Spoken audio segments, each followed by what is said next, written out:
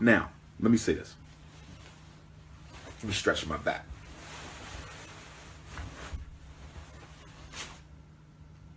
Okay. I'm sitting straight up. You know, tall brother. Sometimes we got them lower back issues. Okay. The loosey goosey. You the loosey goosey. You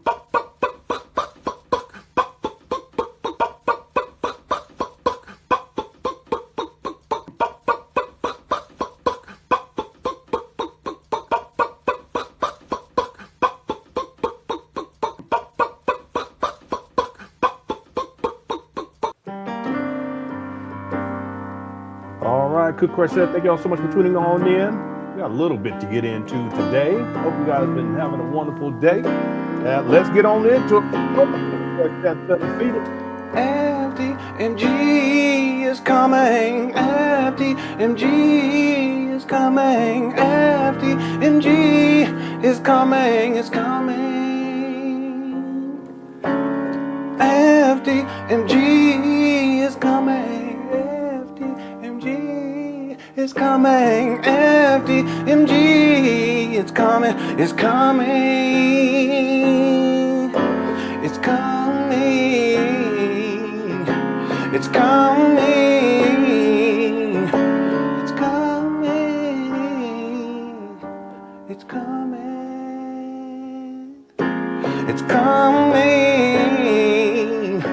it's coming, it's coming,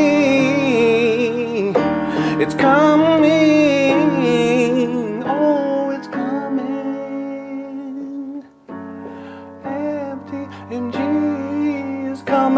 FDMG is coming, thought his personality be twerking, it's twerking.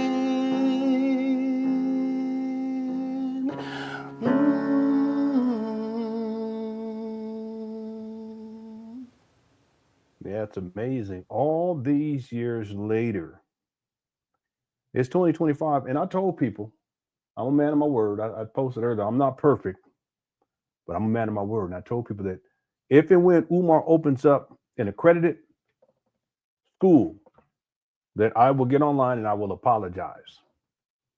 And today's the day. The real question is, today's the day for what?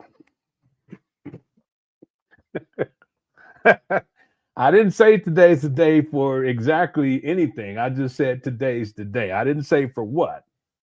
Well, we're going to have to wait and see. Okay, there is a poll question. Shout out to the Cookie Crush chat.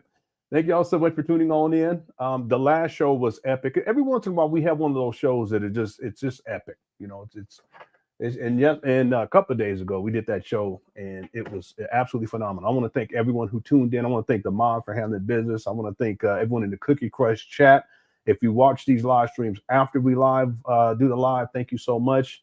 Everyone who supported the channel, CashApp, Super Chats, PayPal, thank you guys so much. I appreciate it.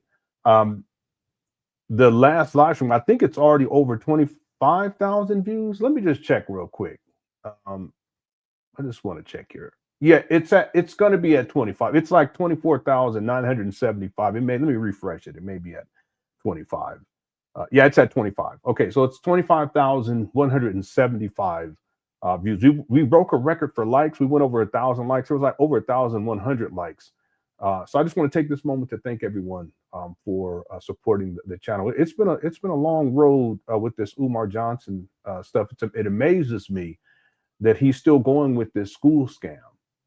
The receipts show that Umar, he conceptualized FDMG in 2004. That's over 20 years ago. He claims that he started working on building this project, whatever that's supposed to mean, back in 2005. Of course, in 2010, he posted that that the FDMG would open September 11, 2013.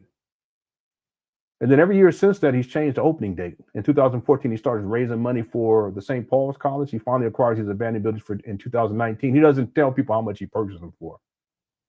Okay. And then here we are now, over 6 years later. And the question becomes, really, what has changed, really? What progress have we seen with this FDMG? And it's a scam. It's what is called a long con What progress have we really seen? And remember, Umar claimed that the school was going to open January of 2025. He also said February of 2025. And then when these dates pass, it's like in all these other years for over a decade, he doesn't give an excuse as to why it is that he has to set another date. It just keeps going on perpetually. Well, it's supposed to be opening in September, but there's so much that needs to be done in advance of, you actually have to have money to actually start classes, to pay teachers, to pay faculty and staff, to get everything they need, infrastructure. We've talked about IT infrastructure. He has to have money, to provide lunches for the children. The list goes on and on. By the way, whenever I come across new information, I always correct myself. I've stated that there is no, what do they call it? That cafeteria facility in the smaller school, and it's true where he's been quote unquote renovating for the last 6 years, even though he said renovations were done in 2023. There is a lunch area for the children. There's no cafeteria there. However, someone sent me a receipt. There is a cafeteria inside of the larger building, but Umar hasn't done anything over there. So even if he opens up in September, it's not like they would go over there because it's in much horrible condition on the other side of the street. That's Umar's. He's admitted that, and he hasn't done anything over there in 6 years.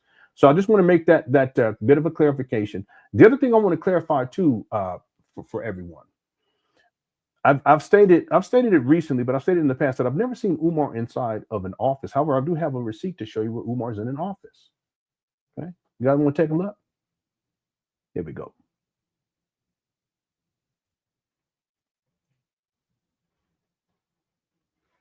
Look at here. Interestingly enough, there's a laptop over there. There's actually 2 laptops. Listen, I'm gonna tell y'all something. I don't think that this is Umar's desk, because normally there would be a little placard that has your name on it, right? And we don't see that on the desk anywhere. I don't believe it at all. However, I just want to point something out. The calendar in the back says November 2014. Umar stopped working as a school psychologist, as a so-called, even though I don't have it on record, as a school principal or a vice principal back in 2010, 2011. Okay. But the calendar says November 2014. See, by this time, Umar, he's already admitted that he's given up his career as a school psychologist, as a principal by 2014. In fact, by 2014, by November of 2014, that's Umar. He's full-fledged raising money for the St. Paul's College. He's traveling all over the world. See? This is the only image that I've seen of Umar being inside, sitting inside of an office. Okay. Now, the real question is whether it's his office. I have no way of knowing that for sure. I don't think so. I really don't think so. I've never seen video footage of Umar inside of this office. I've never seen any other photos of Umar inside this office. But the calendar does say November 2014 in the background. Really interesting. Okay. So this is just my way. I just want to make sure that, because I've run across this picture recently, and I told people I've never seen a picture of Umar inside of an office. Okay, well, I have to correct myself. This is the only picture that I've been able to find, but it's not verified whether or not this is his office or not. Okay, it could be, but I don't think so. Okay, this is the count again says November 2014. Okay. All right, just want to make that clarification as well. Now, there's a poll question. I'm going to read the poll question, and again, the title of this video of this live stream is "Breaking News: Umar Johnson secretly opens FDMG." Did I spell that right? Yeah, I did. LenonHonor apologizes live. So by the end of this live stream, we'll see whether or not I apologize. Okay. The poll question that we have, there's 435 votes so far. And now that the school is open, should LenonHonor make a donation to FDMG? 42% said yes, 58% said no. All right, we're going to leave that right there. Okay, this is not going to be a long show. I just have a couple of things I want to take a look at. Someone sent me a link to a video. And here's the question that I have, because when I went to Umar's Instagram page, I did not see this video on his Instagram page. So I don't know if this is an older video, but I don't remember seeing this video. I didn't watch it, but I skipped through to get thumbnail for my thumbnail. I skipped through to get screenshots. And if anyone knows whether or not this particular video that we'll be watching today, okay, it's not that long, so we won't be here that long. Whether or not this is from today, okay, please let me know. All right. So let me go ahead and pull this up right here. Okay, what is this? Okay. Has anyone seen this prior to today? Let me know. All right. User 225 says FDMG Loosey Goosey's, a.k.a. the girls volleyball team. Yeah, the intro that I played earlier, this is one of the videos, one of the main videos where Umar's talking about Loosey Goosey's. And in fact, this is one of the earlier videos where Umar's talking. Let me see this. About Loosey Goosey's right here. Just a disturb. Got his belly all out. Someone had asked about that. That's why I wouldn't found this, because I couldn't find the other one. I'm sitting straight up, you know, tall brother. Sometimes we got them lower back issues. Who are you? Something else. Thanks, user 225. FDMG Ghana says FDMG is a perpetual money pit. It is, and the thing is that it's for Umar. It's all for Umar. There's no school. I'm going to tell you what you haven't seen this. Has anyone seen this? Okay, yeah, because I think it is from today. It's just when I went on to his YouTube page. I mean, his Instagram page. He did have a YouTube page at one point too, by the way, even though he says he never did. I didn't see it there. Okay, but I'm going to assume that it is from today. Yeah, because everyone's saying they haven't seen it, because we would have covered it for sure. All right. So this is all to say that I'm going to tell you guys in advance. I think Umar, he goes up there because he needs money. We've already talked about this, but remember, he was on the Art of Dialogue. They probably broke Umar off a little some change. He went and used that change to go turn the heat down, and then now he's having withdrawal symptoms, and now he has because Art of Dialogue come out yesterday, I think it was. I haven't watched it, but the Art of Dialogue episode with Umar came out yesterday. Doesn't mean that it was recorded yesterday. It's actually recorded previously, but that's what I think happened. Umar got a little bit of money in his pocket because the donations aren't coming in like they used to. His speaking engagement situation, like I've been saying for the last month, it's dire. He has very little things going on in terms of speaking, and so that he, what is he going to do? He has to get money somehow. He has to get money, so that's why he goes up to these abandoned buildings. His next speaking engagement that he has listed is next month on the 17th and then on the 19th. So this is what happens. It warms up. The speaking engagements, they start to dry up. And then Umar, he appears back more and more up at these abandoned buildings, not to do anything of consequence, but to actually give the illusion of progress. In this case, picking up trash. He's basically a custodian. I mean, out of all these years, Umar has reduced himself to a custodian who's picking up trash perpetually for a school that does not exist.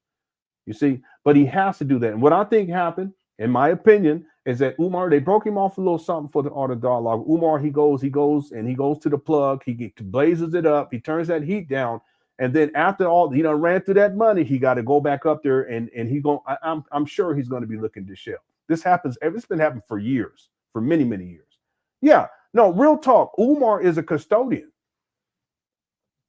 Millions of dollars collected for this fake school, all kinds of promises, hundreds, thousands of promises that he's made, things he said he's going to do for black people, dealing with this FDMG, all kind of, the amount of things he said he was going to do is just preposterous. But the point is that he hasn't fulfilled any of that shit. What he's done is he collects the money, he uses the vast majority of it on himself and his lifestyle, and then he's turned himself into a custodian. He's a janitor. How do you have 6 degrees and you're a janitor? You're a black conscious struggle streaming janitor. And he keeps going. The real question is, why would he keep doing this? Well, because he's unemployed. He doesn't have a job. He doesn't have any other solid stream of income. And at the end of the day, he's subject to his addictions. He has to do what Pookies do. And that's what he does. He goes up there. He has no shame. That's the thing. When people get strung out like that, they don't have no shame at a certain point. They don't care. They don't care about anybody else. They don't have no shame. They'll do anything to get money because they're subject to their addiction. Their addiction is what dominates their lives. That's where Umar is at. He's been in this space for a very long time, years now. Okay? And that's why he's up there today doing what he's doing. Okay? Real quick. He's a janitor. He's a custodian. Someone had posted something too on 60 million views. Let me just read this. Then we're gonna get into this because I sat back. I said, yeah, people they figuring it out. I've been telling people for years though. Umar Johnson, 60 million views. I just want to read this to you guys. something else I want to read to y'all too, but let me do this.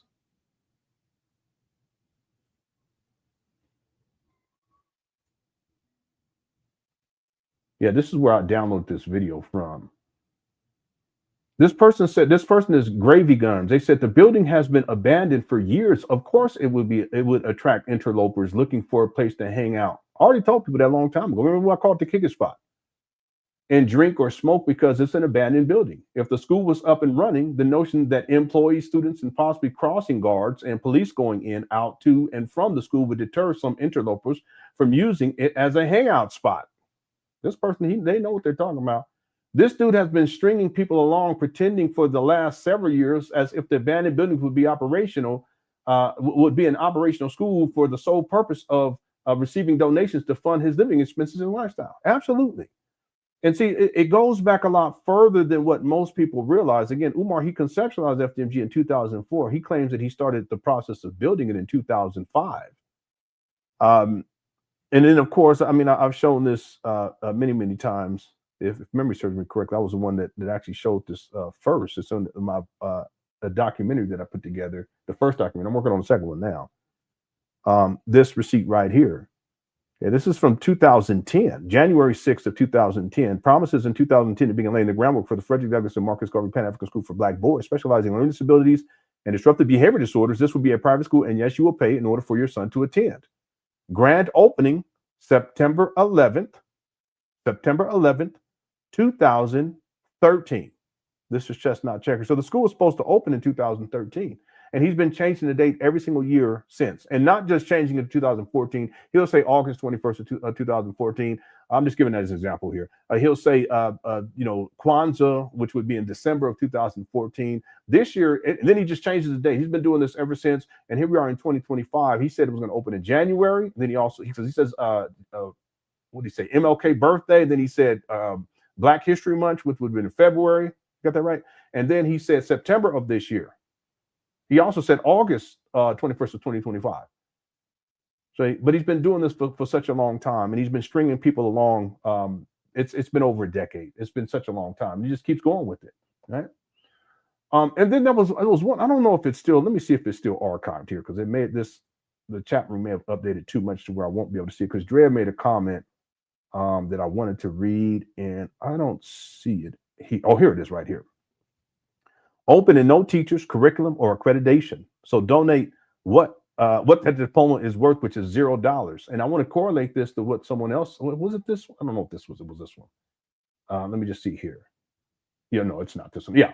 So there was another one. I would have to look for it, and it would take some time. But this is a very important comment right here. Even the idea that Umar is going to get all this other stuff done with the renovations done by September is ridiculous. But he also has to get teachers. He has to put together a curriculum. He has to get accreditation. He already stated that it'll never be accredited too, by the way. He has to get IT infrastructure. He has to have these buildings furnished. Okay, we're talking millions upon millions of dollars, right? Again, but I told people, I'm a man of my word. If Umar opens up an accredited institution, an accredited school, I'm going to get up here and apologize. But I told people that, about 5 years ago? I mean, come on. Okay. All right, so let's get into this. Again, thank you so much, everyone inside the Cookie Crush chat. Black Anonymous says, did you get my email asking them? Yeah, I did. I haven't got around to calling them. I'll try to call them on the next couple of days, and I'll give you guys an update. Okay, thanks for asking, Black Anonymous. I appreciate it. And thanks, everyone inside the Cookie Crush chat as well. All right, okay, let's get into this, because this is going to be a quick show here. I want to pull up the video that appeared today online, and that's this one right here. Here we go. And what is y'all? Okay, what is this? Cannabis flower. What is y'all? Why does it say cookies on there? What in the world? It's probably cookies that got cannabis in them. But it said the irony is say cookies. This is nuts. Well, the irony of this. This is crazy. Cookies. Cannabis cookies. Somebody left a cannabis coochie cookies. Okay. Somebody left a.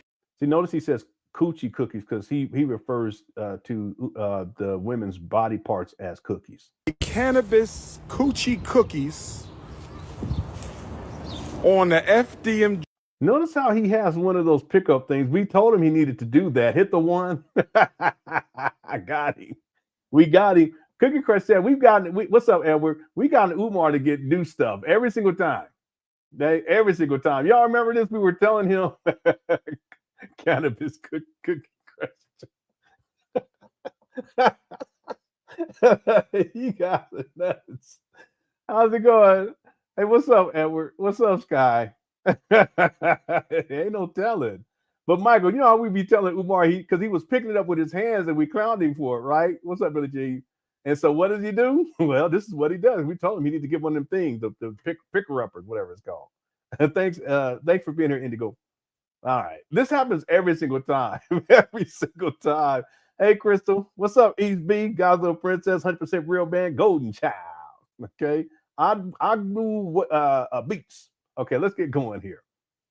FDMG Academy property. We must do better, ladies. Getting out, y'all getting drunk, y'all having sex, y'all getting high. This is getting out of control. Damn. I see you, my queen. What's going on, beautiful? One love. This ain't no school. I'm right here. I'm ready to get married when you ready, baby. King Kong, 2 queens, fashion show wedding. Let's do it. Who going to get married in a fashion show with Dr. Umar this year? He's already done that. He's done it twice already. Don't make me pull it up. And you know where he got the idea from? Because he talks about it inside of a video, old video, where when it was his senior year as an undergrad and they had a fashion show fake marriage. That's where he gets this shit from. So goofy. We got 1,000 people in the building. If y'all hit the like button, I ain't gonna keep y'all long. We're just gonna get to this. We'll be good to go. Here we go.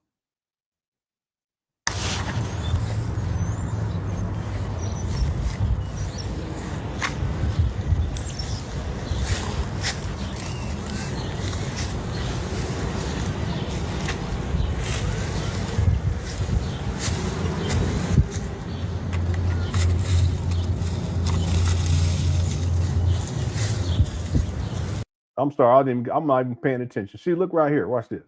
Wait, I think this is it. Let me see if this is it. Give me 1 second.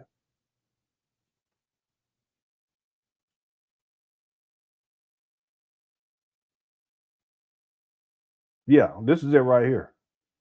I think they were playing Stevie Wonder or something.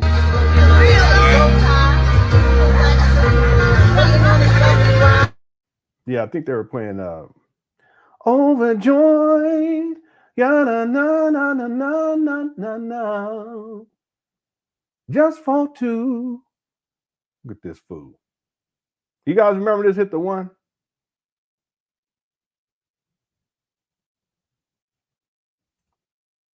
Yeah, where's the donation money going if the principal has to double as a janitor and landscape? Yeah, this is a critical question. Well, see, if Umar is so big time and he's the most requested scholar, he's, the principal, the vice principal, the IT tech, all this stuff. Wouldn't he just take some of the money, the donation money, which he said he was doing, to hire people to clean up and to do it consistently? Well, he's not doing that, obviously. So where's the money going? See? Well, it's going to him. And the money's not coming in like it. Y'all realize this. The money's, I told people. Okay. Hit the $. I told people, I said, once, because that Cash App got shut down, I said, y'all give it about a month to 2 months, and we're going to see how this really hits Umar. That Cash App getting shut down. So Umar's not in the position to hire people. Now, he's probably going to watch this, and he's probably going to set a little change aside to get some Pookie or Ray Ray to do it. See, he did it in the past, though. It's just the money it's not coming in like it used to. That's what I'm saying. At some point, he's going to have to pivot off of this shit. Inevitably, he's going to have to pivot off of this shit and come up with a new scam. Look. See, back in 2019, he had people who were up there doing stuff. Look.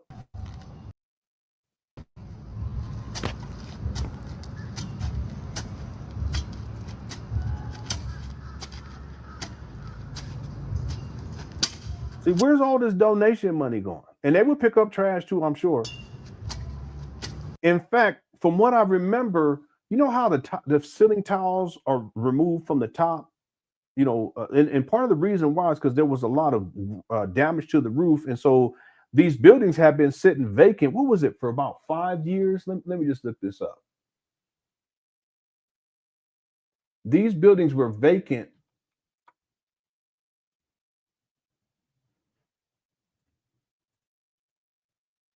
In 14 since 2000, and they're still vacant. So they've been vacant now for about a decade.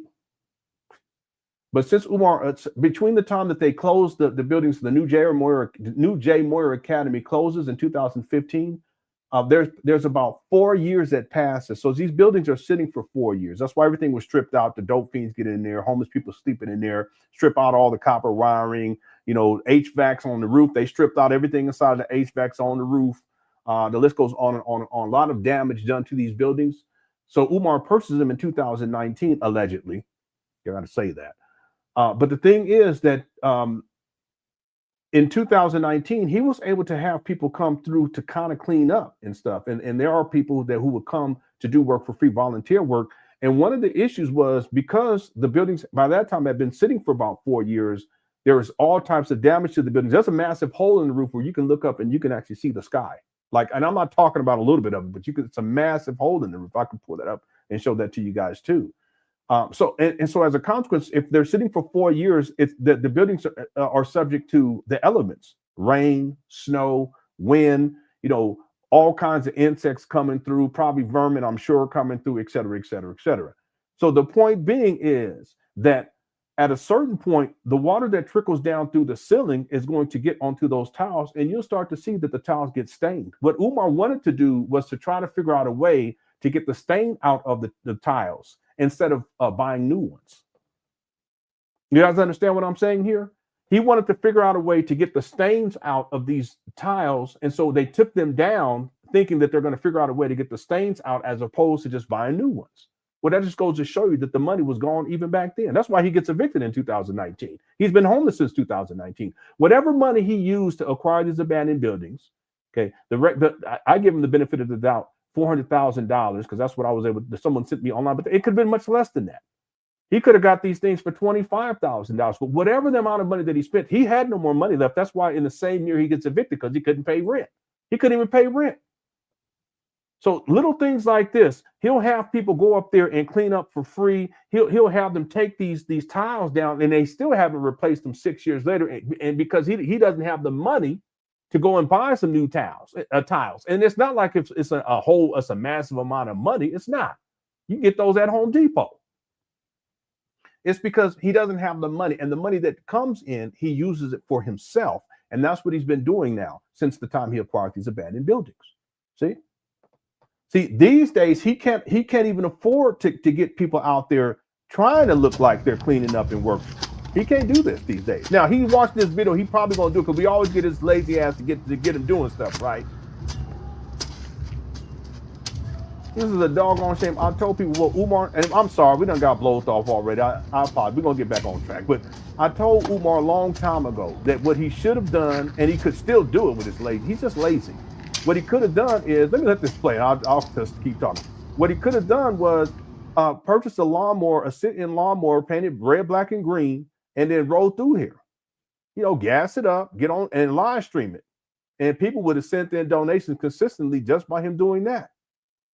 But no, he's not even up there consistently enough to even do that consistently. And back in 2019, he was able to get people to do stuff for free. He put some money down on some things too, but now here we are in 2025, and Umar's reduced himself to a janitor. Look.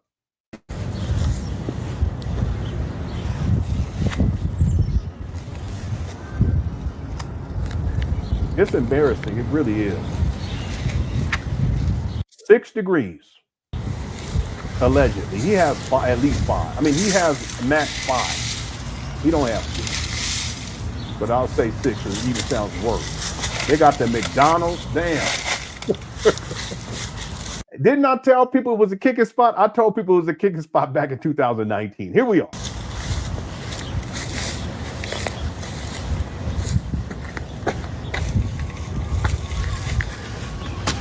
Now, real quick, because I just want to point this out again. So he can't even afford to pay people to have people to do this for him anymore. Let me show you all this, and I got to pull one other receipt real quick too.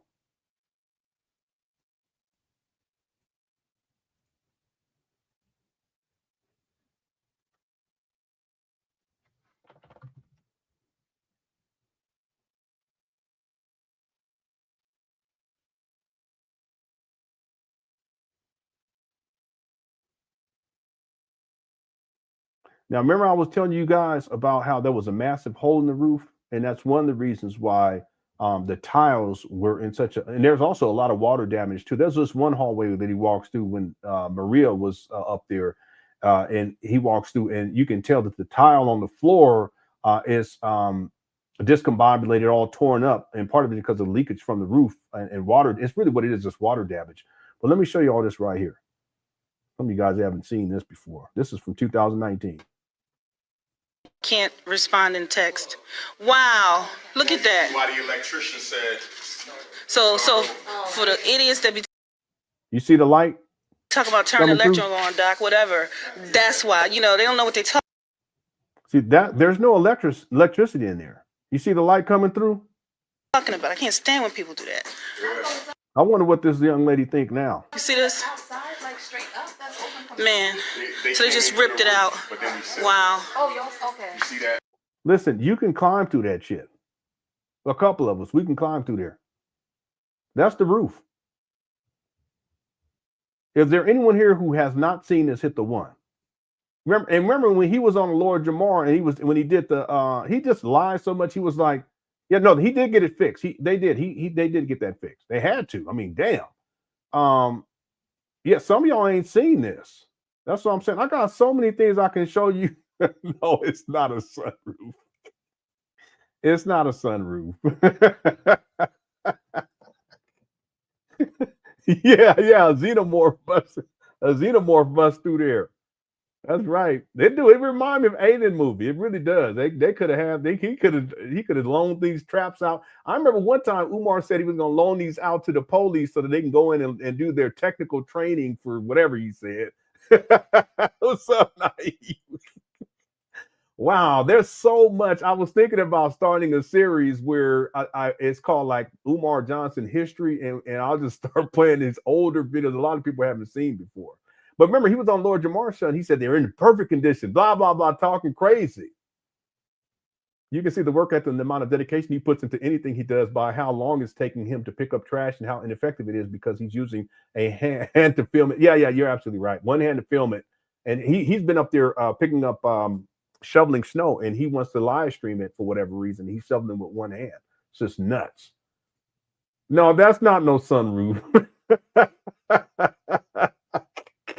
You guys need to stop. I mean, it's a massive hole. Baldy Lock says he wants a fake King Kong panhandling wedding and fashion show every year, like the Victoria's Secret annual fashion show. Speaking of this, is just how ridiculous this is. Speaking of the King Kong panhandling wedding, look, I'll pull this back up again. He did 2 of these.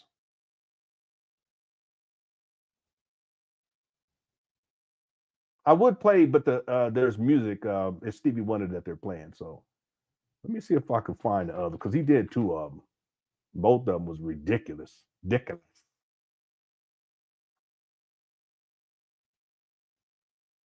Oh, here go the other one right here. That's when he was in his chef outfit.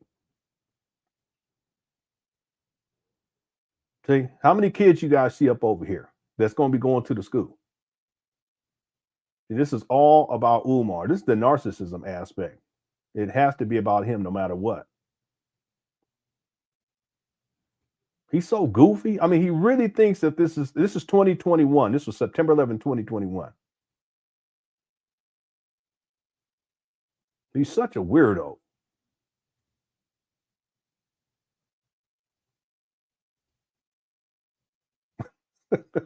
He looks like a lost little boy. That's what he looked like. Let me see if I can find the other wedding. Yeah, here it is right here. This other clip is a lot shorter, but I'll pull this one up.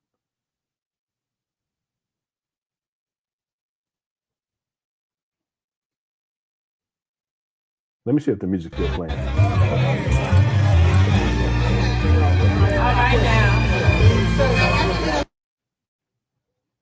Let me skip through because at some point, yeah, they got the. I don't want to play that part, but they got a little girl come up, little boy come up, and then these two. I ain't gonna say nothing bad about them, but it's just the standards that we set. It's just so low.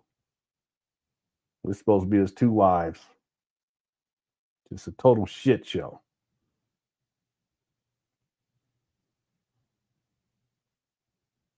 They walk up. Ain't nobody walking them up. They just walk up themselves for some. There you go. To my two lovely queens, I thank the Creator for the both of you. African, test, African vanilla and African lemonade. There you go with the colorism. Someone in the audience said he closing his eyes.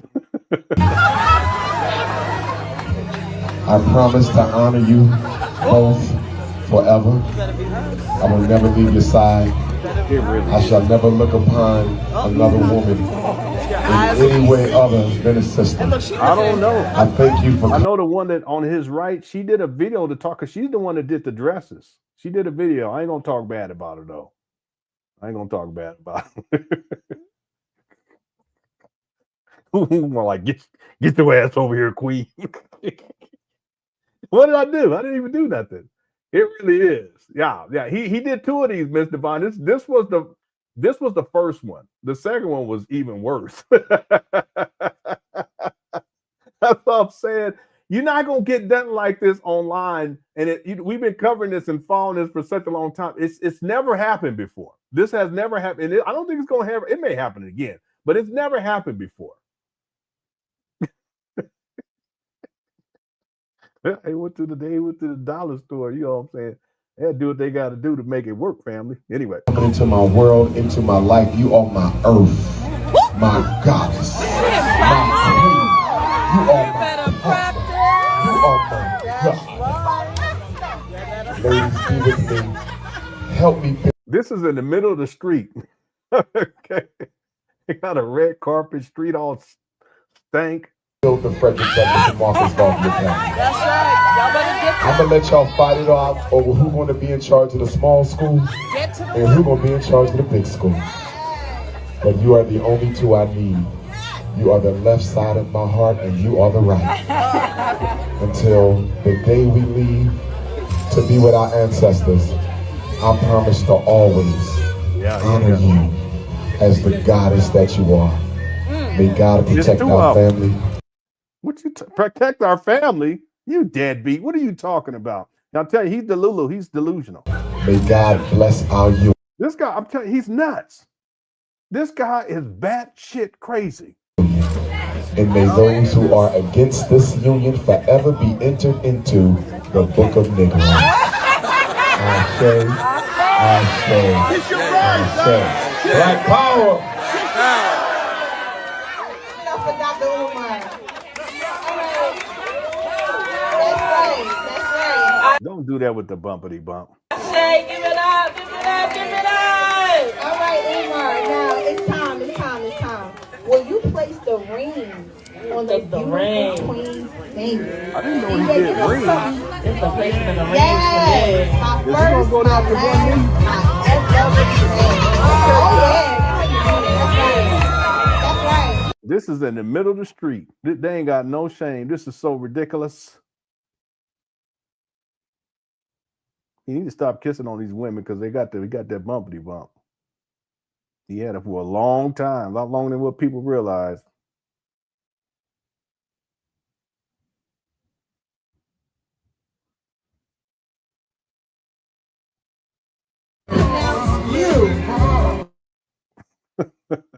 This was the first one.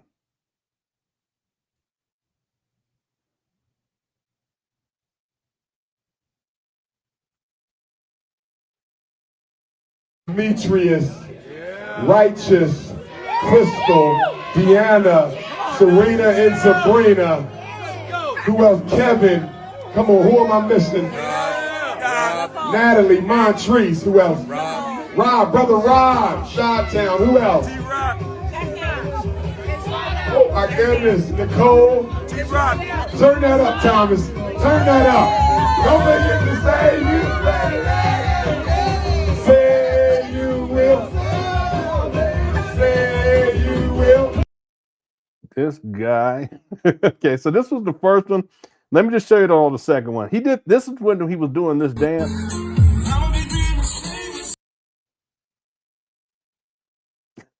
What he got on? It's like a minstrel show. The women looking at him like he crazy. Where all the kids at that he educating? This is from 2022, September 10th, 2022. So he did one in 2021. He did one in 2022. He said he was going to have one this year, but it don't look like it now.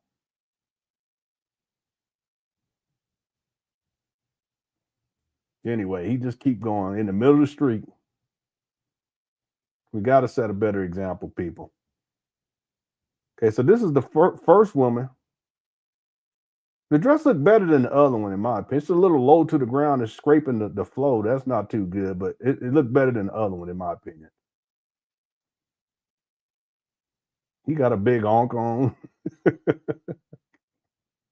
at this goofy. Here's another one over here. Africanism is overdue, brothers and sisters. But Lord, may we keep the family together. May we struggle together, love together, cry together, but smile together. Family is not always easy, but it's fulfilling. Yeah, it's amazing to hear him talking about family in 2025 is nuts because he's been a deadbeat. His daughter came out and exposed him as I told people a long time ago he was anyway. Anyway, that gets back to the super chat from earlier. I know we got blowed off. We're gonna get back on track in just a moment here. Thanks, Baldy Locks. He said he was going to have another block party this year, but it's not on this schedule. So he said he's going to do all kind of stuff, and he never does it. There again, people. What's up? Says his new name is Bookman Ifatunde. What is that, Bookman? I remember Book. Yeah, Bookman from what was that? Was that Good Times? Bookman from Good Times, or what was another? Because that was another show I used to watch. Good Times. What was the other show? I can't remember what it was called.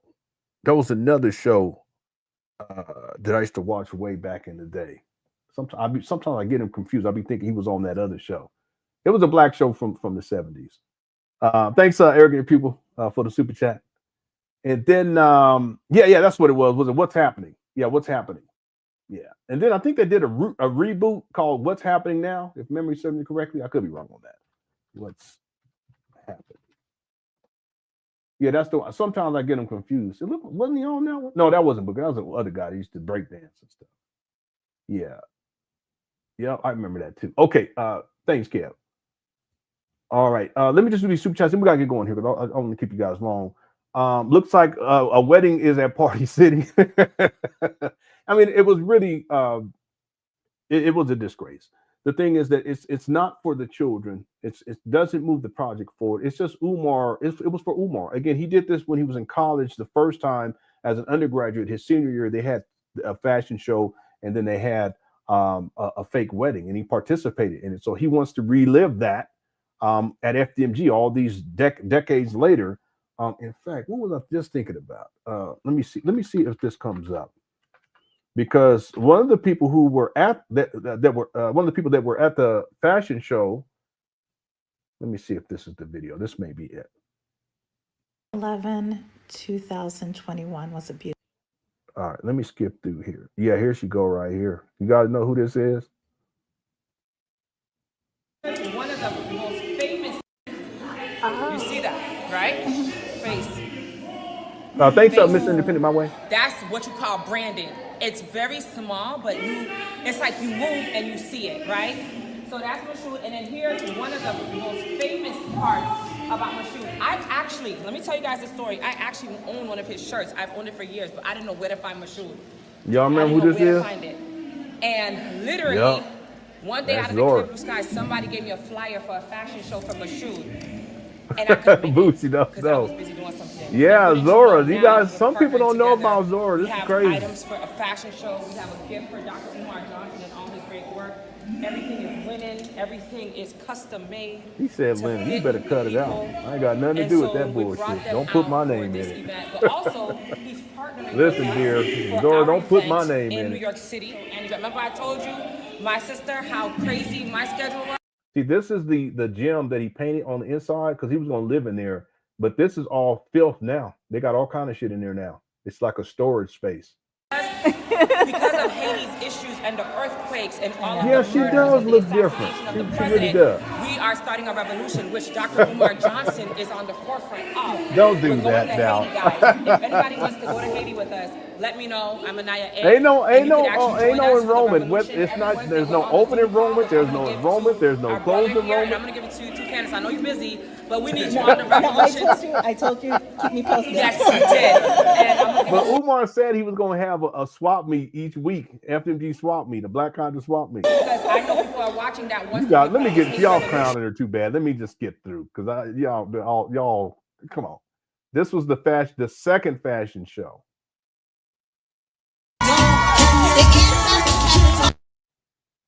I'll mute the music. You know, I appreciate the effort, but we can do better than this as a people. I just have to say that. They got the red ropes. They're in the middle of the street.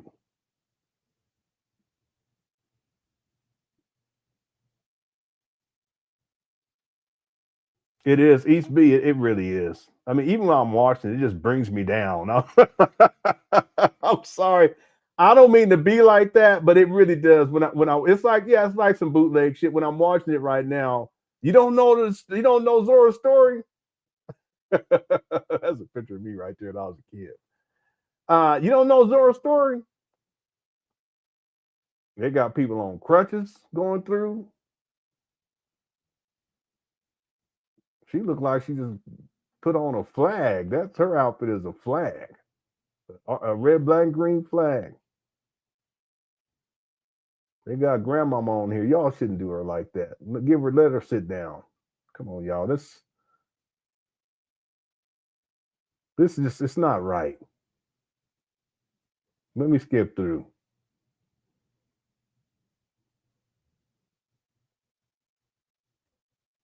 Let's see what they talking about. They look like they about to sing from the 70s and shit. Help you create your own style, and her clothing will be available on her Insight of New England. Let me not put her with info, but that's the lady that they talking about that did the dresses. She's back there. This ain't no, they just picking off random people that are there to tell them to come walk around. Look at this guy right here. Come on now.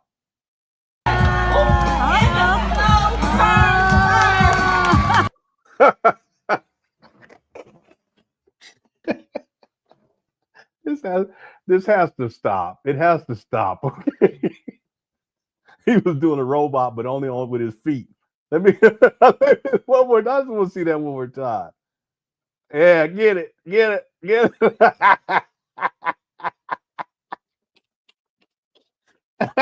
can't make this shit up, boy.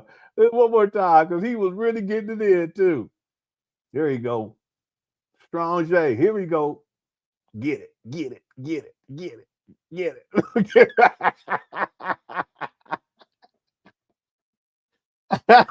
Wow. Anyway, this was the second fashion show. They had other people come through. We ain't got to get some of them. They just had on hoodies. And here she go. She got to make it all about her. That's down on the bottom. That's what's her name? Zora right here.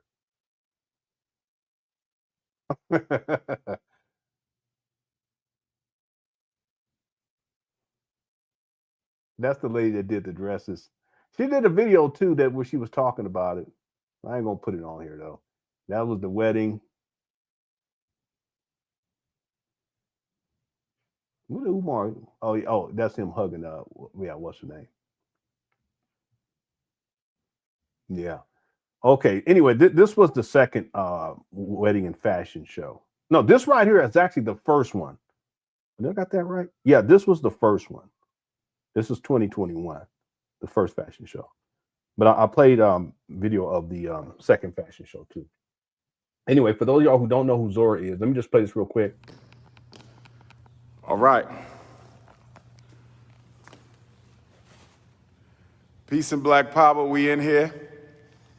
Where my Facebook This is 2021. This is before the fashion show. supporters at. We done already gave Instagram some love. Yes, you did.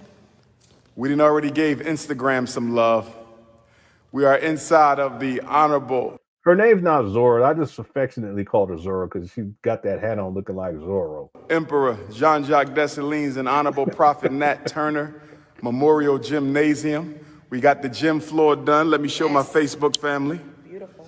We got the gym floor done. I just got. Yeah, he got the floor, but now this gym is filthy again, and there's shit all over the place. It's just filthy. It's like a hoarder situation. Finished cleaning up this backboard one time. So I'm here with the lovely Anaya representing the Haitian community, New York City, Brooklyn. So we getting ready.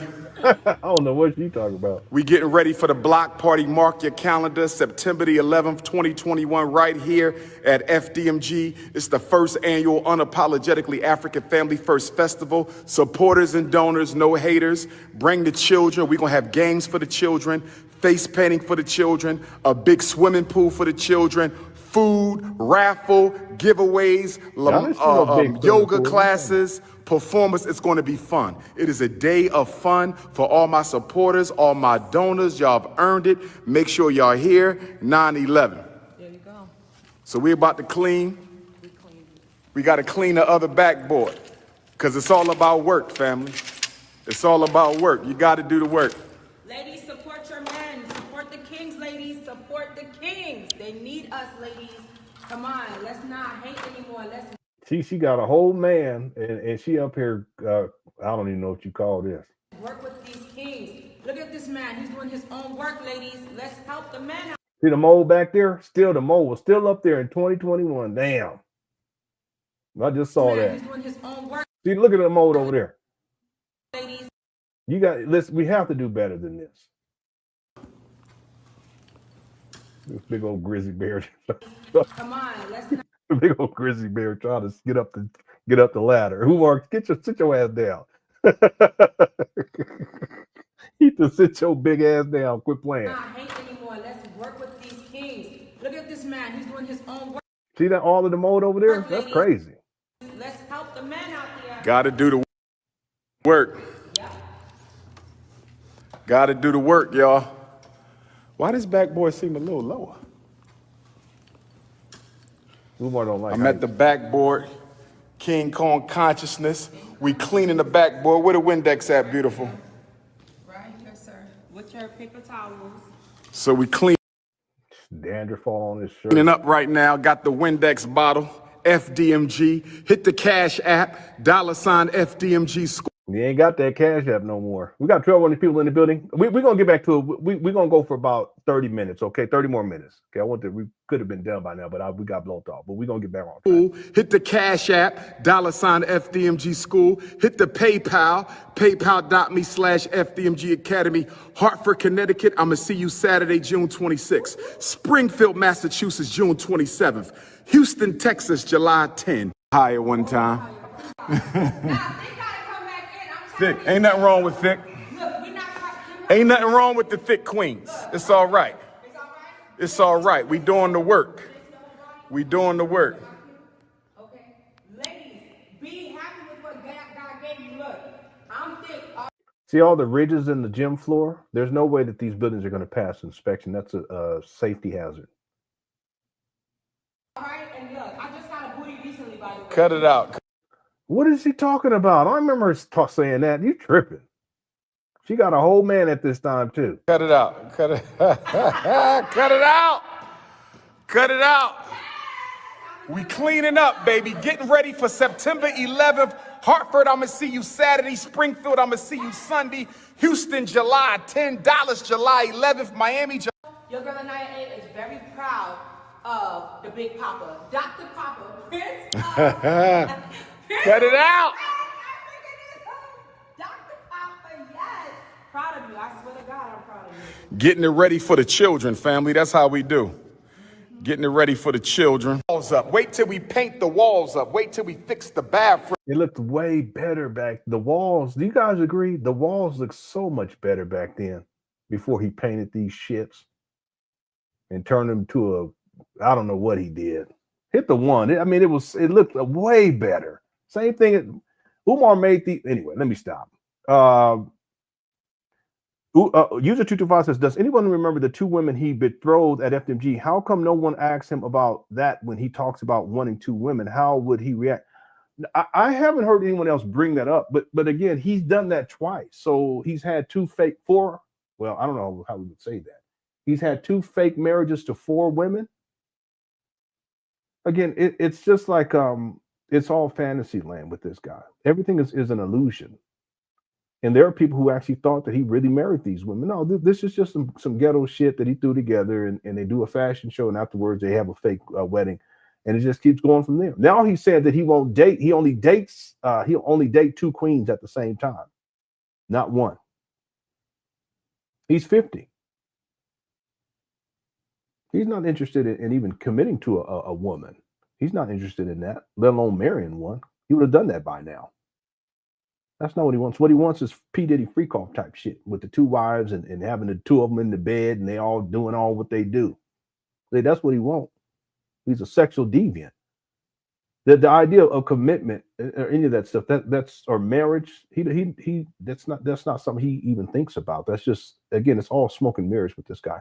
He's the great deceiver of our time. Even him doing these fake weddings is part of the deception. Him doing the block party is a part of the deception. Him picking up trash. We're going to get back to the video. Him picking up trash is part of the deception. He's the great deceiver of our time. Right? And he's been doing it for such a long time. Again, these videos are from 2021, 2022. Yeah, 2021, 2022. But there's other ones that we can pull up from the past, and you watch them today and you realize, he's talking about we need to keep the families together and all this kind of stuff. But what are you talking about? Your baby mama created, don't even take care of your own kids. You don't even have your own family at the age of 50, and you've impregnated at least 3 women, at least 3. Thanks, user 225 for the super chat. Miss Independent said, looks like a wedding is at, yeah, I got that one earlier. Yeah, it's really just, we got to do better than that. Jamila says, great to see you again. Oh, thank you so much. Good to see you again, too. Thank you so much, Jamila, for tuning on in. I appreciate you. Black Anonymous says, wonder if his daughters have seen this mess. Probably not. Probably not. Because I don't think they follow him like that. And see, Umar, he's so, and you know this, his life is all about social media. If he didn't have social media, he would literally be, well, he's homeless now anyway. He's been homeless since 2019, but he would be a homeless bum living out on the street talking to himself. I kid you not. That's what Umar would be if he didn't have the internet. If he wasn't able, if people didn't send him money for nothing, that's where he would be at in life these days. So his life is lived out on the internet like this. He's always on the internet to some degree, posting, doing live streams, but it's all about the great deception. See, I don't think that his daughters would be sitting back watching all the stuff that he does, because he's I can't even keep track. I didn't even know about this video until someone sent it to me. The same thing with the video we did 2 days ago with the white guy that lied and said that he was Umar Johnson's son. I didn't even know about that until someone sent me the bullshit. That's why we covered it, and I'm glad we did, because that was a classic. See?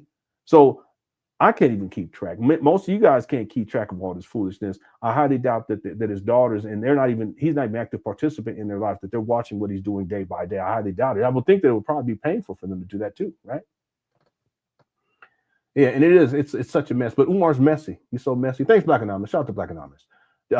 Jamila says, I could watch this every no. At a certain point, you will get tired of all the shenanigans. You really do. That's why I'll pick my spots. I do this here, do that here. I'm not as nearly as consistent as I used to be. I know over the last 2 months now, actually it's going to be this 3 months now, we've been consistent, but that's because we got February was the 6-year anniversary. So we had to kind of rehash and revisit a lot of that foolishness for the school announcement videos and stuff.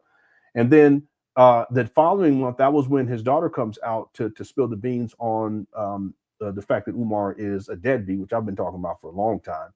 And then this month, we have carryover from that. And then this month, more recently, we have this white guy that lied on Umar to talking about how Umar was his father. And I broke all that down and proved conclusively that guy was lying about that. So There's always something with this guy. It's just difficult to keep up with every single day at this point. The shenanigans with Umar, they run deep, and it goes back decades now, right? Thanks, Jamila. Miss Independent says, "Oh, OMG, the FDMG street wedding at Homelessville." Yeah, even the idea, the optics of it, to do it in the middle of the street, and then it's filthy. What he should have done is to set up inside of the small gym, put chairs in there, have people come sit down. The lighting is appropriate as opposed to doing it, right before or at sunset. Have it set up really, really nice. Have the dressers look professional. Really, I'm falling into the Umar delusional trap. He's Delulu. He should have done the shit anyway. But if he's going to do it, at least make the effort to make it look more than what it appears to be, which is basically some ghetto shit that they threw together. And it's disappointing. It's embarrassing. But he don't care. He don't care. Thanks, Miss Independent, for the super chat. And then Sal, what's up, Sal? Sal says, we all know damn good and well Umar didn't pay for any permits for the struggle fashion show in the street. I don't know about the fashion show, but he did pay for the permit for the Black Party. He may have been able to finagle the wedding as being part of the fashion show, but the wedding itself, there's no officiating that's taking place. Umar gets up there and he starts dancing for one of them. He starts dancing and acting the fool. It's just a bunch of foolishness. It's a bunch of foolishness. I can tell you one thing, Sal. I guarantee you that Umar has not registered these trap bandos with the state of Delaware as a school entity. I guarantee you he hasn't done that. So how is he going to get all the paperwork done just to register these shits and then get the because I would think you would have to have them registered right before you get the license and inspections to come out to inspect them, right? There's steps to all of this. I guarantee you Umar hasn't done any of that. And he said the school's going to open in September. See, he's a con man. He's a con man. Right. But wouldn't you think that you would have to register these as schools with the state of Delaware prior to putting in a certificate of occupancy? I would think so. Thanks, Sal, for super chat. Okay, let me do this. So I showed you guys Zora, just for the people that are unfamiliar, because it just turned into a crazy saga. That's this video right here. Wait till we get the logo. The FDMG logo gonna be right there. He never got the logo put up. September 11th, come out, family. Food, music, games, face painting, big pool for the kids, giveaways, and I'm trying to have a party that night. Yes. For the adults, we trying to have a party after the Unapologetically African Family Festival. So once the festival is over at 8, we're going to meet from 10 o'clock to 2 o'clock. I'm going to get a club in Wilmington, and we're going to party. It's going to be a black and white party. I don't remember him saying he high right here. Umar high right here. He again, there's Umar when he's high, Umar when he's regular, Umar when he's fiending. He high right here. Look at his eye. He's just making up shit. He never had any of this stuff either. This guy is high as a kite. Look at him. Man, he just making up shit. I forgot about this. Okay, this didn't happen. Black, wear white, wear both. 25 and older. See, he's making it up on the spot. I think that's good. That's going to be grown and sexy. No sneakers, no Timbs, no jeans. That's after the festival. I'm slow dragging with every thick and curvy, conscious single sister. Slow drag. I can't dance fast because I got white ancestors. They destroyed the rhythm. But I will slow dance with the queens. Be quiet.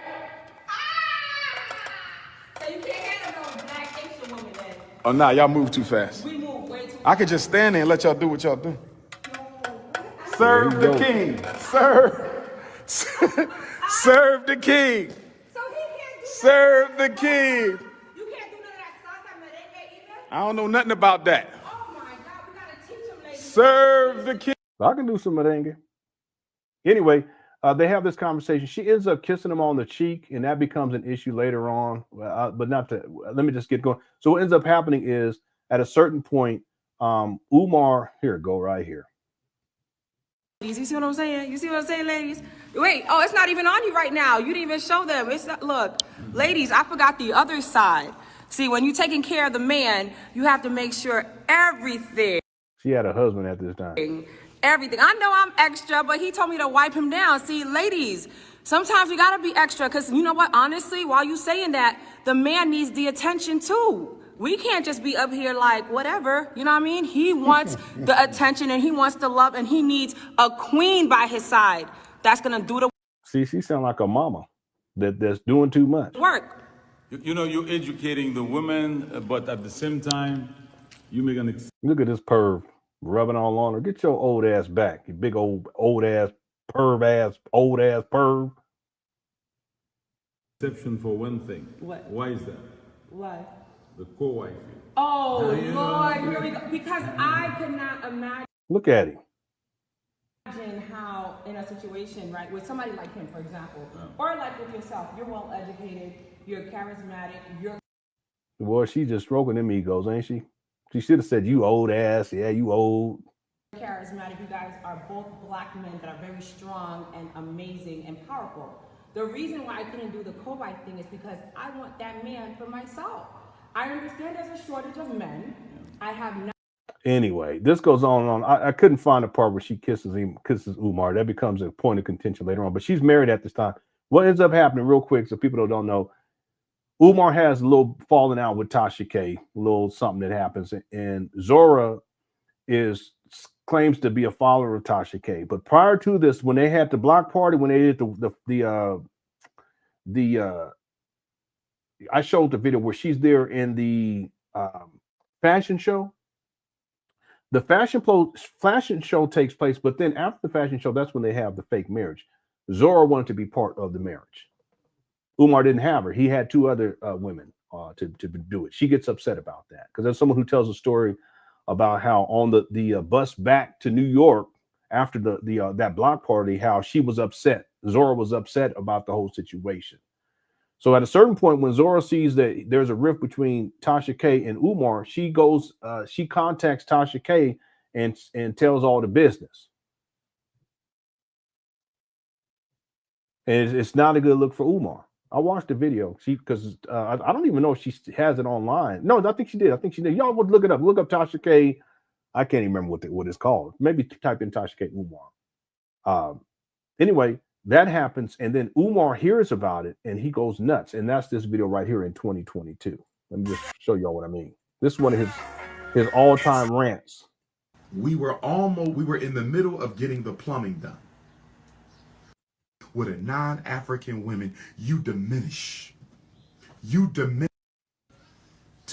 for audio, $500 bought the incense and the oils in the mama closet. And I would appreciate a donation from sister. Also need a vegan chef in. Thank you for the $20 from my Haitian props. This trifling interview filled with lies. I'm going to have to expose this Haitian sister for trying to defame my character. I'm going to go live on the internet, Sister Gordline.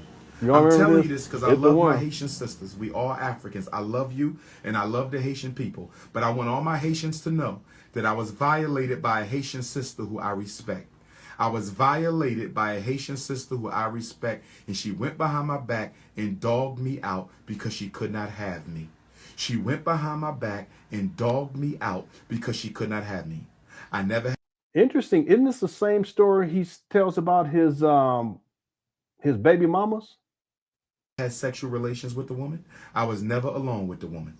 I never had sexual relations with the woman. I was never alone with the woman. But she went on Tasha K. I did not watch the interview. I was sent clips of the interview. I was told she contacted Tasha K.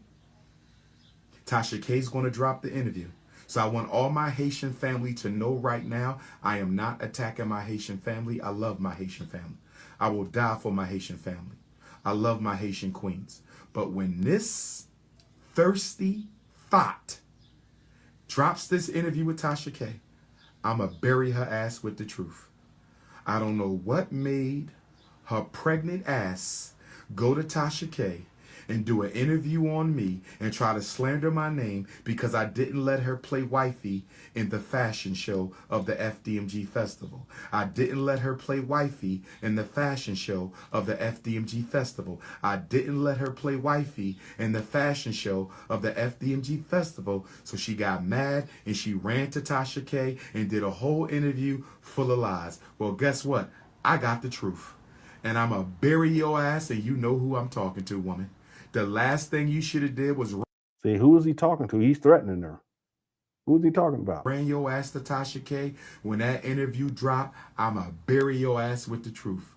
Don't you ever in your life try to tear me down, because I don't want you. Your ass was married and your ass was pregnant, and you had no business wiping the sweat off my face. I agree with that. In the FDMG gym that day. You had no business wiping the sweat off my face in the FDMG gym that day. You was married and you didn't even say nothing. And you was pregnant and you didn't even say nothing. And you ran your funky ass to Tasha K. And as soon as Tasha K dropped that interview you did, because I ain't gonna even watch it till it dropped. I'm not even gonna watch it till it dropped. But when it dropped, I'ma bury your ass intellectually. Don't you ever come for me. I'ma bury that ass. So brothers and see how abusive he is. See, this is the video right here. You guys can find. I don't know if she actually released this to the public. Let me go check and see just in case. And then we got to get going here. How we doing? We're gonna go for 20 more minutes. Tasha K.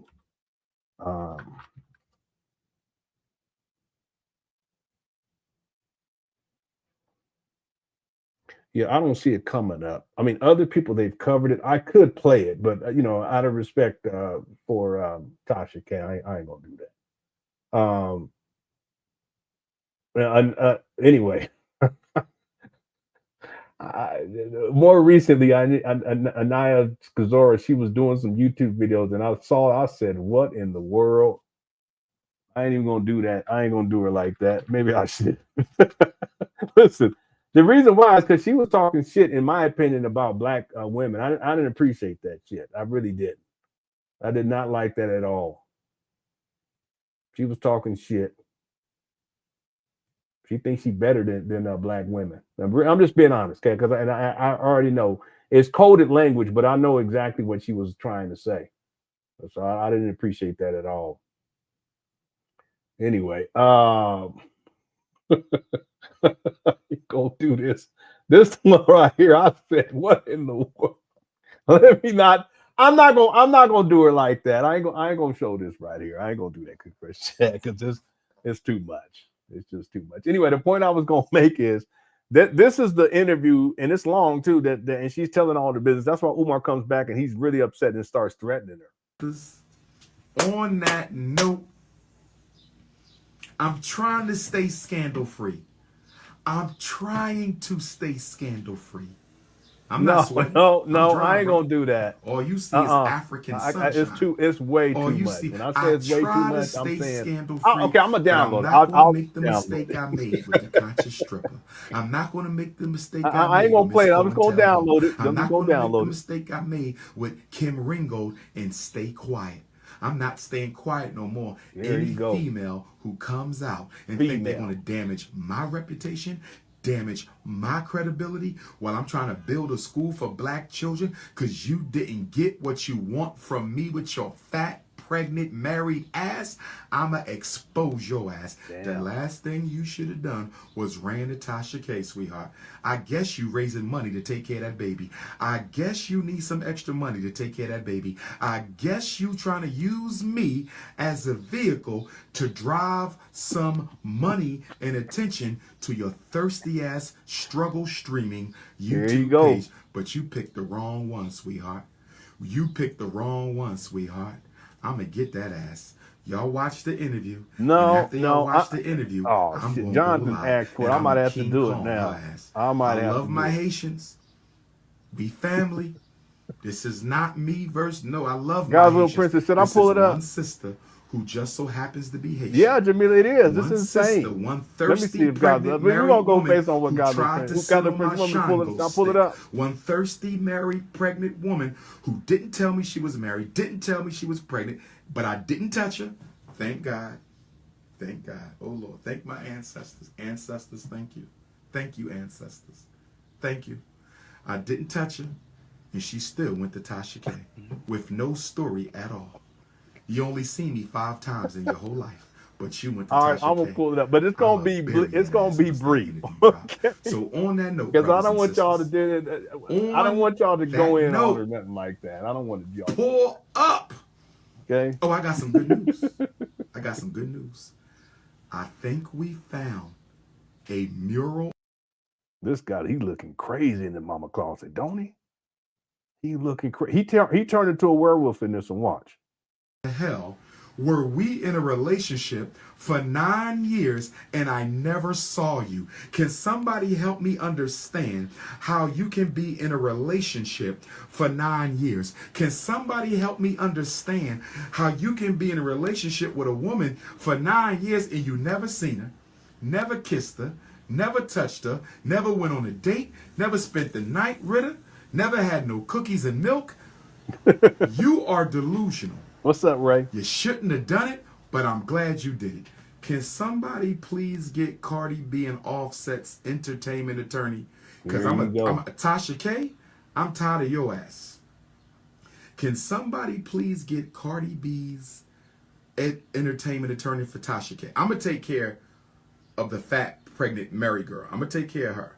Umar, what are you talking about? People who are overweight. You have no business talking. I mean, you literally look 4 months pregnant, 24 hours a day, 7 days a week, at least 28 days a month, 12 months out of the year.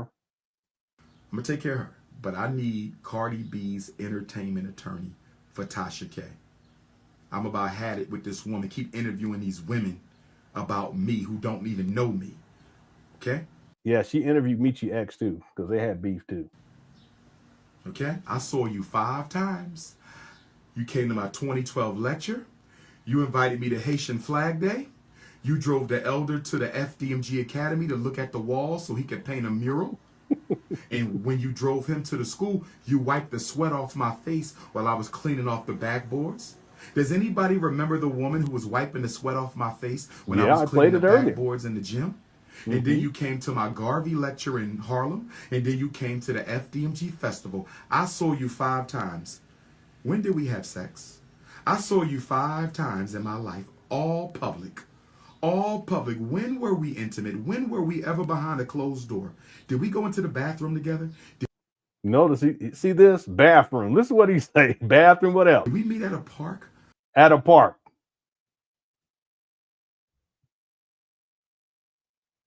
Bathroom, park. Okay, what else? Were we ever in the same car? Bathroom, park, car. Oh, yes, we were in the same car. Because after my Garvey Day lecture on August the 17th, see, he don't say at my house because he's been homeless since 2019. This is from 2022.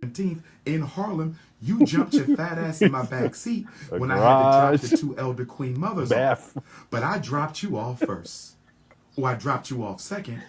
Either way, I made sure I was not in the car with you by yourself. He's mad because she went on Tasha K and told the business. I'm married, but not only that, because I couldn't be with somebody that was traveling all over the world and had all these groupies, and it was just too much. And the women that came to the event even were like, you know, all up in his face and all this kind of stuff. So I was like, whatever. So that was the 18th of May, and we proceeded to communicate. But again, she was married at that time, so she shouldn't have been dealing with Umar anyway.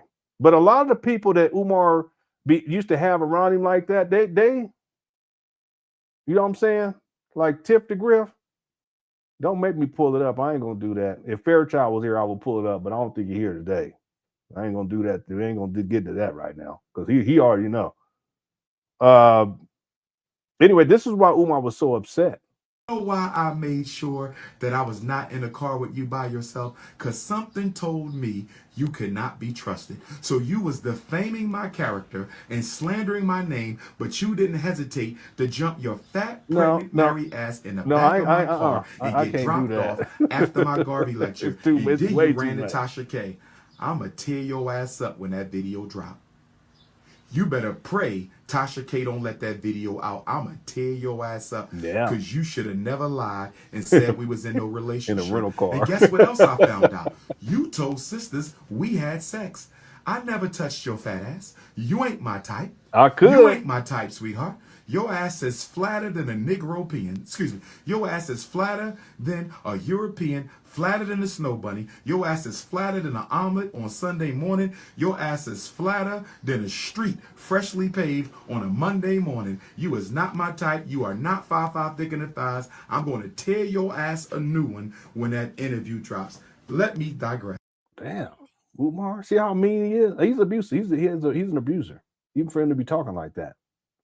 No. I wouldn't do that. I wouldn't play it just for someone. It's way out there. It is so out there in a photo. How's it going, Amira? Damn, in a photo booth. That's crazy. I'm tempted to play it. Let me just. I'm gonna pull it up, but I'm not gonna play it. I have them all downloaded, but I'm not going to play. I'm just gonna pull it up. Okay, who was I talking about? What was her name? Tasha K, Zora, Tip the Griff.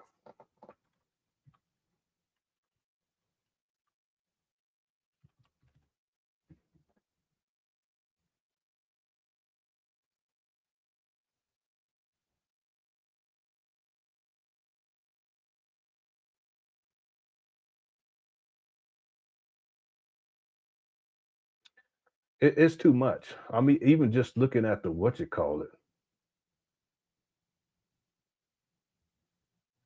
Yeah, I can't. It's just too much. It's just way too much. I also had a video where she came on a live stream in lingerie.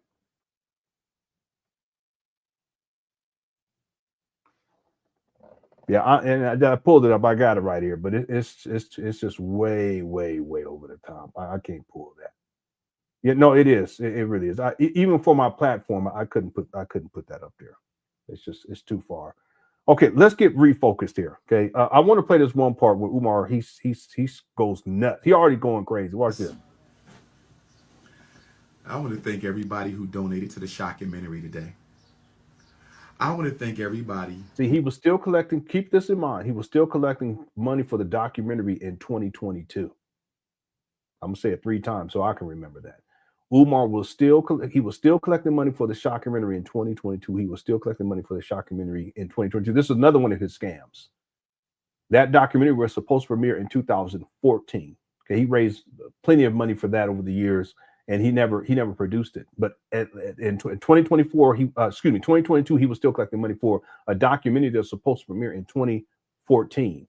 That's the reason why. One of the reasons why I did the documentary, my first documentary on Umar.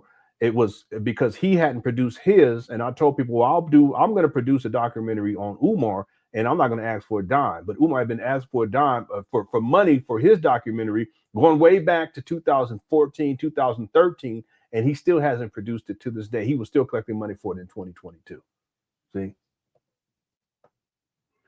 Thick in the belly too. They got he does. He's called other people fat and all this kind of stuff too, but he shouldn't be talking. He really shouldn't be talking. It's part of it is Umar projecting. He projects a lot. I've never seen. Well, I can't say that. I've seen Umar fit when back in the video from 2005, but after that you start to see at least the videos that start to appear online after that. They don't start to appear again for a number of years, but you can already tell that Umar, he's not taking care of himself physically. But then by the time we get into 2014, 2015, his weight really picks up. But that's because the money was coming in. A lot of money was coming in. A lot of that money's gone into Umar's gut. People need to understand that too. He has a lot of addictions, including a food addiction. But for him to call this woman, and whatever people may think about Zora, I get it. But for him to be calling her fat, it's just ridiculous. He's not the one to be talking. Thanks, Sasha Love for Super Chat. What's up, Good Twin? Says it's the cookies over consciousness, brother. yeah. Cookies over consciousness.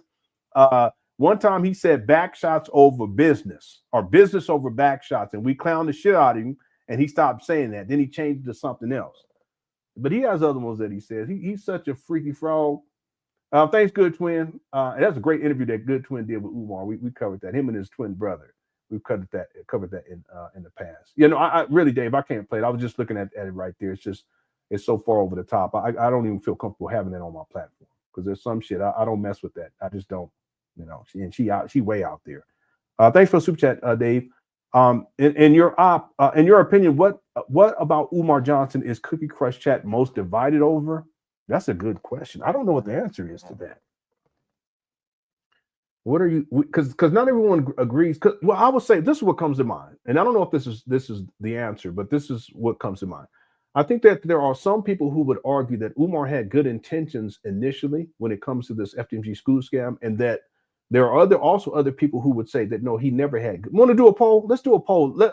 Let's do a poll on that one, because there are people who would say no, he never had good intentions. Let me go ahead and close this other poll out. There's 1,328 votes. Now that the school is open, should LenonHonor make a donation to FDMG? 55% said no, 45% said yes. Okay, and this is we're playing Umar Johnson's head movie that the school is open. Okay, let me close that out. I'm gonna redo a poll. We're gonna do a different poll. I'll phrase it like this. Did Umar Johnson have no? How could I phrase it? Did Umar? I'll say it this way: was Umar Johnson ever sincere about opening up a school for black? Well, I'll just say opening up a school because initially it was for black boys and girls.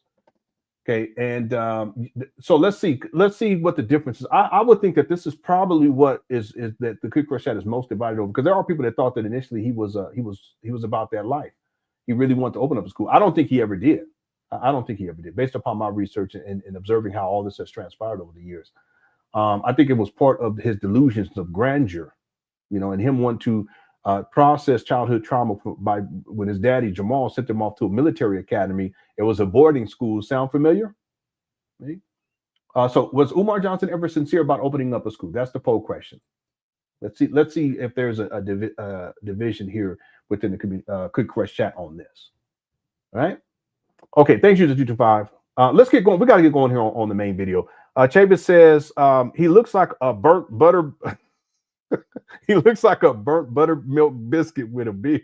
FDMG biscuits is coming. Yeah. Butter biscuits and buttermilk biscuits. All right. There's nothing wrong with butter biscuits either, people. I know Tyreek Nasheed gave butter biscuits a bad name, but I remember eating butter biscuits when we was kids. I used to eat the Popeyes butter biscuits when I was in college the first time. And they put the honey, you could put a little butter and honey on it. Yeah. All right, Chase. I hope you're doing all right, bro. Thank you for the super chat, sir. Jamila says, geez, yeah, it is. All this is insane, but Umar, he's insane, literally. Thank you for the super chat. And then Goddess Noel says, hold on. If the schools aren't accredited, what good would a diploma be from FDMG? Would colleges recognize them? No, they wouldn't. And we've talked about this in the past, and Umar's admitted, he said that the school would not be accredited. I have the video. I don't even know if I have it archived properly to be able to find it quickly, but I do have the video. He's actually, I think he stated it twice, that the school would not, because people were saying, will the school be accredited? He got mad about it. Anyway, wait, no, is that it right there? No, I think that's it right there. No, that's not it. That's when he was talking about he was going to open up a black conscious credit union.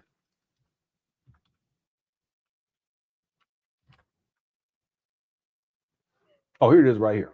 It's at the 25-minute, 37-second mark. Just so that people don't think I'm making this up. Watch this, 25-minute. He admits it himself. And he's done it twice, if memory serves me correctly. A 10-year-old black knows what he wants to be at 30 years old. And if your 10-year-old tells you, I want to have genital self-mutilation surgery, you better let me do it, or I will go to school and complain that you are denying me my sexual rights. Hey, Chavis, business over butter biscuits. I'm sorry, I had to put that up there, Chavis. Business over butter biscuits. Yeah, he said it. He said it. He about to say it right here.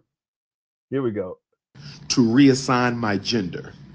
Mommy and daddy, you are denying me my sexual what is he talking about? Rights to reassign my gender. And black people are all in. See that? He's having withdrawal symptoms right here. Sniffing. On it because whatever Caucasians want to do,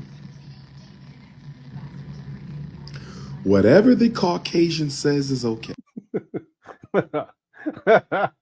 AD told me to send him the tip to grip. I ain't can't. I ain't gonna send.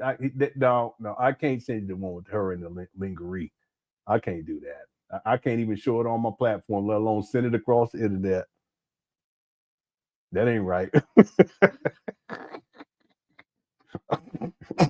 I can't be distributing nothing like that. I'm sorry. I just can't do it. Okay.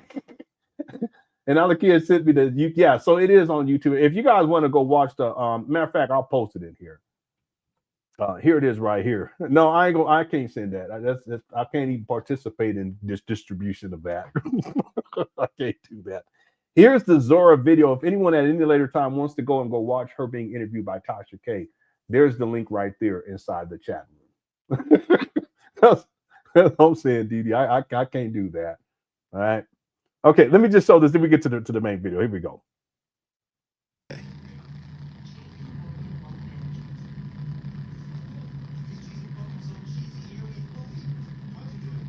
Whatever the social slave master, whatever society's slave master has to say, we automatically co-sign it. Somebody asked me, will you be getting accreditation at FDMG? Will FDMG be seeking accreditation? It is the state that runs education. It is the state that gives you the license to operate. Accreditation is a voluntary process. Why would I, Dr. Umar Ifatunde, why would I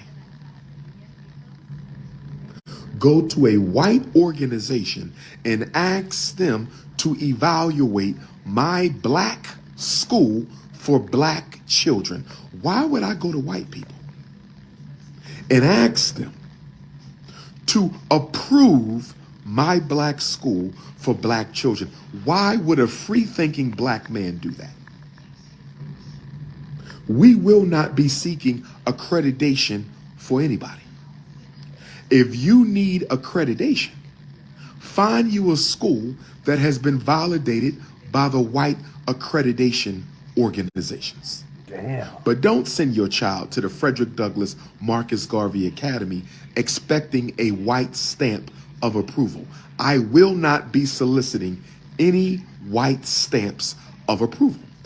Damn. Yeah, Pierre. Yeah, let me put this up from Pierre. I'm sorry. Where'd it go? Yeah, here it is right here. Pierre Land. Well, we'll see how voluntary it is when it's time for those kids to go to college. And this is one of the arguments that I've brought up in the past. Other people's brought up, so it's not just me, but I brought this up. That ultimately, when Umar has his first graduating, let's assume real quick, that Umar opens in September of this year. It's not going to happen. It's not going to happen. Okay, he's been saying it's going to open up since he said it's going to open in 2013, 14, 15, 16, 17, 19, 20, 21, 22, 23, 24, and now in 2025. It's not going to happen. But let's say that by some black RBG fairy dust magical pony that shits golden nuggets, that this school opens. And Umar already said that he's going to start with the 4th and 5th grade, I believe, 3rd, 4th, and 5th, or something like that. But then what this means is that if he started this year, it's still going to take about 8 years, 7 or 8 years before he has his first graduating class. So let's assume that this all happens, and after about, let's say 7 years. After 7 years, we're now in 2032. And the first graduating class of 2032, they get up there and they're walking across the stage, and Umar hands them a diploma. The diploma is useless. It means absolutely nothing. They can't take that diploma and apply for a job. They can't take that diploma and apply to college, community college, university, none of that. What do they have to do? Well, they have to go and get their GED. Mind you, they would have been in this trap bando school at Umar for about 7 years, paying $500 a month. Does that make what kind of sense? Does that make any sense? Why would a parent pay $500 a month? So that after 7 years of their children being involved in these trap bandos, they won't even graduate. It's not even a legitimate graduation, but they get diplomas, and then they have to go and get their GED. So they can go get a job, so they can go and get go apply to college. Okay. But you see, Umar admits it. He admits it here that he has no intentions. And see, that should change the poll question anyway, right there. He goes to show you he wasn't, at least we can say he wasn't serious in this video, which was from 20, what is this from?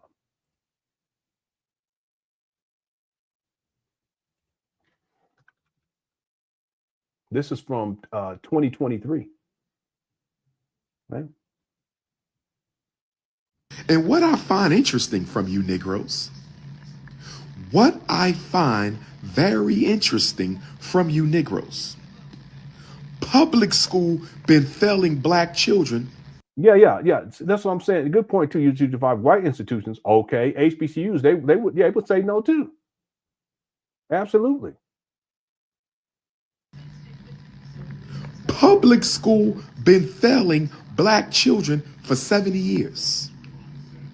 Public school been failing black children for 70 years. You haven't once asked. Yeah, I don't know how much it costs to get a GED, but you got to pay something, I would think, right? The school district who accredited them. You haven't once asked them for a curriculum review. You haven't once asked them for the budget. So for 70 years, nationally, public school been failing black children, and the black community hasn't asked a word. But soon when a black man opens, it says in Delaware the cost to take the GED test, just for the test, is $36 per sub test, which means the total cost for all 4 sub tests is $144.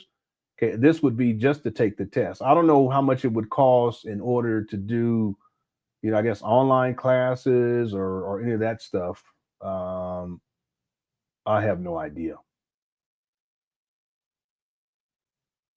Yeah, it just makes no sense. Why would you pay $500 a month for all those years just to have to go and pay to go get a GED? A black school, the first of its kind in American history, you need a 5,000-page report on why you should send your son, first of all. All right, we're going to end it right there. FDMG GED. That's a good one. There's online classes, $40 a class. Okay. Yeah, but the idea is why, that's what I'm saying, that it makes no sense. Why would people pay $500 a month just so that after their child, I guess, gets out of, we can't even say graduates, but after they get out of FDMG ED, they got to go and get their GED and then pay $40 a class in order to get in order to prepare for the test and then pay for the test too. Yeah. I don't have to ask. Their budget is made public. Yeah. That's the thing. Nonprofit status. Umar should have all that. Should be public record. Everything. You can, and I have it. I just haven't been able to find it, but I have it. The Umar Academy, their budget was all listed too. They have it as there's PDF files. You can look all that up. When they initially put in to get their, what do they call that? To get their accreditation. Is that what it was? No, to get their charter. They have to put together the budget and everything, and I have all those documents. But the point is, Umar, he hasn't done that. He doesn't do that. But see, for the Umar Academy, it has to be public record. But Umar, nothing's public record. It should be, but it's not. But that's because he's a con man. See, if Umar was legit, he would even have everything would be open to the public, and it's supposed to be, because he has non-tax exempt status with the IRS. Part of that agreement is that information needs to be in the public domain about what he's doing. And when that includes what he's doing with the money, how much money he's collected, what the budget is, what he's spending this month, et cetera, et cetera, et cetera. And that's why the board of directors, there should be a board of directors that has oversight. And it's not just Umar. They have someone specifically who handles, information being disseminated to the public. It could be on the website, and they manage the website, and all this stuff should be documented. He doesn't even have a curriculum. See? He's a con man. And he never has. He never had one. In 2014, when Umar started raising money for the St. Paul's College, and he lied, he said he put in a bid. He never put in a bid. He didn't have a team back then, and he still doesn't have a team. He, even in those videos back then, he was talking about how even if we don't reach our goal, which was first $2 million, and he need to do it in 2 months or something like that. You're going to raise $2 million in 2 months? What? and you don't have no team, you don't have no board of directors or nothing like that, that don't make no sense. He's a con man. See? So once those 2 months is over with Umar, you start to hear him talk. And even before, when he initially does the first video where he has a suit on, I can show it to you all. He tells people that if we don't raise enough money, we're just going to keep donating. And shit, that's what he's been doing now for the last 11 years. In fact, the video is 11 years old now. This guy, I'm trying to tell y'all, this guy, he's such a con man. What was that? That was in 2014. I'll just pull it up just to show y'all. I know I said we're going to be here just for a second. Let me see here.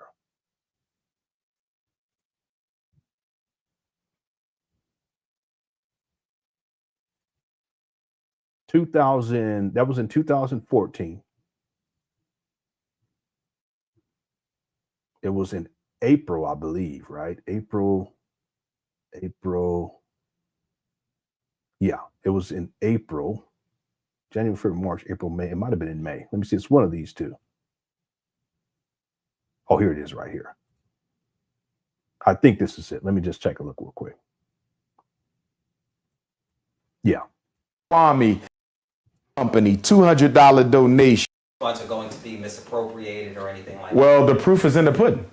You know, as I said, everything's traceable. I mean, there's an account for the school. The checks are going to the school. When people misappropriate, most of the time what they do is they write expenses in the school's name for things that are not related to the school. This is a fundraiser. So there shouldn't be no money coming out of the account because I don't have any bills for the school because we don't have a physical school yet. Wow, that's interesting looking at this all these years later. We've got 1,200 people in the building. We're almost done, y'all. So if I was... Yeah, if y'all hit the like button, I appreciate it. Let me know if we get to 500. Taking out a check to get something done, okay, I would expect some questions like, what are you spending this fundraising money on? You don't even have a school yet. So the money is only... Exactly. And here we are 11 years later. This video is from... No, it's not. It's not 11 years. This video is from June 20th of 2014. So we're not quite there to a year. We'll be there in a year in about it'll be 11 years in 2 months. Going into the account. There's nothing coming out of the account because we don't have a school yet. You see, so I don't mind the questions because I'm not a crook or a thief, but it does bother me because we have had black leaders who have robbed us blind and they never get these questions. We got black churches who rob us blind every Saturday. Okay, you guys know what this is called? He does this a lot. Okay, you guys know he projects, but this is something else. What is he doing right here? It sounds like project, but he's doing something else that starts with a D. Sunday, not every church, but many of them, they don't get these questions. You know, so it's interesting that I would get these questions with the track record that I have of being honest and giving so much of my free time for stuff. This Nick, oh, I'm sorry. Well, this guy be lying. Don't he be lying? And that's exactly. Yeah. Alan, you're right. You're right as well. Okay. But he's deflecting. I know I mean, it'd be good just to go back and watch these older. I was thinking of just start a series, you know, and it'd be called The History of Umar Johnson or Umar Johnson History. And then get a graphic made. You remember Michael Jackson history where he has a statue, but have a statue like that with Umar? That's what I was thinking of doing. I can pay a graphic artist to do it. And we go to the old videos. It's amazing all these years later. And he's deflecting. That's what he's doing. But he's telling himself at the same time. But watch what he said. yeah, that was good, huh, Vixen? That was funny. How's it going, Laurie? Yeah. What about ism? Yep. Here he go. What's up, Chris? Yeah. Well, listen, I didn't even tell. We're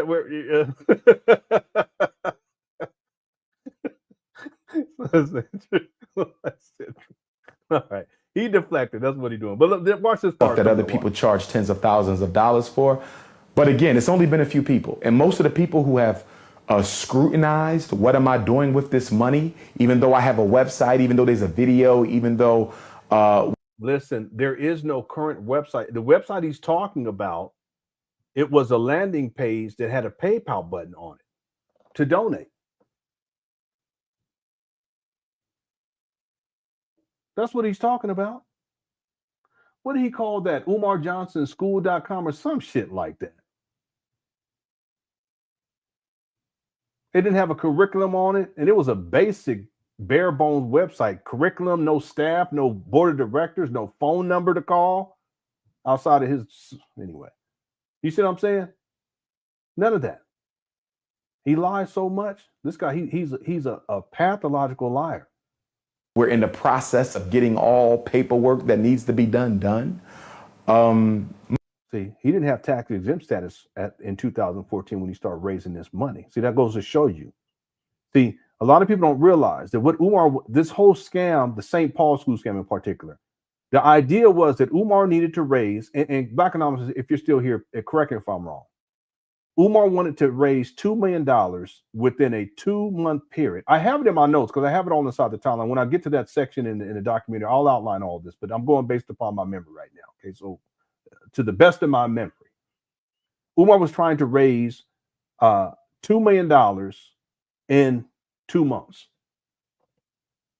He doesn't have a job. He doesn't have a team. He doesn't have a curriculum. He doesn't have a board of directors. He doesn't have an accountant. He has nothing. He don't got no money.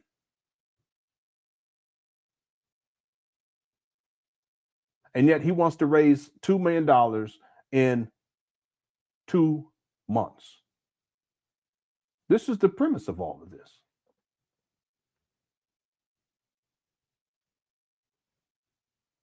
That's what I'm saying. It was a scam from the beginning, in my opinion. Again, people are divided on this topic. Was it a scam from the beginning, or did he get corrupted later? Umar's ass always been corrupt. Going all back to UNIA days when he tried to scam them. Hit the one. So his scamology is not going to change. His criminal mindedness is not going to change in 2014. He's always been like that. His ass is criminal minded. Jay Morrison's ass is criminal minded. Zaza Ali, he criminal minded. That's not going to change unless they go to some sort of rehabilitation. But if they think they're the greatest thing of sliced bread and they think they're on that level of Christ and shit, they're not going to change. They already think that they're the big thing. You know what I'm saying? So no, Umar bin corrupt back then. He corrupt when he was in college. He was corrupt when he was dealing with the UNIA. He corrupted in 2010. He was corrupt when he was a school psychologist. He corrupt in this video from 2014. Listen to him. He corrupt. You damn sure he corrupt now in 2025 out here as a janitor. This guy, he's so corrupt. He don't reduce his damn to 6. He says 6 degrees. How you gonna have 6 degrees and you a janitor cleaning up an abandoned building that ain't no school? And you're 50 fucking years old. You got to be kidding me. Well, that's the corruption. I don't get it. How do you? He collected over $2 million, and you up here picking up trash to try to get some change so that you can get to the plug. Damn.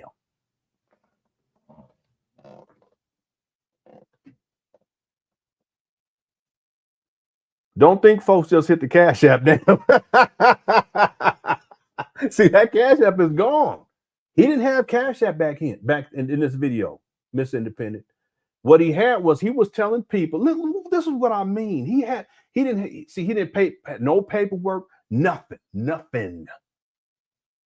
How you gonna raise all this money, start raising all this money, and you don't even have papers? He didn't have tax exempt status. All this is considered to be personal income. That's why he started racking up all of these tax liens. It's public record. I can show it to you all. I'm gonna put it in a document. But think about this. He starts off, he wants people to send all of the money to his P.O. box in Wilmington, Delaware. Take that back, in Philadelphia, Pennsylvania. That's how he was getting money out of people. This is how you're going to raise $2 million by people sending you money to a P.O. box? Where they do that at? Think about this. He wants people to send him checks, money orders, cash, raw cash. And then he's collecting money in his speaking engagements. People are giving him money. He didn't have Cash App and he didn't have PayPal specifically to collect money for this St. Paul's school scam. That comes later. He did have a PayPal when he was selling DVDs and VHSs and shit. That was back in the Sonetta days before he gets on the speaking circuit, and he was a vendor.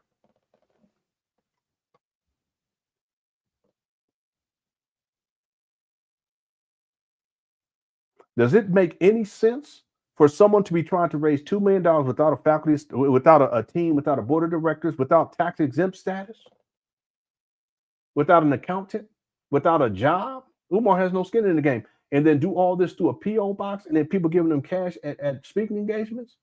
He wasn't serious from the beginning. He didn't know what the fuck he was doing. He just knew, I need to get money out of people. That's what it came down to. And then later on, he gets to PayPal, and then he sets up the GoFundMe. And then at a certain point, later on, way later on down the line, the GoFundMe gets shut down because of fraud. The CashApp gets shut down because of fraud. And the PayPal got shut down because of fraud, but he set up another PayPal, which he still used to this day. But at this point, all he has left from those big three, if you will, is the PayPal. But the biggest one, they brought him the most amount of money in the shortest period of time, was the GoFundMe. And then the one that brought him the most amount of money for an extended period of time was the Cash App. But that's been shut down because of fraud. And here we are today. But if you guys listen carefully, in this particular video, Umar is dry snitching because it shows he already had an exit strategy because he knew that he wasn't going to raise $2 million in 2 months. Let me play a little more of this video. I know I say I ain't going to keep y'all long, but it is what it is. Thank you for Super Chat, Miss Independent. Most of them are enemies anyway, so it doesn't really matter. One of these things you can look for with these charlatans and scam artists is the deflection, blaming other people, but then also talking in circles. They'll start talking. You ask them a question and they start talking.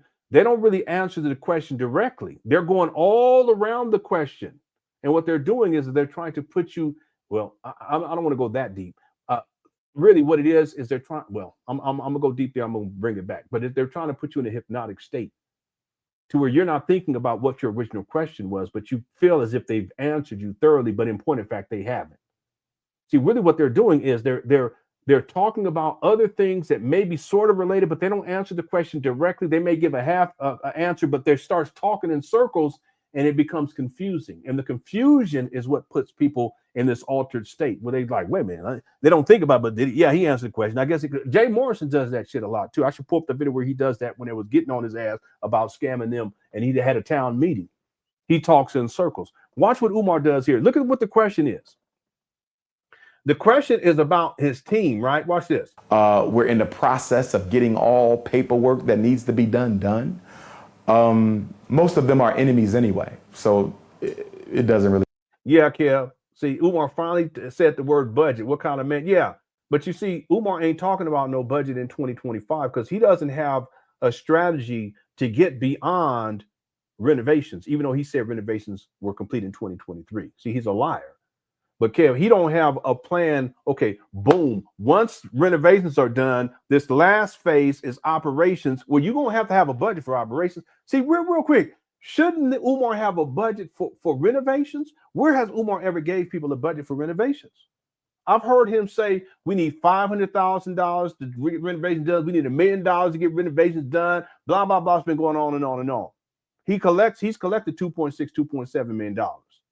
Based on my estimations, I can confirmly say that he's raised bare minimum $2 million. Okay, to acquire these abandoned buildings, the amount that was sent to me online records is $400,000. Even though Umar never gave any receipts on it, it could be much less than that. But we're going to give Umar the benefit of the doubt. $400,000.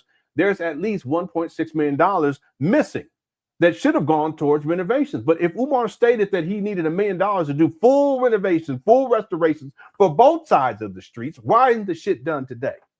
And shouldn't there have been a budget for the money that he had left over, the $1.6 million that he should be sitting on today? He's bought some things here and there. Let's bump it down to $1.2 million. Let's be kind to this clown. Where's the rest of this money at? $1.2 million, which should have been enough based upon what Umar stated back in 2019, how much it was going to cost to get everything fully restored on both sides of the street. He said $1 million. And here we are today. But if he says that he needs $1 million, shouldn't that be part of the budget? And shouldn't there be an itemized list of everything that needs to be done? Has Umar ever had any people come up there to inspect, to tell him exactly what needs to be done? If so, where are the receipts on this? He running game. And then when people press Umar with these legitimate questions about budget, about do you have a team that's working with you, Umar starts to talk in circles. Watch this. Two quartets undefeated. Watch this. Matter. What about, just change gears for a bit, this is a big undertaking and no one person can do it all on their own. Now I'm assuming that you have a team that's helping you with this. Can you speak to that? How's your team coming along? How are they feeling about the fundraising process, etc.? Well, I mean, I have people who are out there doing all they can to get as many donations as we can. They asked for a team, right? See, everything's about money. But we're optimistic. I'm going to remain optimistic. I can't. Where? Who's the we are? We are optimistic. Who are these people? See, real quick, chat. Let's put together a quick a list. It doesn't have to be comprehensive of what would be part of a team of people that are going to be opening up this school. What would be part of the team? What would be? Listen, how about a teacher? I'm just going to put teacher. Okay, I'm just going to start off in the chat room. Go ahead and list some things. Okay, you're absolutely right. This is how liars talk. These are the great deceivers. They talk like this. They start talking. They need security. Did Umar have security back then? No. Did he have a team back then? Did he have teachers back then? No. What else? Janitor. Listen, here we are in 2025. Umar still, he operated as a janitor. He didn't have a janitor back then. What else would need to be on the team? The Black Rambo. Stop playing. Administration. Yeah, but more specifically, what else? It's a school. When you guys go, if you guys got kids, you go up to your children's school. What would you have to have there as part of the team? Compliance. Yep. A secretary. Did Umar have any of this? How's it going, Just Jay? Did Umar have administration? Did he have a lunch crew? See, a benefits package. A school nurse. Does he have a school nurse? Operation manager. Of some sort, right? A parent association. Well, he wouldn't necessarily have to have one. Okay, we're talking specifically within the school. Okay, parent association would kind of be outside of school. They could meet at the school, but we're talking specifically a guidance counselor. What else though? No, he don't need no granny yards. That's not what we're talking about. A Shango stick, a lunch staff, yeah. IT department, a landscaper. What else? School nurse. There we go. A lawyer. He got to have lawyers on deck, right? Attendance officer, Miguel. Education consultants, yes. An accountant, yeah. Attorney, okay. Some crosswalks, and God, you guys stop. HR, come on. You got to have human resources department, janitors, vice principal. When Umar's doing this video, does he a massage lady? Does he have any of this in place? How's it going, Amira? Yeah, I mean, yeah, you have to have a union too, but I'm a board of directors. Does he have any of this? Coaches, librarian. Oh my God. Legal team. Someone said a paddle room security. Yeah, mechanics, to fix stuff. Yeah, maintenance. That's what we talk about. Assistant principal, security. The list goes on. The point that I'm making, yeah. Teacher's aid. That's a good one. Yeah, that's a good one, Jonathan. Teacher's aid. Yep. Some kids. No, to get started, he don't need no kids. But you guys see what I'm saying? The point is, what are you talking about? He needs some Nikes. All right. Okay, this is part of it, Vigilante, but what I'm saying is that in order, some of this shit I can't read. You guys are nuts. Someone said bathrooms, spilling tiles, a helipad. Monday through Friday shifts.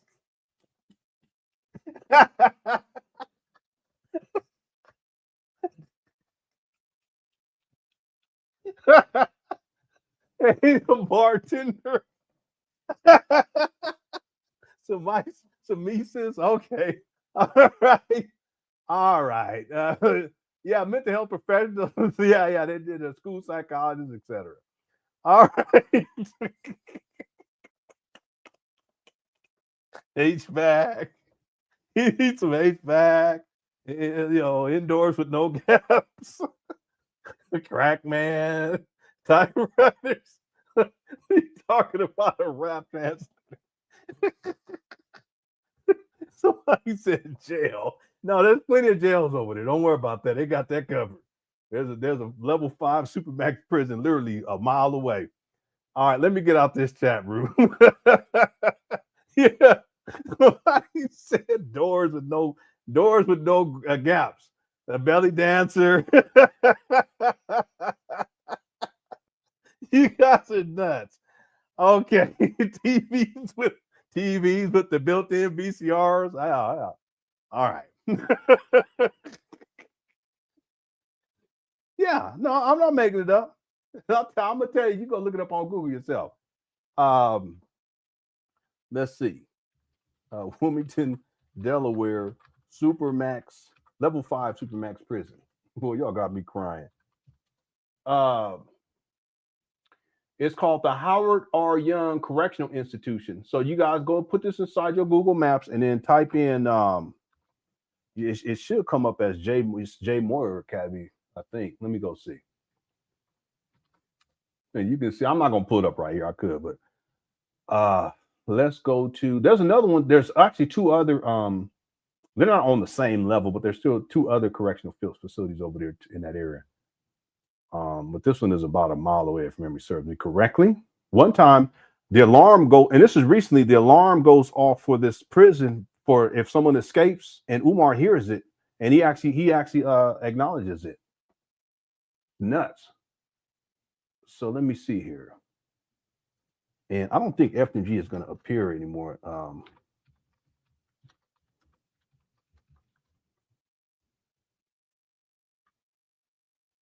Does it appear? No, I don't think so. I can put in, how about the boys? Because it's right next to the Boys and Girls Club. Let's see what comes up. Okay, it's more than a mile. It's more than a mile. Let me just see. Let me see exactly. Wait a minute. That's the other Boys and Girls Club. No, is that the one? Let me see. Oh, that's a different one. So let me just look at this map. Here's the prison. And there should be a Quarry Lake I'm looking for, but I'm not seeing it. Well, let me try J. Moyer Academy. J. Moyer Academy. No, that's not coming up either. I'm sorry, I can put in the address. What is it? 610 East 7. I'm sorry, I should have done it from the beginning. East 17th Street. Here we go. It's less than a mile away. It's you can drive there in 3 minutes right now. But if you wanted to walk, it's 26 minutes. But it's it says 1.7 miles away. There's a Supermax prison. It's called the Howard R. Young Correctional Institution. Okay. Y'all still going crazy in the chat room, huh? Okay, let's we got to get refocused here. I know we got blown off. Supposed to do a really, really short show, but it is what it is. See, don't think folks just hit the cash. Yeah, they can't do that now. Yeah, and thank you for that. And then also a crackhead's plan never makes sense. Yeah. And it's not just that Umar is he has substance abuse issues. It's also his mental health. It's deteriorated extremely over the years. I've noticed that too. So a lot of what he says, it's just head movies.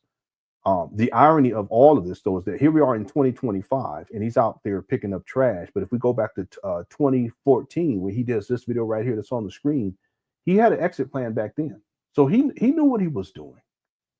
See, I would think that at this point, Miss Independent, Umar has an exit strategy for these Wilmington, Delaware bandos too. That's what I'm saying. I don't think he was ever serious. I think he was corrupt from the beginning. I think he realized that ultimately he can get more money out of people by promoting this school scam than he could by speaking, or even by being a school psychologist. But the thing is that if he had stuck with that career from the beginning and did it the right way, he wouldn't have been struggling like he's struggling now, because he's turned himself into basically a pookie who's picking up trash to get donations. That's what he's turned himself into. It's sad. Thanks, Miss Independent. So again, they asked him the question specifically about staff or people that are part of his team. He doesn't answer it directly, and we put together a whole list of people who would need to be on the board of directors, of faculty, staff for the school, all this stuff. He doesn't have any of this stuff. Can't quit, on our boys. This was an extravagant undertaking, but it was realistic. Black people gross $1 trillion every year in the American economy. Here you go. A $5 million campaign for people who gross $1 trillion, for people who spend. Okay, real quick. He started off with 1 million. He went to 2 million. He went to 4 million, and then he went to 5 million based upon what he's saying right here. I didn't put that 5 million together, but you see this shit? Crazy. Over $295 billion on clothes every year. What's 5 million? The asking price at the auction on Wednesday is $2.5 million. What's $2.5 million? Okay, now when he says the auction price, what he's actually saying is the what do they call that? Black Anonymous is not in here. I don't think Black Anonymous is in here anymore. It's the minimal bid that you have to put in to qualify. See, that's what he's talking about right here. But he's saying in this video, yeah, the starting bid. Thank you so much, LD. With the starting bid. Okay, I don't remember if it was 2.5 or $2 million or whatever it was. Black Anonymous would know for sure. But the opening bid just to get in the game, as it were. But ultimately, Umar, he's talking about he wants $5 million. But ultimately, if you guys listen carefully, he's just talking in circles. He's not actually answering the question directly. To people who spend more than that on alcohol and cigarettes. It's nothing. So was it extravagant? From the perspective that our people have their priorities out of order, it was kind of extravagant. But from the perspective that we clearly have it within our economic capability to help Dr. Umar raise this money, it wasn't extravagant at all. And we still have the time. I'm not giving up. Check this out. But with the money that has been collected, it will automatically be redirected into the next fundraiser. I'm looking at other campuses, other colleges. See? He already had an extra strategy. Keep raising money. He lied to the people and said he put in the bid, but he never put in the bid because he never had enough money to put in the bid. The starting bid. See what I mean with this guy? He's a con man. See, he had an extra strategy already lined up back in 2014 in the midst of this stuff. What, 2 months after he started raising money, he kept extending the date and said, oh, we can still put in the bid. Then he said, we put in the bid. I think we may have won. He never put in the bid. But at a certain point, it gets sold. He concocts all these other stories too, by the way, that the government was trying to stop him. They're trying to buy it, and the white man and all this shit. None of that was true. He never put in the bid. The point is that at a certain point, he says that it's been sold, so he's gonna look for other buildings, and then he does that shit from 2014 for the next 5 years. He does that, and then here we are now in 2025, and over the last 6 years, it's one excuse after another as to why the school isn't opened. And he's still working on renovations, even though he said in 2023 that renovations were complete. It's just all about stringing this along as long as possible to get money out of people. And he already had an exit strategy back then. I'm sure he has an extra strategy with the current situation in 2025.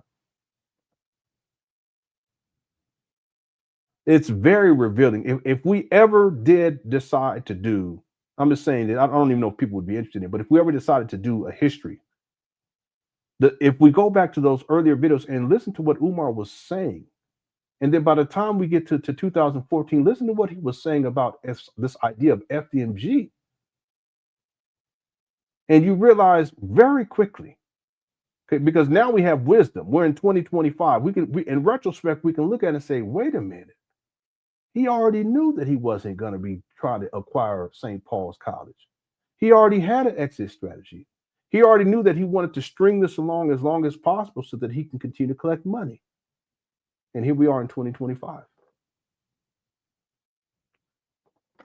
With no one in sight. No one in sight. What's up, Lewis? Lewis said, this is the mind control. When he wants money out of his followers, he builds you up and love bombs you. Yeah. But then he has to tear you down by down talking black folks. That's how he keeps control. You're absolutely right about this. It's the cult dynamic. See, cults operate based upon mind control. I did a lot of study and research into mind control back because I was in conspiracy theories. So a lot of the stuff I was dealing with media manipulation and mind control tactics. See? And you're right. Build you up, compliment you, love bomb you. And that's what a lot of these narcissistic cult leaders do. They love bomb initially to get people all wrapped up in their bullshit, but then they become abusers. They start tearing them down, talking down on them. That's what Nature Boy used to do. But that's how he keeps control, because it's up and down, up and down. That's how Umar keeps control with his donors, up and down. I'll talk good about you, but then I'm gonna talk shit. I'm gonna talk good about you. I'm gonna talk shit. I'm gonna talk good about you, and now you guys are some trifling ass black people because you didn't send them enough money for nothing. All them people that sent Umar money back then that he was talking all that shit to, where's the scoop? What's the point of y'all sending him all that money?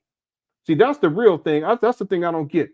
What's the point of all you Umar Johnson followers sending him all this money? There is no school. You could have used that money to go do something constructive with your life, or put it on your kids, or I don't know, go buy some gifts for some people, or go buy some turkeys for people in the neighborhood that ain't got no food. You're gonna give it to this bum who ain't nothing but a glorified dope fiend, real talk. And what do we have to show for it in 2025? Not a damn thing. He up there reduced to a struggle streaming. He's a struggle streaming bum from Pennsylvania that's reduced himself to being a janitor. Ain't nothing wrong with being a janitor, but if you got 6 fucking degrees, you 50 years old, you the most requested scholar on raise, $2.6, $2.7 million, $2 million bare minimum, and you Big Papa, you shouldn't be out there in front of these bandos picking up trash.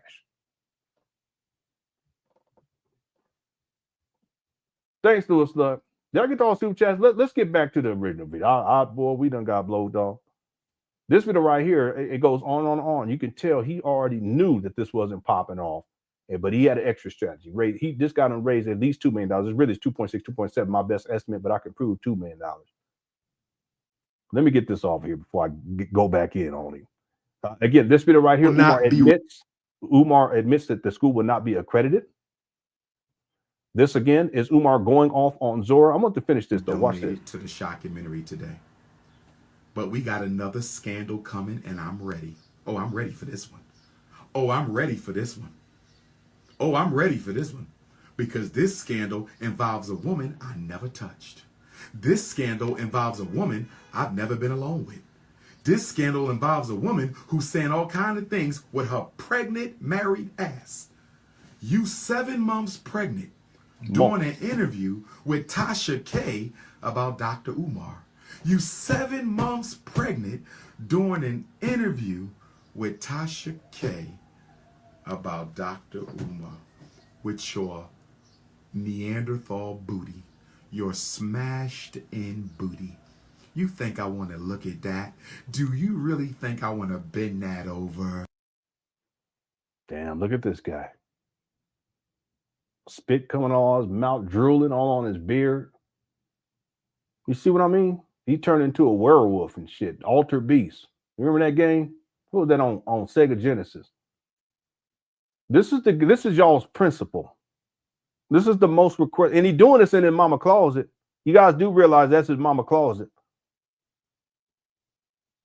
What kind of man struggle streams in his mama closet, raging and shit, and spitting and saliva, drooling and shit, talking about you ain't a bit that old.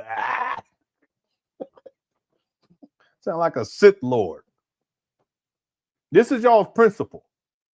You really think I want to look at that? You really think I want to bend that up? Umar, please. Come on, we have to stop. In your mama closet. Why you gonna do that in your mama closet? Your mama, let her have some peace. And then you in your mama closet now too. These days, but still in your mama closet. Let your mama have some peace. You think she want to hear you talking like that? That's a damn shame. She in there trying to watch Matlock and Perry Mason. You in there, you think I want to bend that over? Umar, come on, man. You got to do better. You to put a big black guacamole smash. Let me stop. I'm sorry. I was going back in time. That's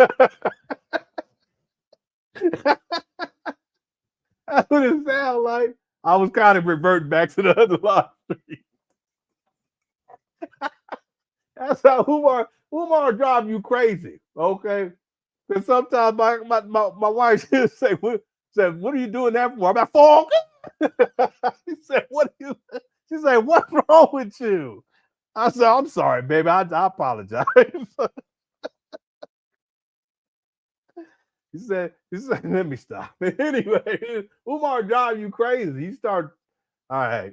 Look at this guy. Look at this guy.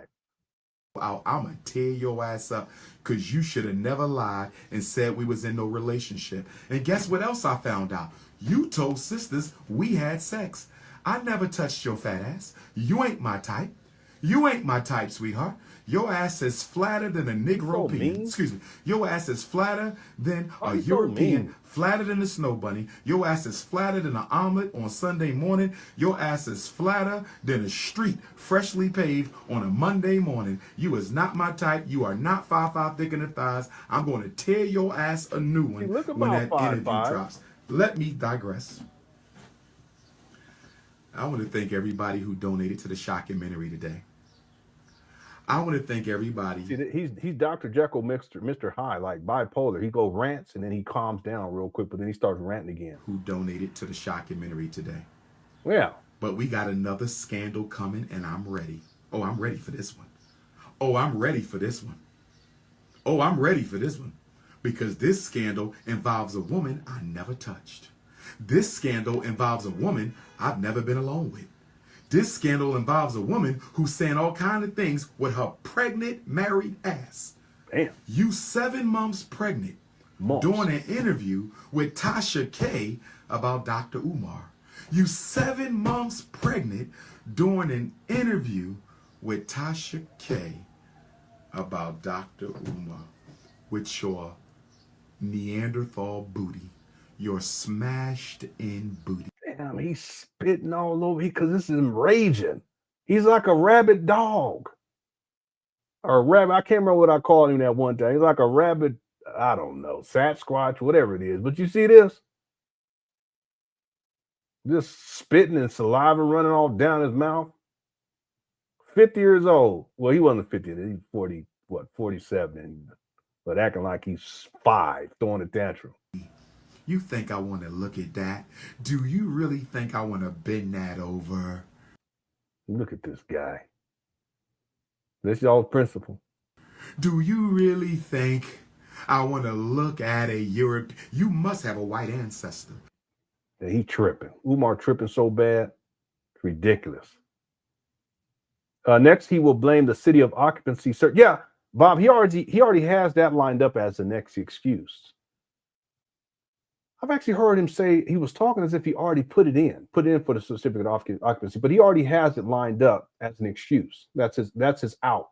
And he says that, I'm probably going to have to sue the city because when I put in this certificate of occupancy, they're probably not going to give it to me. I'm paraphrasing. They're not going to want to give it to me because of discrimination. So it becomes a race issue, right? This is the card that he plans on playing. So he already has it lined up that because they didn't give him the certificate of occupancy, now this has to extend even further. So make sure you guys get on your cash, or you can't say cash, get on your PayPal, get it on the P.O. box, so forth and so on. Remember, he had a P.O. box in Philadelphia, Pennsylvania, but the state of Pennsylvania, they put out a cease and desist. You can find it online. I can pull it up and show it to you guys. They put out a cease and desist to force him to stop using that P.O. box and collecting donations to that P.O. box because of fraud. It has to be fraud. See? So what does he do? That's when he starts to promote his one in Wilmington, Delaware. He has a P.O. box there. He's a scam. He's a scam artist. See, and what scam artists do is that they always talk in circles. They never answer questions directly. And then at the end of the day, they always have an excuse lined up. Because at some point, he's going to have to tell people, yeah, we did put in our certificate of occupancy, which should have been done back in 2023 when he said that the renovations were complete. But let's say he stretches the renovation process out for another year or two. Well, let's say in 2027, at some point, he's going to have to put in a certificate of occupancy. And then when he does that, he has to have an excuse as to why these abandoned buildings don't pass inspection. He already told people it's going to be because of discrimination, and he's going to have to take them to court. See, this guy, he's something. He's a con man, straight up. Thanks, Bob, and thanks, Lewis Luck as well. It's a good, really good point right there. What's up, gamer guy? Hope you're doing all right. Says Umar is comedy gold, and he doesn't even realize it, or maybe he does. I don't think he realizes it when he's talking about the FDMG, because it's gotten so ridiculous. It's almost become a minstrel show. I don't think he realizes it's highly entertaining. Is it funny? It's funny. It's some funny shit. But there is also part of Umar, because he stated that he likes to, he could. I don't know if he says that he wanted to be a comedian, but he recognized, especially in the earlier videos, he had the timing, the comedic timing, and all that stuff. He could have been a good comedian, in my opinion. He could have been a good comedian. But when it comes to FDMG and the school scam, I don't think he means to be funny. I just think that it's gotten so outlandish, and people realize just how he turned himself into a buffoon, and it is. It's hilarious. It's entertaining. There's nothing else like it on the internet, at least that I've seen. I haven't seen anything like that. It's not scripted. It's not like he's I'm going to get on here and I'm going to rant about SETI, or I'm going to rant about Zora, and I'm going to be spitting all over the place and acting all crazy. I don't think he's planning any of that stuff, but he's so unhinged that he behaves in this way. And he's in a state of arrested development. It's like a little child throwing tantrums here and there, lying. Children be lying, just lying all the time, making up shit. Well, that's Umar. It's very entertaining, and it's funny. It is. He's funny. He's a funny guy, right? Thanks, gamer guy. And he don't stop too. That's why today, when the homie sent me this video, we're gonna get back into it right now, of him picking up trash. The thing that popped in my mind, he won't, because I wasn't planning on live streaming. I wasn't even planning on live streaming on Monday. I said he won't give me a break. It's always something with this guy. Is it funny? Yeah. But Umar, what you need? Let me stop. I already told you he don't listen. Thanks, gamer guy. For super chat. And then Bob says he had to stop the Pennsylvania because his former 501(c)(4) was shut down by the IRS for no returns. Yeah, he had a 50. I can't remember if it was 501(c)(4), but I have it. I have the documentation and all that stuff. He actually changed his status. He had a 501(c)(4) something, I think it was, but that's for schools that are like, if it's a religious school, if memory serves me, because I could have it backwards, but I'll cover all this inside the document. I'll get to that in the timeline. He ultimately, that gets shut down because he wasn't filing proper paperwork with the IRS, and all that money that he was collecting was personal income. Okay, but he does get tax exempt status. He's not filing proper paperwork with the IRS, and they only give you a certain amount of time where if you're not filing, you're not disclosing how much money you're collecting, then they're going to shut that, because it would be fraud. If you're collecting money, it's not subject to taxation because you're using this status, 501(c), 501(c)(4), whatever it may be, a nonprofit status, tax exempt status. If you're using that for financial gain, because ultimately you don't have to pay any type of taxation. Okay, that's more money that you get to keep inside your pocket. See, they don't want that to happen because that's fraud.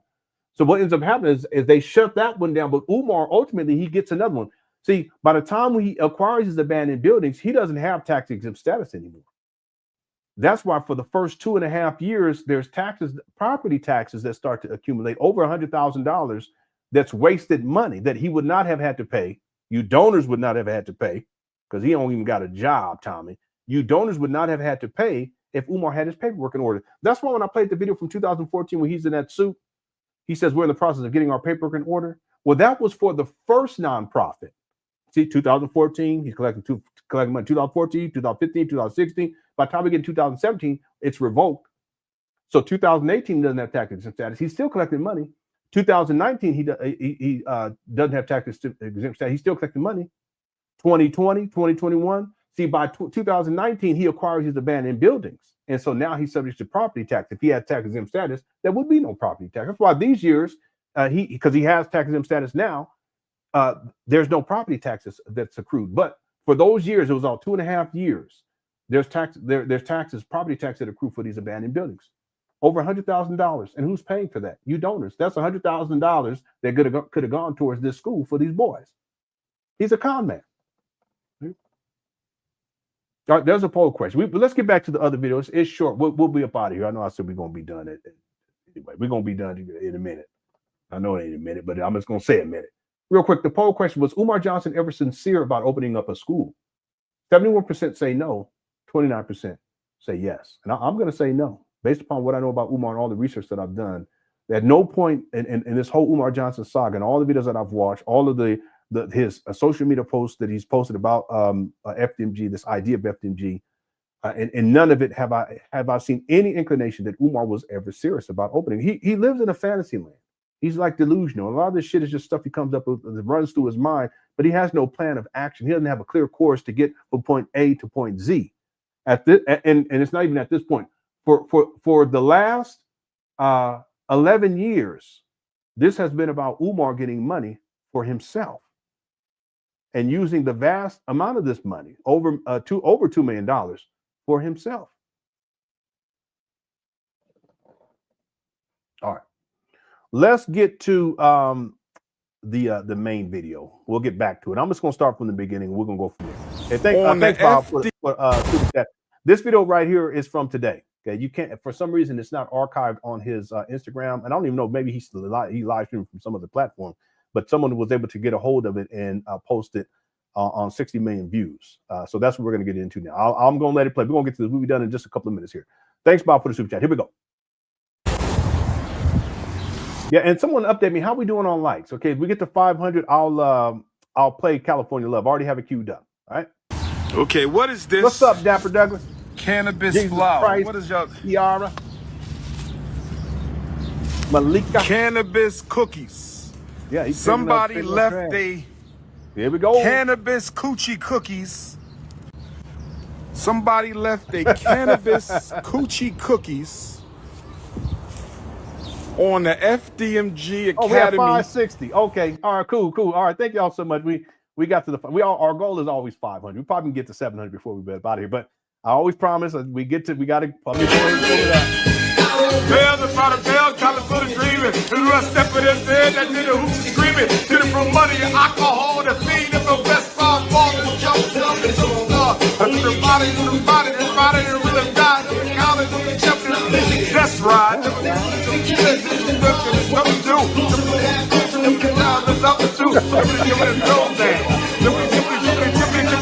He's a low man. Like a slow jam. It's West Side, so you know that I'm bad down to no man. To the man, put it up on beat from Dre. To the root of the leg. From Oakland to West Side. The back down. Show me love. Inside about it.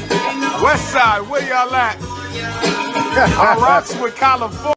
Yeah, but we don't rock with you though, homeboy. FDMG. I ain't never heard that one, Kevin. That's a good one, though. F that buddy go. Where'd that buddy go? Oh, right on. That's a good one. Thanks, Joyce, for being here. We'll give a couple of shout-outs here. Jonathan, Sweet TTW, Kalita, how you doing? Ravati Moon, tippy toe down. Show me love. Frederick. This is one of the biggest hustles. Yeah, it really is. It is. The pure length of this is it's incredible.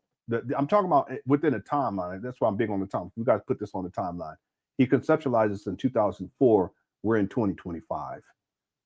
He claims to start building this project in 2005. Okay, well, that's 20 years ago. That's crazy. He's 50 years old now. He comes up with this idea when he's around 29, 30-ish. He's 50 now. It's just crazy. It's crazy all the way across the board. Thank you for super chat.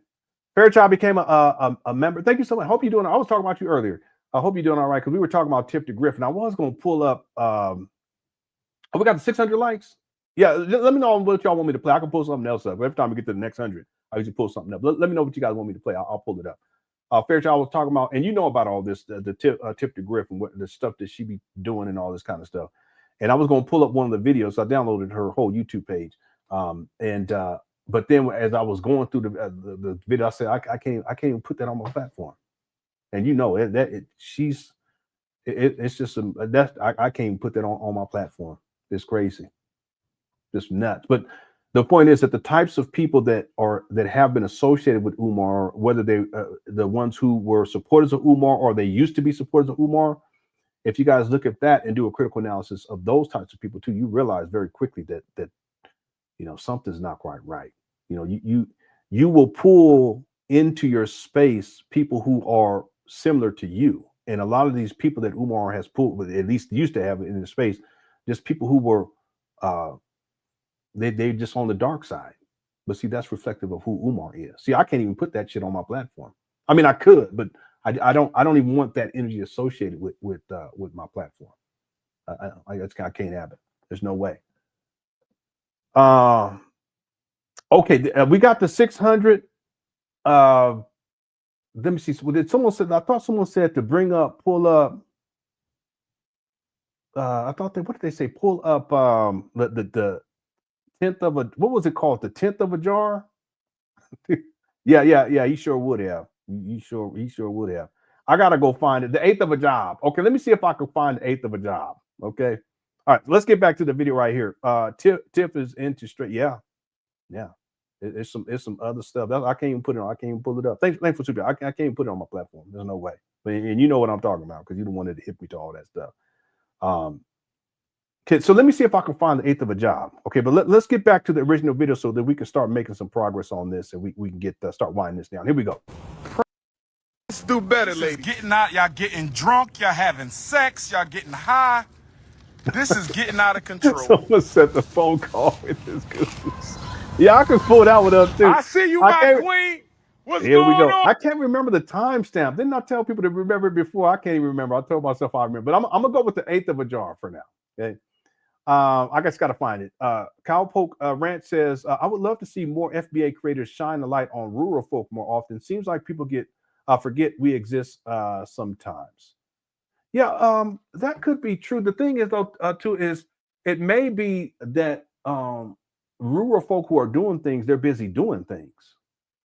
You see what I'm saying? So they don't necessarily have a strong and I'm not saying this all across the board. I'm just saying that this may be one of the reasons they don't have a strong social media presence because they're actually handling business and getting things done. Whereas someone like Umar, he's always on social media. He has a massive digital fingerprint at videos, interviews, Facebook posts, Instagram posts. The list goes on and on. But the reason why is because Umar, he doesn't handle business. See. I'll propose that if Umar was in a situation where he had to be forced to get things done, he wouldn't be online like he is because he would be getting things. He would be handling business. I'm gonna tell y'all something. One other thing, because you got the flag on there. I'm gonna tell y'all something. Umar went to a military boarding school. It was a ROTC. Is that how you said ROTC? And it was regiment, very strict. And Umar was in a situation where he was given orders on when to eat, when to sleep, when to do the homework, when to be in class, when to go, socialize, when to go play some basketball, as he said, et cetera, et cetera, et cetera. That regimen is what allowed Umar to at least get through all of that. But once that's taken away and he gets into college, he doesn't have that in place. And you'll start to see, if you guys do the research on Umar with his post, he's posting pictures from college, telling the stories from colleges. He gets more and more what we would call buck wild. He gets buck wild with it. He doesn't have the regimen there. And because he doesn't have that, he reverts back to like a child who has no direction, and then he gets buck wild. And then he'll tell y'all that you black women, that's what y'all do in college. See? And then what we see is from that time to 2025, Umar gets wild. He's just wilding out. And at this point, he's turned himself into a minstrel show. Okay. Why is this relevant to here? Well, it's to what you're saying here. It's because Umar, he doesn't have the discipline to get shit done. He doesn't have the discipline to handle business. He doesn't have the discipline to get his own life in order. Okay? Now, there's people who are in rural places that they may have struggles with this too. But if you're someone who's community-based and you're in a more rural environment, you're going to be actually getting things done. Like, let's say if you have a grassroots organization, Umar's never had that because he doesn't have the discipline, and he's subject to all of this other stuff that's going on around him that gets into, you know, the turn of the heat down, that gets into the gambling, that gets into the sexual debauchery and all this other stuff. So Umar, he's a very unique case in this way. But if Umar was in a situation wherein it was a disciplined environment, let's say there was rural and he wasn't able to get online and act a doggone fool, he would actually get things done. But see, also, people probably would not know who Umar is as much, and people probably wouldn't talk about him as much either. But because Umar is who he is, and he's out and about all the time, and he's not really doing anything of consequence that's tangible, he has a whole body of work out there that's subject to criticism, and it's massive. Okay, probably more than anyone else I know of in the quote unquote black conscious space. Yeah, I would say. I can't think of any. Can anyone in the Cougar Check? Can you think of anyone who has more of a more expansive social media presence, videos, interviews, you know, blog, posts, et cetera, than Umar does? I can't think of anyone. There may be someone, but I can't think of anyone. Okay? All right, thank you for the super chat, Kyle Polk Ranch. I appreciate it. All right, let's get back to the video. I'm going to see if I can find the eighth of a jar. Here we go. Then we'll wind this down. Oh, beautiful. One love. I'm right here. I'm ready to get married when you ready, baby. King Kong, 2 queens, fashion show wedding. Let's do it. Who going to get married in a fashion show with Dr. Umar this year? Oh, so you're saying it's gonna happen now.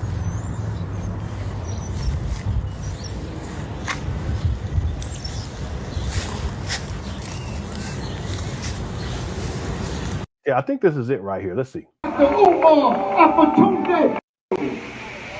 Yeah, or French.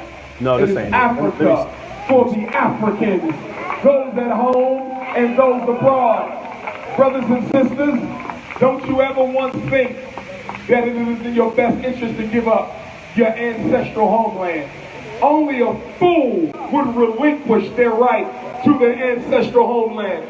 If China is for the Chinese, and Israel is for the Jew, and if Europe is for the European, then Africa must be for African people, brothers and sisters.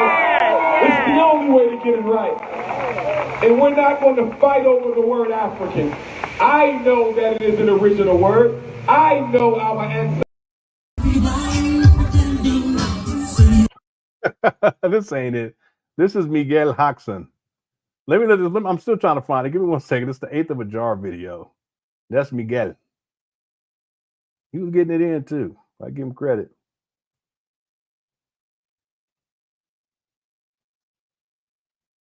There you go.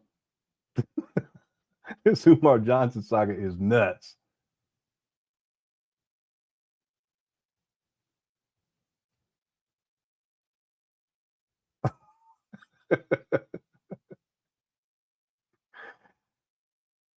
She was getting it in though. She was doing that 70s Soul Train dance. This don't even look right. Come on now, Miguel. Get it together, bro.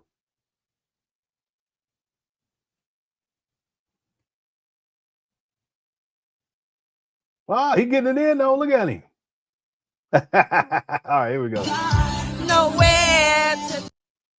Yeah, this is another angle, but that's not the one, I don't think. I'm still trying to find it. Here, let me put this back on.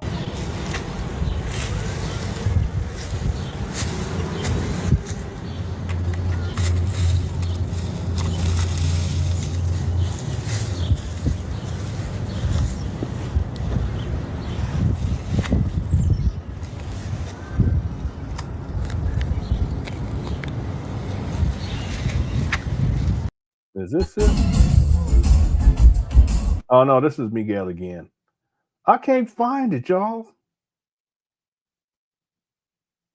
All right. I'll keep looking, but here, I'll let this play.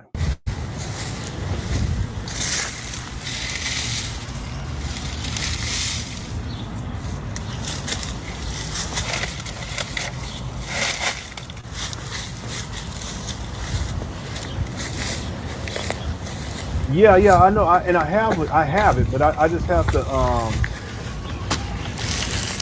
to find it.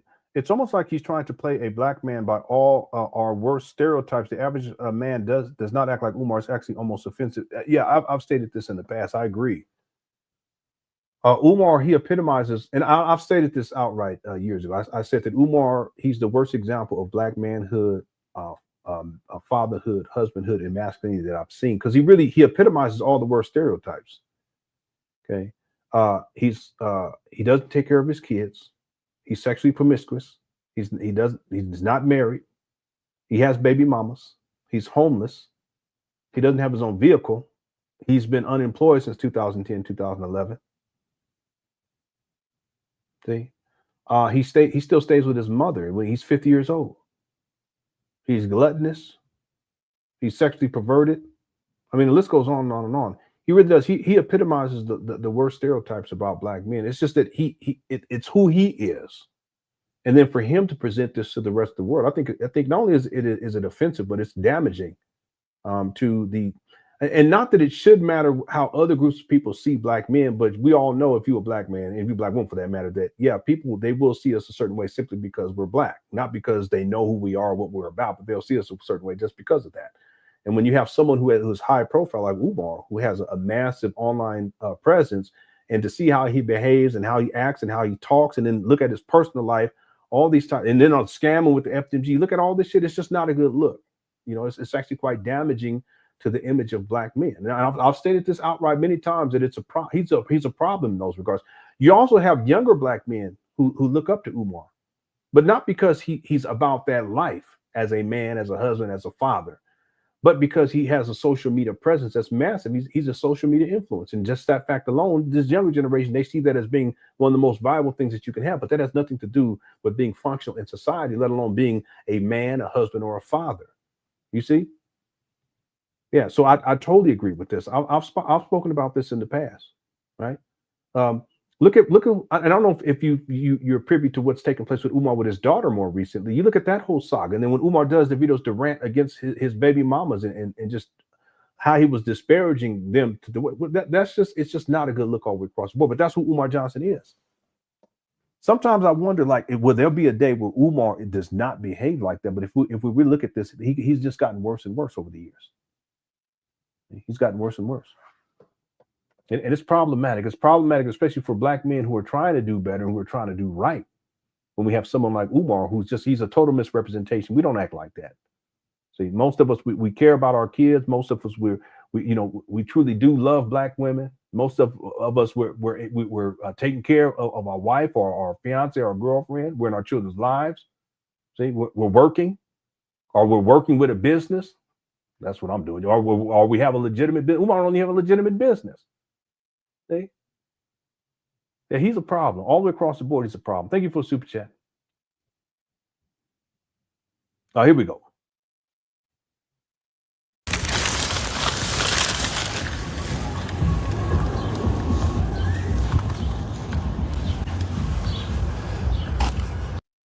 See how disheveled he look? This is Umar. He needs money to go get the plug. That's what this is.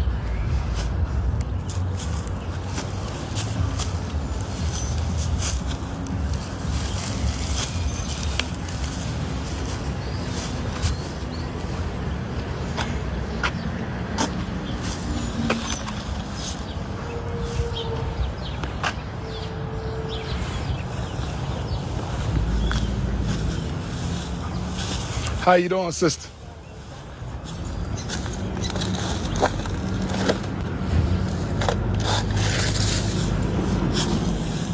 What up? What up? Just picking up trash. Struggle streaming. Yeah, we're just gonna do this video. It's short too, so it's figure 15 minutes.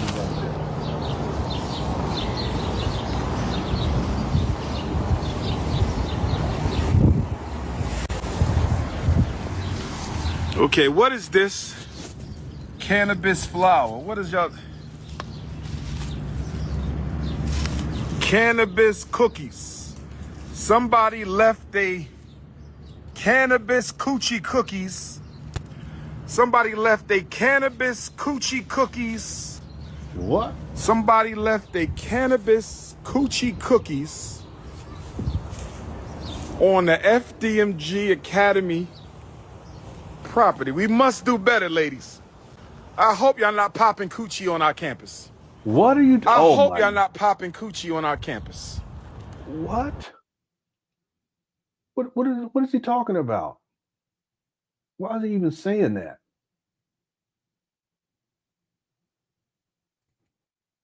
I'm sorry. This guy, something wrong with him. I don't know if these was spice cookies, ice cookies, Here you rice go. cookies, sand cookies, Here or you go. salsa cookies.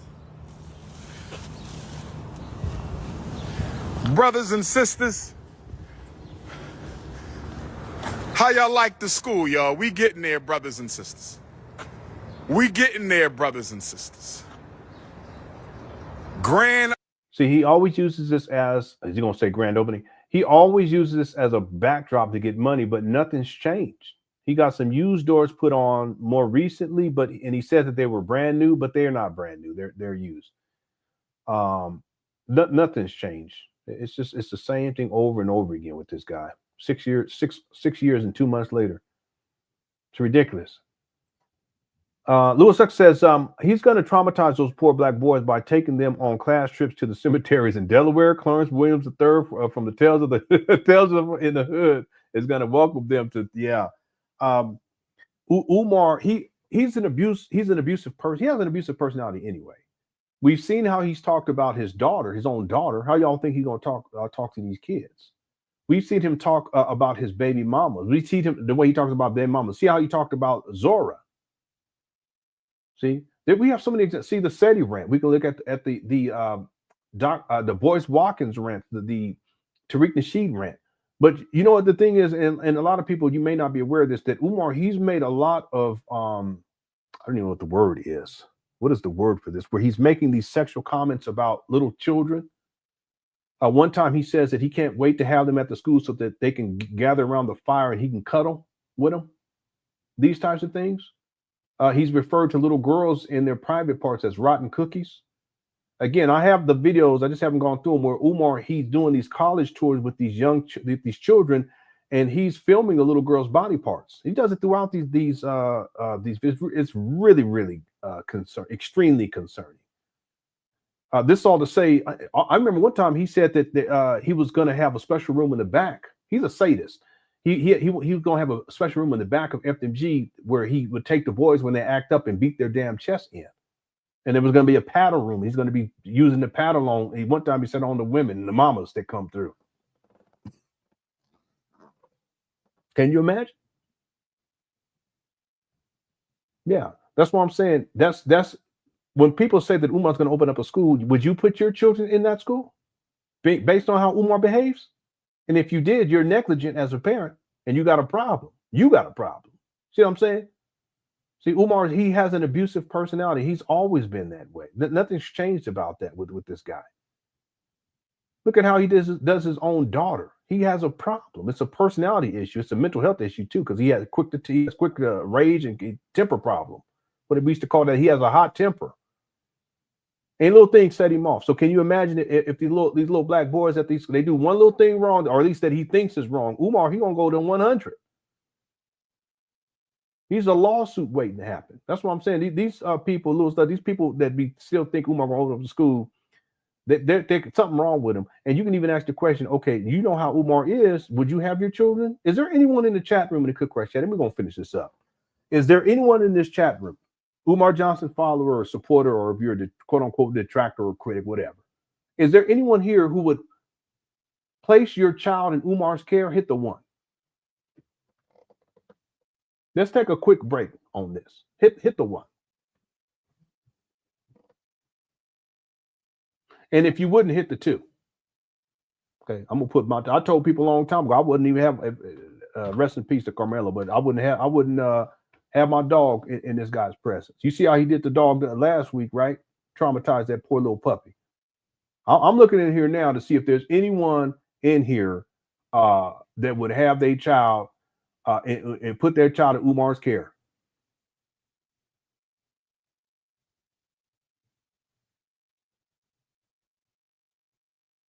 Well, Sean said they would, but you ain't even got no kids, so cut it out.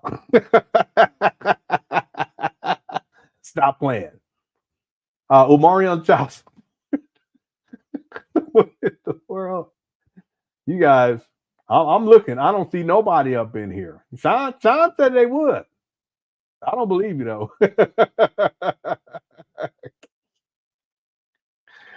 I don't think so. And I quit playing, stop playing, because we know you wouldn't do that. Y'all be playing too much. All right. Yeah, you would. You'll be sending your child to child abuse directly. There's other things. I actually remember one time Umar, that was when the little boy was in there. You guys remember this one? I should go and find that shit. They were in the school, the abandoned buildings, and there was no electricity on there walking through, and the little boy was walking in a particular direction, and Umar says, "You don't want to go that way because Freddy Krueger's in there." And little boy, you're scaring the little boy. You guys remember that? I should go find it, but we ain't got time. All right. I just wanted to ask. Thanks, Louis, for the super chat. I appreciate it. All right, let's wind this down. Here we go. I could not find grand opening will be coming. When? Make sure you hit the PayPal. Here we go. He needs money. That's why. And there's the rental. He always got a different car because he don't have his own vehicle. And you donors, you're paying for it. By the way, look at that's a bush. That's not a tree. That's a bush. Make sure you hit the PayPal. PayPal.me/FDMG Academy. Make sure you hit the PayPal. PayPal.me/FDMG Academy. Somebody was smoking. It's the game. 2 for $99. Pineapple. Remember Umar was smoking on that? I can pull that up too. I ain't gonna do it because we gotta get going. We gotta finish up. But if y'all remember, Umar was smoking on. He was in front of the school smoking them shits. Now he's picking it up right here, and he got a problem with it. But he was smoking it. Remember, he was smoking it, and he the package was on the ground. I should pull that shit up right now. Yeah, 2 for $99. It's the game. Nuts. I'm sorry, I could not find Eighth of a Jar. I apologize. I looked through all the ones that at least I thought I had, but I know I have more of them archived. I've played it many times. Not many times, but I played it before, so I have it. But for some reason, it's not coming up, or at least I'm not seeing it where it normally would come up. So I apologize. If there's something else y'all want me to pull up, let me know. Let me go see if I can find Umar smoking that video. I can't remember what it was called, but let me go see. Coochie condoms, coochie cannabis condoms. What? Smoking. Coochie cannabis condoms. What the? 2 for $99. Now that see that with inflation, now they're 2 for $129. Damn, y'all. It's the game. That goes to show you how long Umar been at this. Now they used to be 2 for $99. Now they're 2 for $129. Yeah, he really does. He has an extremely filthy mouth. Yeah.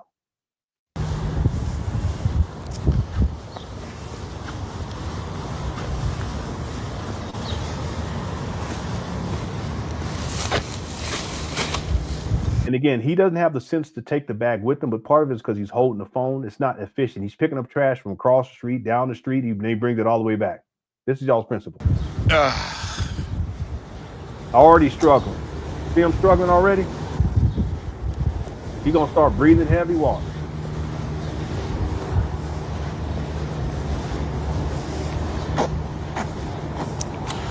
This is your big brother, King Kong. I don't mind picking up the trash because I need y'all to know that I'm a humble brother. They try to call me arrogant. No. You're picking up trash because you don't have any money to pay someone else to do it. And you're picking up trash because you need people to send you money. That's why you want people to get on their PayPal. Hit the 1. You ain't fooling nobody. Call me conceited. They try to call me narcissist. Well, you are. You have narcissistic personality traits. I'm covering the side of the documentary. It's true, Umar. You have narcissistic personality traits. In my opinion, you're a narcissist. A narcissistic sociopath. You've been watching these videos, you goofy, up here with 6 degrees picking up trash. You're gonna raise millions of dollars.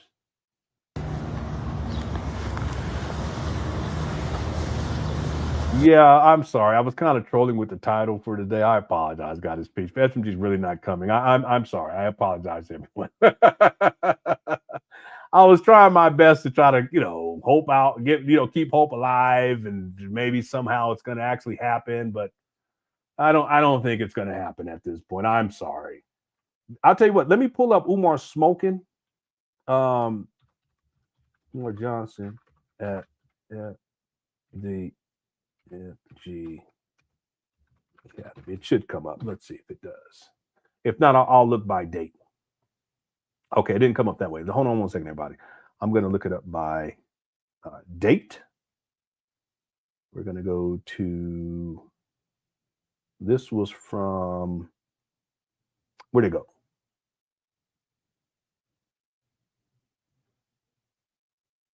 This is from 2020. All right.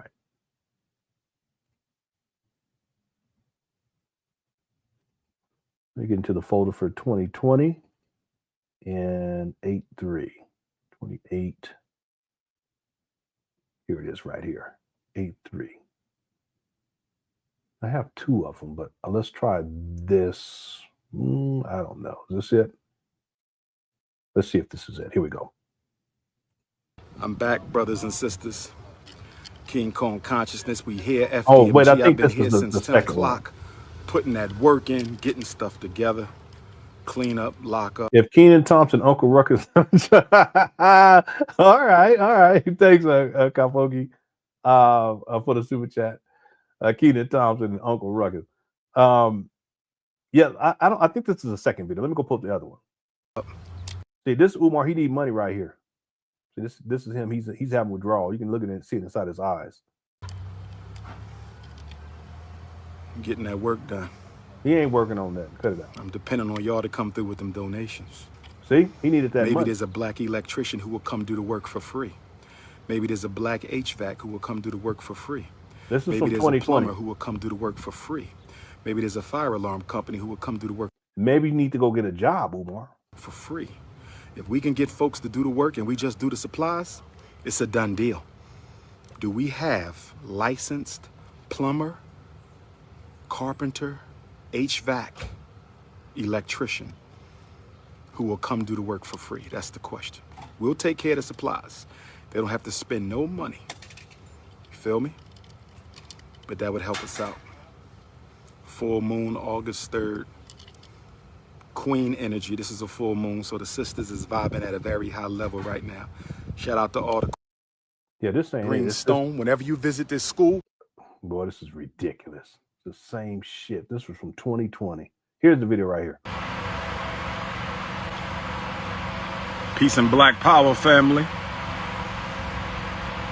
See, Umar knows how to smoke. I remember there were people like, if he don't know how to smoke, I can tell. No, this guy, he be blazing it up. One time he was telling Brother Manny, rest in peace. He was like, "Did you get what we were smoking out of there?" He was talking about the school. They were leaving the building. This guy, he's so fucking smoked out, and people still making excuses for this guy. Look at him. He know what he's doing. He be blazing it up. Damn Pookie. Look how he blowing that shit. Cut it out. Bro. He was like, see that? Blowing a little smoke to the ancestors. No, you not. Cut it out. Yeah, yeah, y'all principal is a stoner, and he be blazing up on campus. Damn. This is y'all's principal. It's crazy. I'm on the sacred rock of FDMG. Y'all remember this? There's so many memories. That's all we got to do with Umar history. I'm sitting. I'm thinking about contacting my friend. He does he could do the design art for it. And it'd be, you remember the Michael Jackson history album cover? It'd be like that, but it'd be Umar on there. And it'd be episode 1, episode 2. On the sacred rock, the RBG rock, and this is the sacred tree. Let me show y'all what I'm talking about. This is the sacred tree of FDMG. This is the sacred tree of FDMG. This is the sacred tree of FDMG. And this is the sacred rock. Sacred tree with the sacred rock. Today, he don't be going to this rock anymore. Y'all notice that? He used to be on this rock all the time, sitting up there like a lazy lizard. Today is a full moon of August 3rd. Today is the full moon, the sacred tree of FDMG.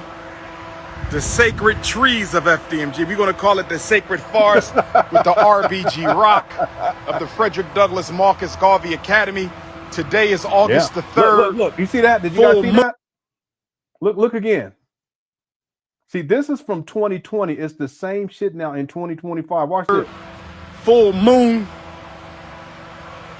Today is August the 3rd, Garvey Academy. Today. See that right there?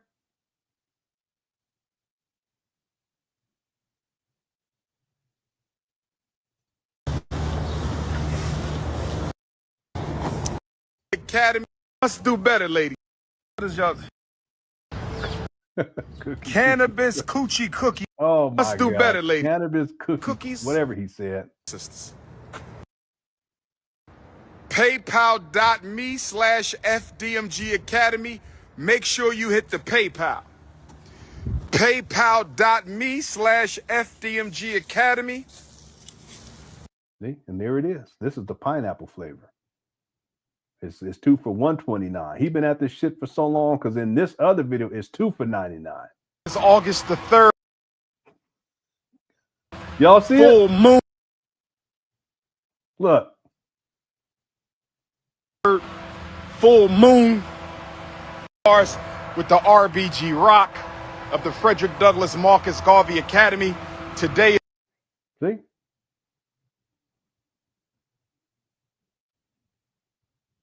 That's from 2020. Here's 2025.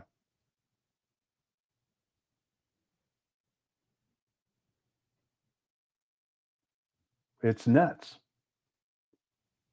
And he know what all that stuff is because he be smoking. I already done told people a long time ago. Lewis Suck says he's always asking black folks for free labor and services, pays everybody else. Yeah, the white people. He wouldn't even dare to ask another group for anything free. Yeah. It just goes to show you how he sees black people. Umar sees black people like, because I can pull it up and play the video. Zaza Ali's the same way. Jay Morrison is the same way too. They feel superior to black people, and they feel as if black people owes them everything, and they'll talk down to them. And Zaza, she said something like, "You guys are peons, and I'm the queen," and she was going on. A lot of people don't know about that. When she got caught scamming, she was on the news too. She went crazy. She couldn't handle it. She needed a PR team. I would have given her PR advice. So what you do is you be contrite. You tell them that it was a misunderstanding. You tell them that you are going to refund everyone their money, and that in the future that you will do. I will do better at managing the money associated with with any other future projects, and you guys can. You can trust me that not only will I make the appropriate adjustments, but you can also trust me that I will not mismanage any money in the future. And I make that commitment and promise you, I apologize. No, she gets up there and starts acting a damn fool. Don't make me pull it up. I have it for members. We did a series on that. We covered not all of it. We covered a lot of that was going on back then. She had different scams, but she felt superior. Even her moving into the quote unquote spiritual space, it's about this sense of superiority. Jay Morrison is the same way. His superiority is more about the bling bling, but this guy, he's a 3-time felon, 2 or 3-time felon. He ain't worked the job in who knows how long, but he knows how to scam black people. Well, Umar, he's the same way. See, Umar is not going. He's paying those white. I can pull up the video where he has white people up in there working. That's the Maria video. He paid them. But he wants black people to do shit for free. But that's because he feels entitled, like a narcissist. Y'all saying I'm a narcissist? Yeah, well, that's the behavior of a narcissist. They feel entitled to they feel entitled to people. People are merely resources that they use in order to get what they need, and then they move on. That's why a lot of these people ain't around that used to be around Umar. They're not around anymore. He wouldn't ask no other group to do that for free. And the truth is that other groups of people, they know business. They know business. Umar don't know no business.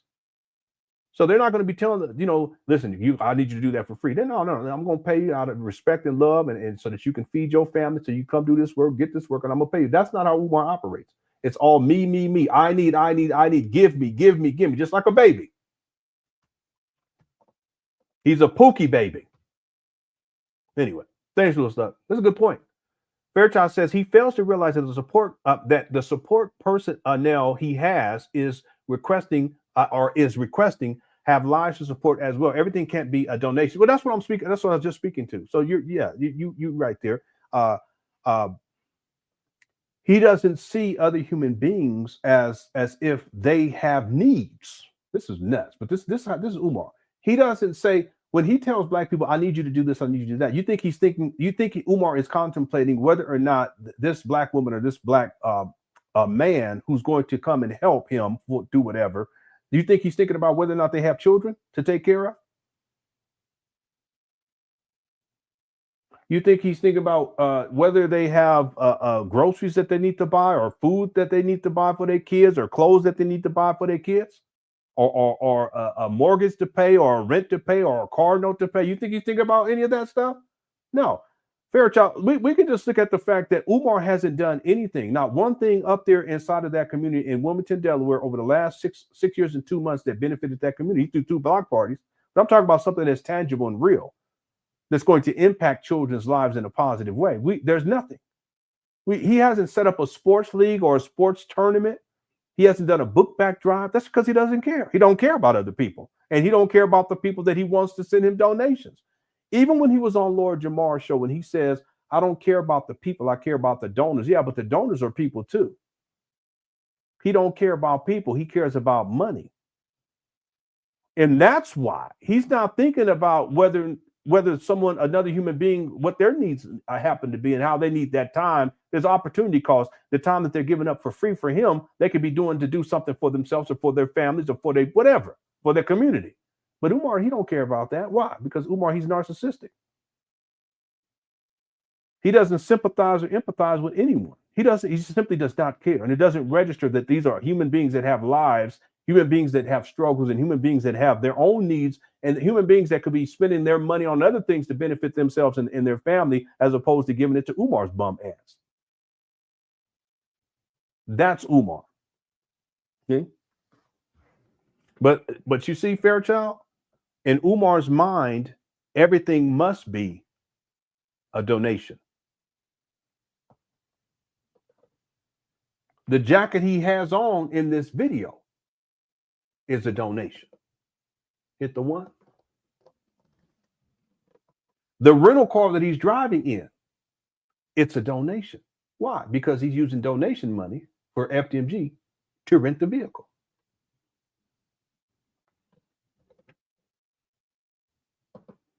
Thank you for super chat. Lewis says FDMG up in smoke toward 20. Yeah, that's what that is. He out here smoking in front of the building. That's y'all's principle. Can y'all imagine? You go up to your school, your child's school, and you park your car and you walk up to the front of the building, and the principal out there smoking on a 2 for $99. It's the game. August the 3rd. That is the one. I'm sorry. Moon. This is the right one. Today is August the 3rd, full moon, so I'm blowing some smoke to the ancestors, to the Orishas, to the Loas, the Abusams, the Netters, the Egbe, the spitting all over the place. He hot. Iami. See, he ain't coughing or nothing. This is not marijuana. This is a black and mild, whatever you want to call it. I'll show you what it is.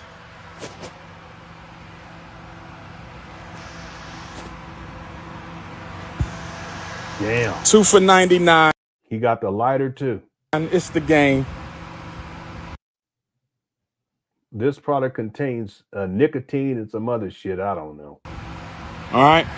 And again, whenever I do an offering, today is a full moon. August the 3rd, full moon in Aquarius. Aquarius is ruled by Shango. Aquarius is ruled by Shango.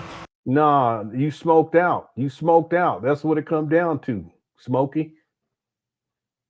This is y'all's principal. Smoked out at front of school with the black and mild. That's in 2020. And then here we are in 2025 Somebody today. was- Look, it's the game. FDMG up in smoke tour 2025. All right. Thanks, Lil Sluck. All right, let's wind this down. Perry says he turned down free black HVAC workers when I was in my early 30s. I'm 40 with 2 kids now, and the HVAC is still blowing on out hot, funky tune day. Nothing. Yeah. The last video we was it last video? One of the videos, more recent video, he said that the HVAC is working, but he's in there sweating like a pig. So why are you sweating like a pig if his HVAC is working? See, real quick, then we're gonna close out. Umar's had everything that he's needed to finish this project. Okay, he's had time, more than enough time. He conceptualized in 2004. It's been over 20 years. He's had time, even over the last 6 years since he acquired these abandoned buildings, since St. Paul's College. Okay, about 11 years ago. He's had more than enough time to get something started. He's had plenty of support, people offering things for free, websites for free. Rest in peace, Brother Marion. Do the HVAC for free, do the plumbing for free, do the carpet for free. There's been plenty of people that help him with the production side and with the videos to promote the school, to do that for free. All types of things. They've offered free help, free labor, all kinds of stuff with this guy. So Umar can't say that he hasn't had enough help, or he hasn't had people that were going to work for free. He can't say he didn't have enough money. He can't say that he didn't have enough time. So what's the hang up?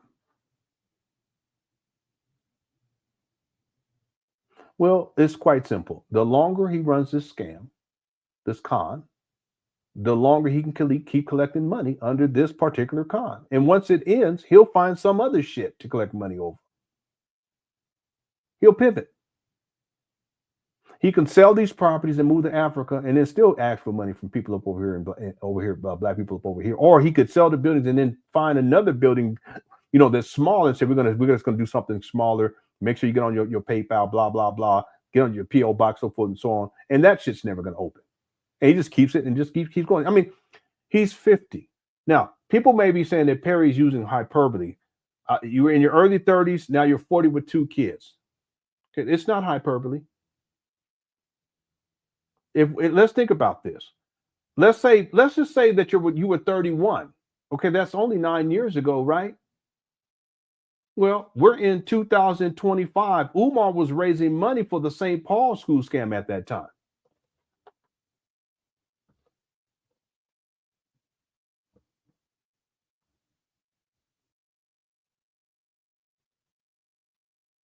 And there's plenty of people that sent this guy money over the decades for different things, thinking that they were going to get a DVD or get a book or have their school enrolled. And they kids, they grown. The kids are grown now. So real quick, you Umar Johnson supporters, those of you who believe that he was going to open up a school and sent this guy money, what good has your money done? For you, for your children, for the community? Nothing. Umar up here smoking and shit. It's just nothing. It's just one big nothing. And it continues to this day. All right. Thank you, Perry, for the super chat. Okay, let's finish this up, everybody. Thank y'all so much. Cooker Chat is undefeated. I appreciate y'all. Let me go and look at and see how we are doing on the likes. I'll close out the poll as well.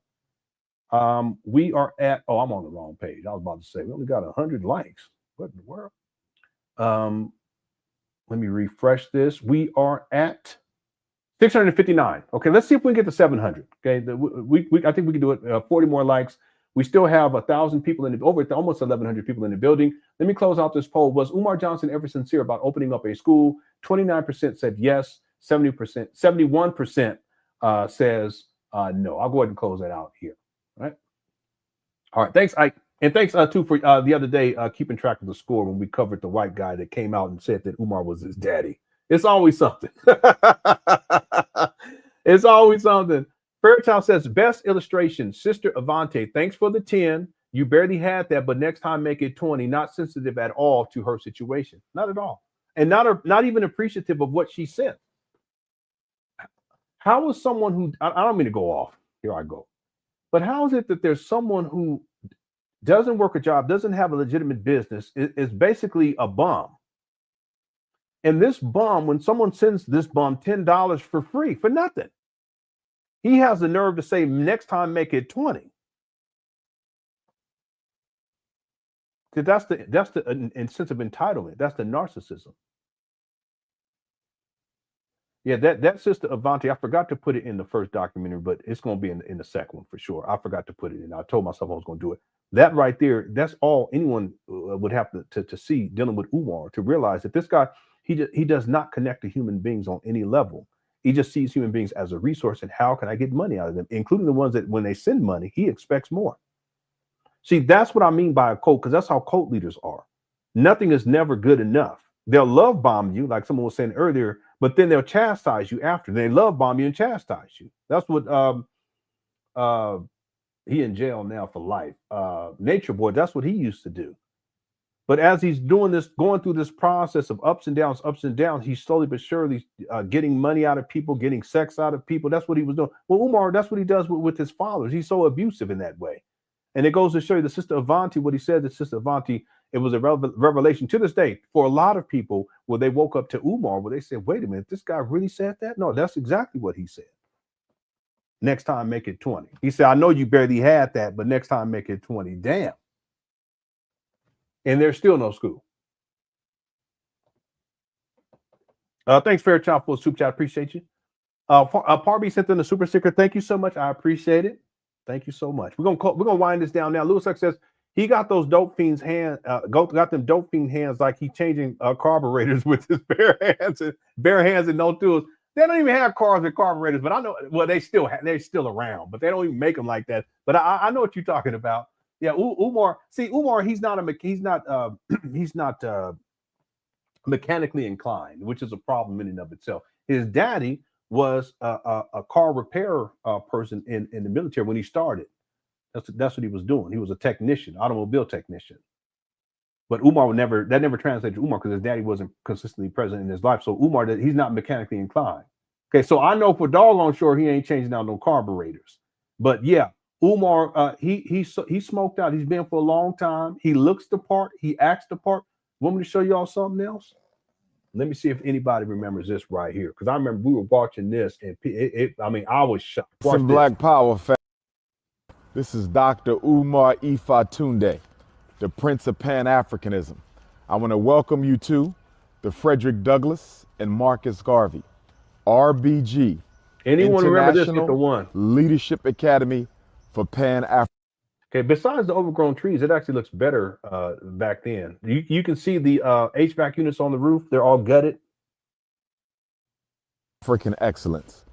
My idea to build this school for young Black African boys and eventually for young Black African girls. Yeah, y'all remember this? Stems from my own direct experience of serving as a certified school psychologist. No. It comes from his direct experience from being at the military academy, which was a boarding school. In the school district of Philadelphia. And also working as a What is that back there? Oh, it's wiring coming out the wall. Child therapist for many. Umar's never been a child therapist.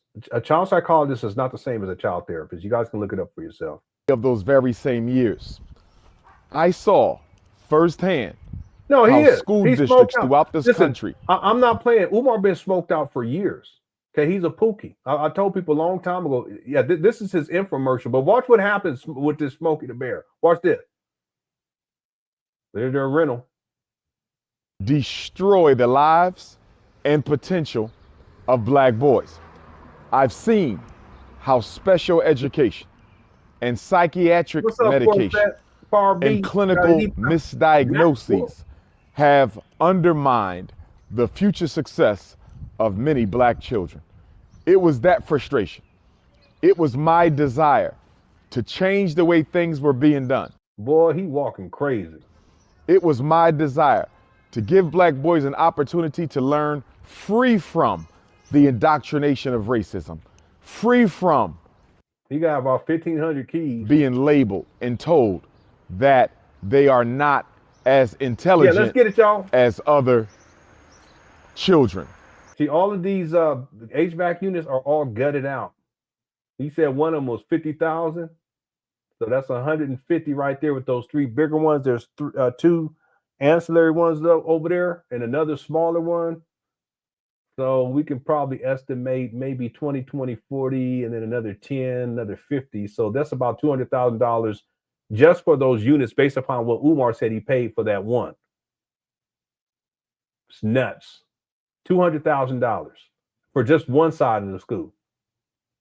And so the Frederick Douglass and Marcus Garvey Academy is going to do exactly what public schools in America should have been doing for black boys for 400 years. We are going to train them. And we're not only going to get them ready for college, that is very important, but we're going to do much more than that.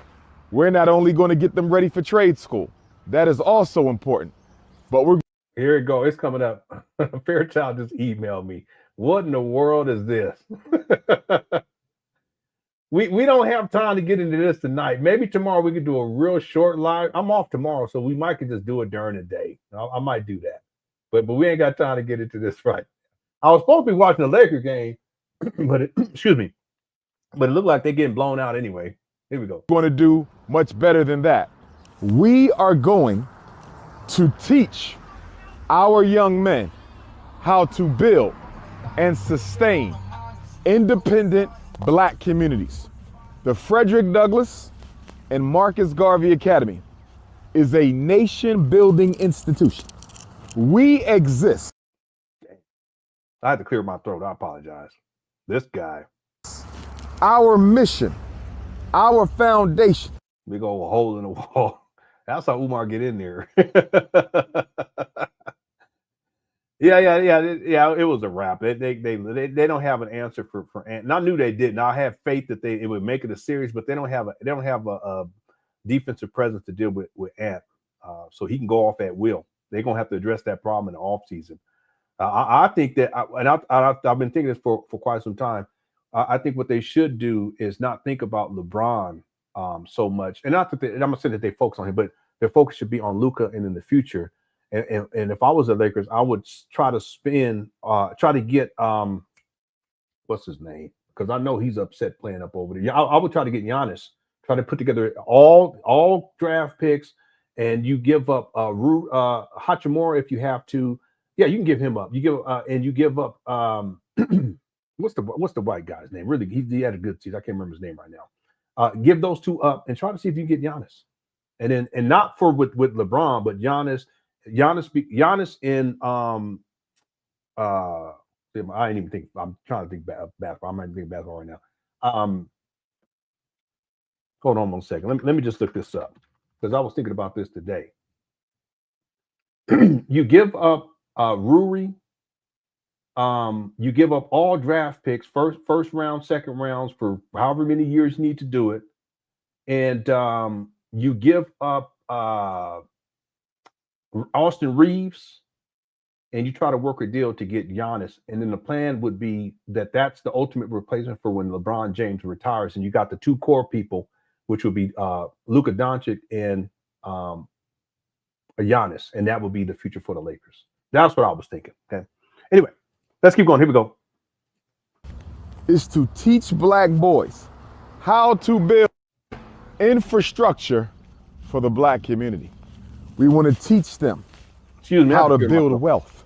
We want to teach them how to build schools. We want to teach them how to build hospitals. We want to teach them how to build supermarkets. Here's the part right here. So he's doing this promo. Yeah, I know he is, but they have to do something. Reeves, his defense is suspect, and Luka, his defense is suspect too. And so if you're dealing with someone like Ant, you got to have some sort of front line. You're going to have some front court defense. And otherwise, at any time, he could turn it off. He could turn it on. And that's just dealing with him. There's other people, other teams that they're going to have to deal with too. SGA as an example. So that it's a very huge issue. They don't have someone that's going to slow that down. Reeves can't do it, and I like Reeves. I've been rooting for him from the beginning. And Luka, he can't do it either. That's a huge problem. Just right there, just getting to the 3-point line. There's super penetration consistently. So Lakers, they have a serious problem, and it has to be addressed.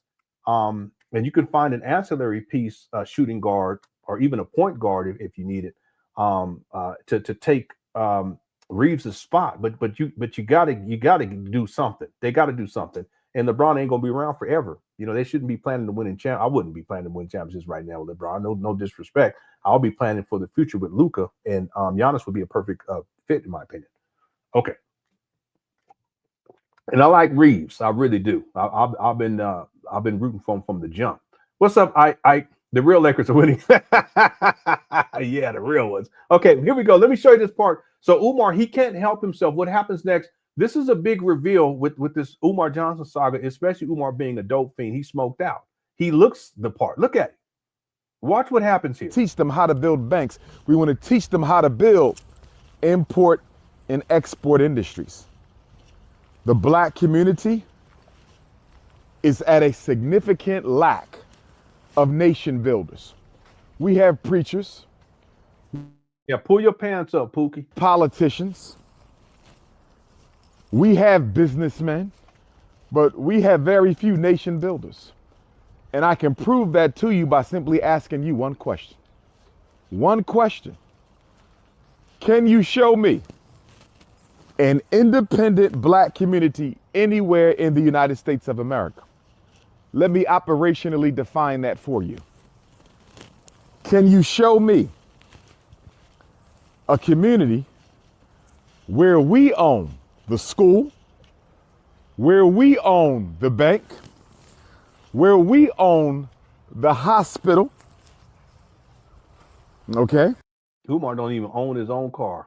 Look at this smoked out Pookie. Look at him. This guy, damn.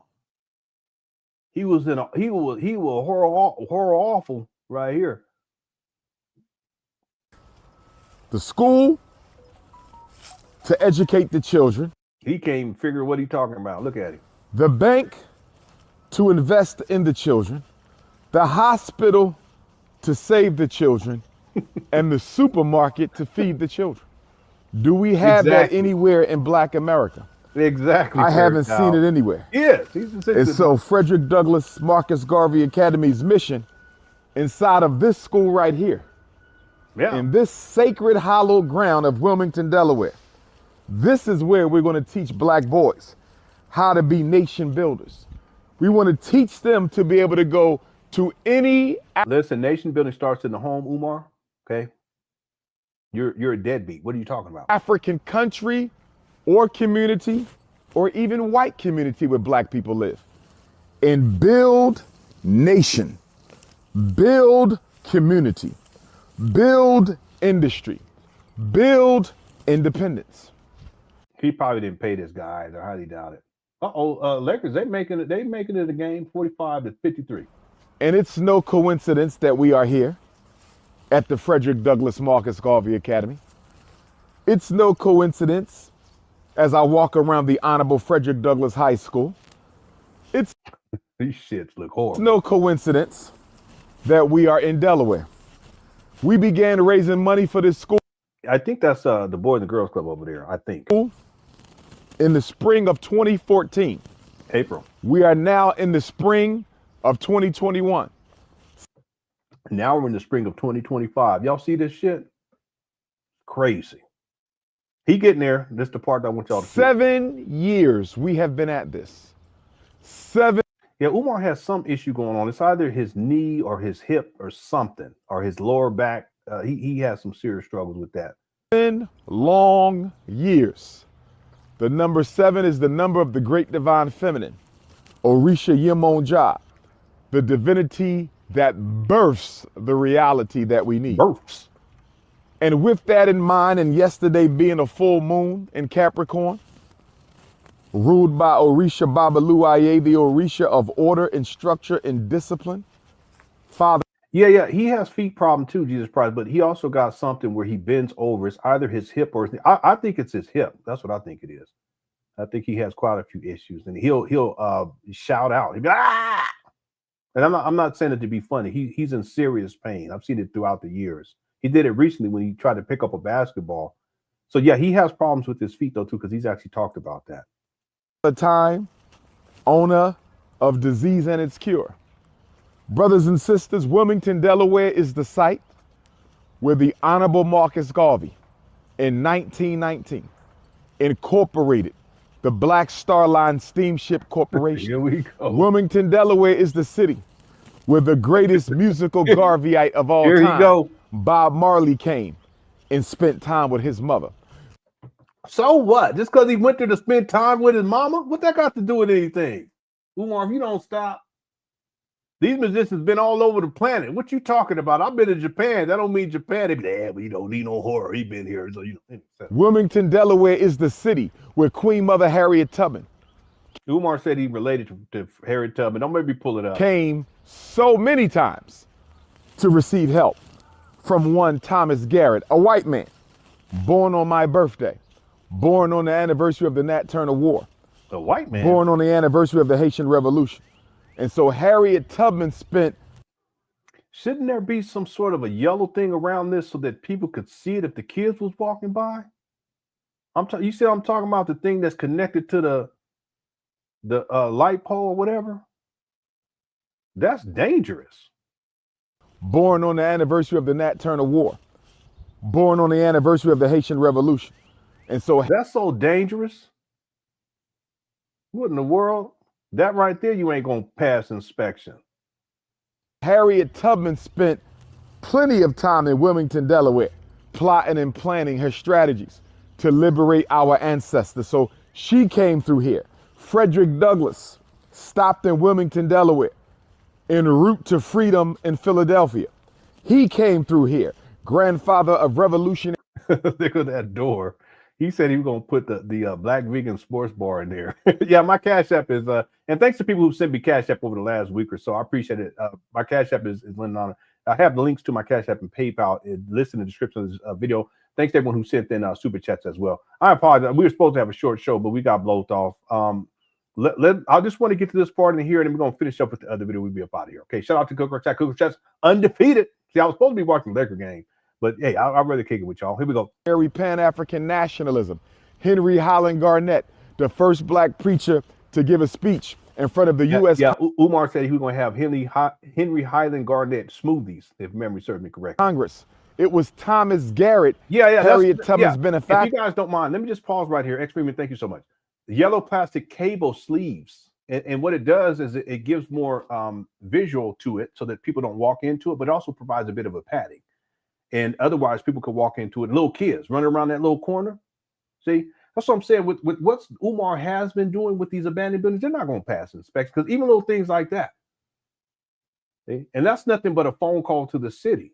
Hey, listen, I'll open up a school. We're doing renovations right now, and this is a serious issue right here. And the city would come up and fix. Umar wouldn't have to do that. That's not his job. The city would come out and fix that. But the fact that that's the case back then, what did he say? This is what, 2021? I thought he said 2021. It's probably still like that. I don't know whether it is or not. I mean, it probably is. It's probable. But the point is that Umar, he's not even concerned about that. And he's walking right past it. It doesn't matter to him. It's not about opening up schools. It's not about the kids, keeping the kids safe. It's about a Pookie who smoked out, getting that Pookie money. Look at him. Who assisted Henry Highland Garnett's parents in escaping from Kent County, Maryland through Wilmington, Delaware. And he went on to become one of the greatest Pan-Africanists of all time. Garvey, before Garvey, was Henry Highland Garnett. And let us also not forget that the state of Delaware was one of the last states in the Union to officially ratify the 13th Amendment. NBC, but I think if memory serves me correctly, the state of Delaware didn't ratify the 13th Amendment until 1910. Let me skip through because he just running his mouth. I want to watch it. Look at this. As you stand in front of the Honorable Marcus Garvey Elementary School. And you need to get a belt, you sloppy. As you stand in front of the Honorable Frederick Douglass High School. And as you stand in front of the Honorable Emperor Jean-Jacques Dessalines and Prophet Nat Turner Gymnasium and our fourth building, which will either be the... That's not a fourth building, Umar. It's a storage connected to the main building, goofy. Patrice Lumumba and Robert Sobukwe Research Center, or it might be the Ida B. Wells Fannie Lou Hamer Presidential Complex. He's making that shit up. Oh, Jesus Christ. This guy, he's making that shit up on the spot. He said the presidential suite for the Akhenaten's, I don't know. Look at this, that little door. Center, or it might be the Ida B. Wells Fannie Lou Hamer Presidential Complex. What is that? I can't remember what he said. The Fannie Lou Hamer, Lou Rawls Fannie Lou Hamer Presidential Complex. What is that? Let me do that one more time. I don't know what he's saying. In a gymnasium, and our fourth building, which will either be the Patrice Lumumba and Robert Sobukwe Research Center, or it might be the Ida B. Wells Fannie Lou Hamer Presidential Complex. What is that? What is a presidential complex? This guy's nuts. Fairchild said pretty soon that he will be in a mobile chair like Christopher Pike. Yeah, he gonna be out. He's still gonna be out here begging though. He gonna be back. He gonna be in a real shit, and it's a mobile one, because with their mind they be able to move it. He just gonna be walking. He gonna be scooting through. I need y'all. I need y'all to get on your CashApp. I don't have that no more. I need you to get on your PayPal. Then he turn around. I need y'all to get on your P.O. box. Oh, that's too funny. Shout out to Fairchild. All right. I remember Christopher Pike for the original. They got a new series with him when he's not all disabled like that. I felt bad for him because he was looking. Well, I said, oh, shit. Anyway, thanks, Fairchild. Boy, that's too funny. But yeah, it's going to happen eventually. Okay. Thank you for the super chat. Yeah, we're getting to the part. Here we go. But we own all four of these buildings. We own them. You own them. It was the money of black people that purchased this campus. I don't own none of that shit. You must be crazy. It was the money of black people that purchased this campus, brothers and sisters. You ain't going to put that on And me, speaking sir. of symbolism, watch this. Speaking symbolically, brothers and sisters, let us also understand that in a very symbolic way, if Wilmington, Delaware. See that? He smoked out. He's a dope fiend. I've been telling people. Now, if people are not aware of what just took place, this is one of the most important. And there's other ones too I can pull up, but this is one of the more important examples of Umar in his Pookieism. Because he's supposed to be focusing on doing this promo for this funky school, right? And he's walking just like a Pookie would, and he happens to look over and he sees something. Watch. Speaking symbolically, brothers and sisters. See him look over right there? He can't focus on what he's doing too, because he's supposed to. All this is being recorded, right? Watch what he does. He looks over, he sees something, and watch what he does. Let us also see that gesture right there is almost to tell the cameraman, hold on one second. So understand. He even nods his head as if to say, and then he scurries over.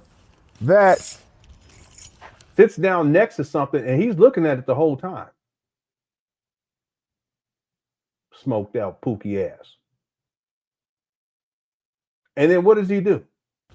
In a very symbolic way, he takes his index finger and he starts to fidget with it. See, this is what them crackheads be doing. They be doing shit like this. They'll be in the carpet looking for little crack rocks or whatever. Sometimes they think they see crack rocks. Ain't no crack rocks. But this is what Umar's doing right here. He thinks he sees something, and he can't even stop himself and keep going on with doing what he was doing. He has to go over there and look. He fidget with it, and then look what it is. In a very symbolic way. The camera pans down. Wilmington, Delaware. And it's that little white rock looking thing. And then look at Umar.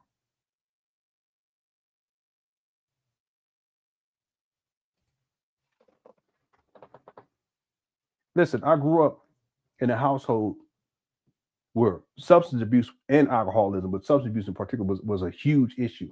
I know what the fuck I'm seeing. Y'all can't tell me shit. I don't give a fuck who you think you are, where you been, what you think you know. You can't tell me shit. I grew up around the shit. Up until the age of 13, 14. Umar is smoked out and has been for a very long time. He doesn't even have discipline to stop himself from going to go see what he thinks he sees. All the sniffing and blinking and shit. This is y'all's principle. I can pull up other examples, but this is one of the more important ones. There's a couple of them that I think are more important than this one for people to see, but this is just another example of what I've been talking about. He's smoked out, and he has been for a long time. Y'all donors, when you send him money, where do y'all think it's going? There's 6 years into this since he acquired these abandoned buildings. Prior to that, Umar, he should have raised $2.7 million right now. You see $2.7 million spent on these trap bandos with the acquisition and the renovation work? No. Bare minimum, there's about $1.2 million missing. That's a lot of money. No, it ain't for no dope fiend clown that he liked to eat out. He liked to gamble. Don't make me pull up the gambling videos. So, sometimes I think some of you Umar Johnson videos, you Umar Johnson followers, that y'all just fucking stupid. I don't mean to say it that way. Sometimes I just think y'all stuck on stupid. I apologize. I shouldn't have said that. I'll take that back. I apologize. It's just that all of the information, and I truly do. I don't want to disparage y'all, because you're victims. You believe in this guy. You've been believing in this guy. He's a con man. He's a con artist. He's the great deceiver of our time in the Black conscious space.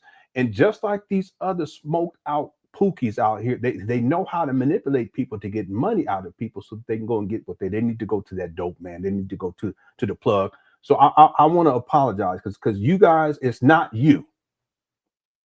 Okay, it's Umar. Okay, so humbly and sincerely, I apologize for saying that. All of the evidence is already out there. There's a video, and I show it inside of the documentary, the first documentary, where Umar, he's talking to this lady. She calls in. He's inside of the motel room. And he gets up and says, let me go turn this heat down. And he goes off camera and takes a big ass snort of something. And then he comes back and sits down. Whenever you see Umar doing that, y'all can't tell me shit. Doing like this with his nose and shit. I mean, what are you all seeing? Real talk. I'm not here. I apologize for what I said earlier. But what are you guys, not as you sit and said that way, what are you guys not seeing? And you gonna send your child to this guy and send him money too?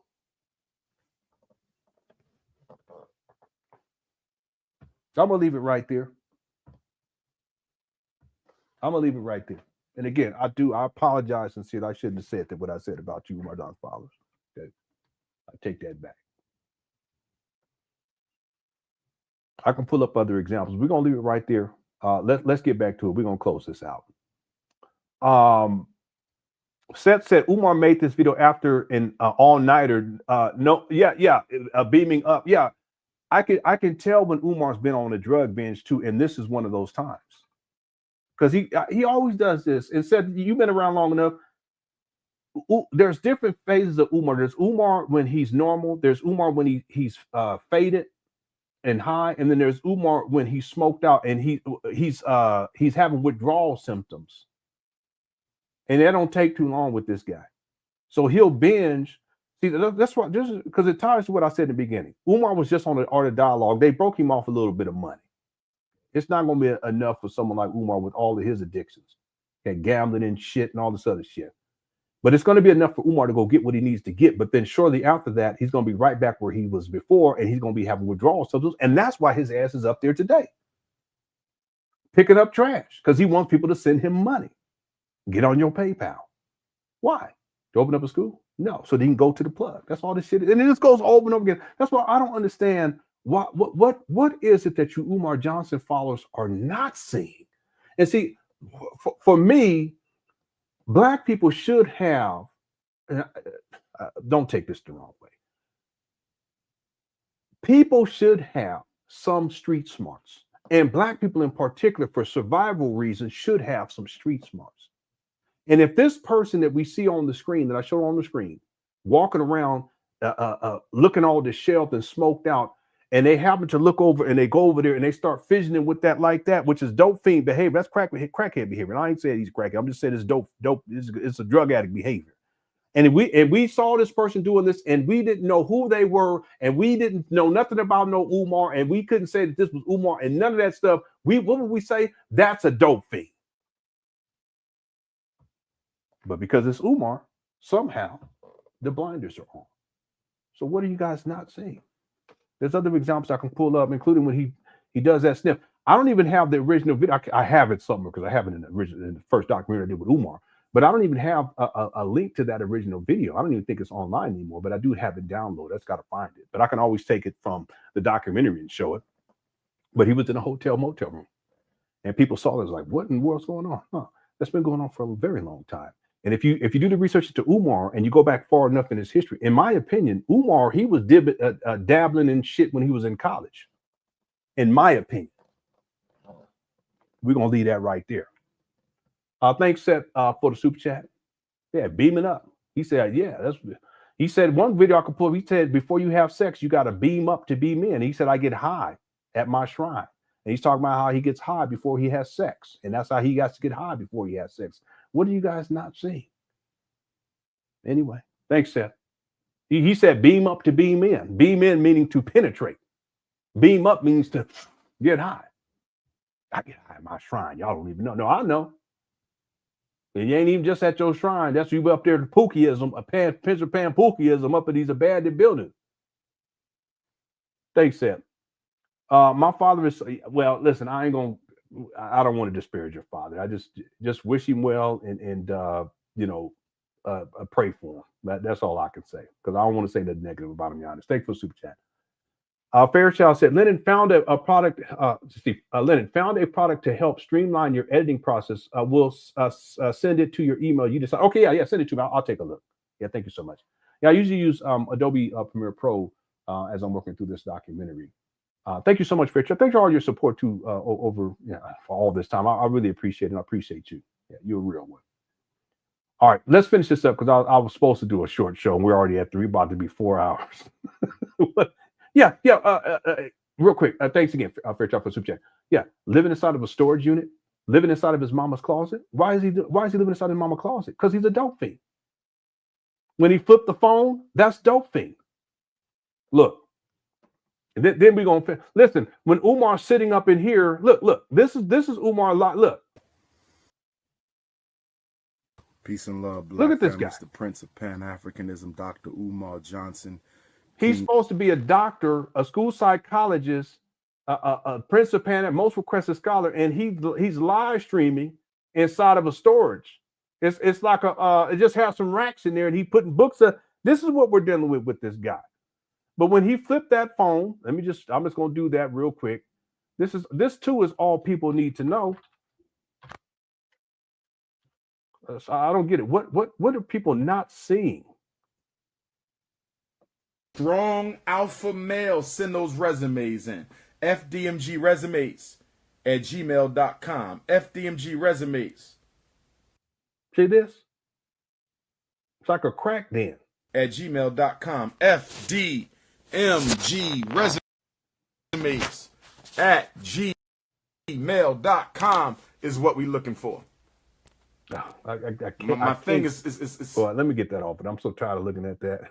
Anyway, it's nuts. On consciousness, we are in the building. Off your square.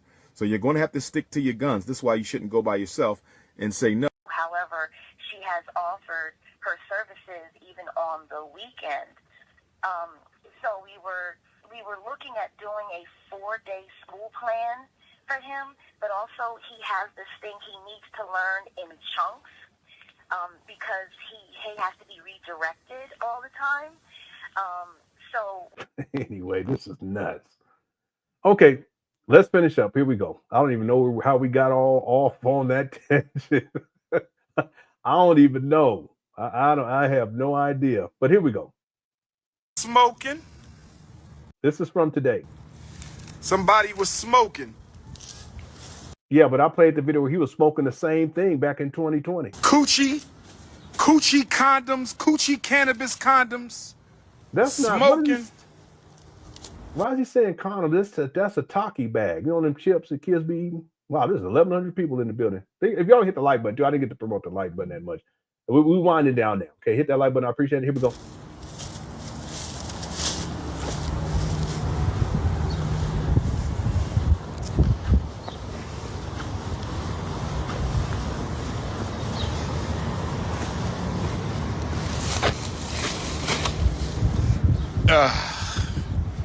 See what I mean? He's in considerable pain.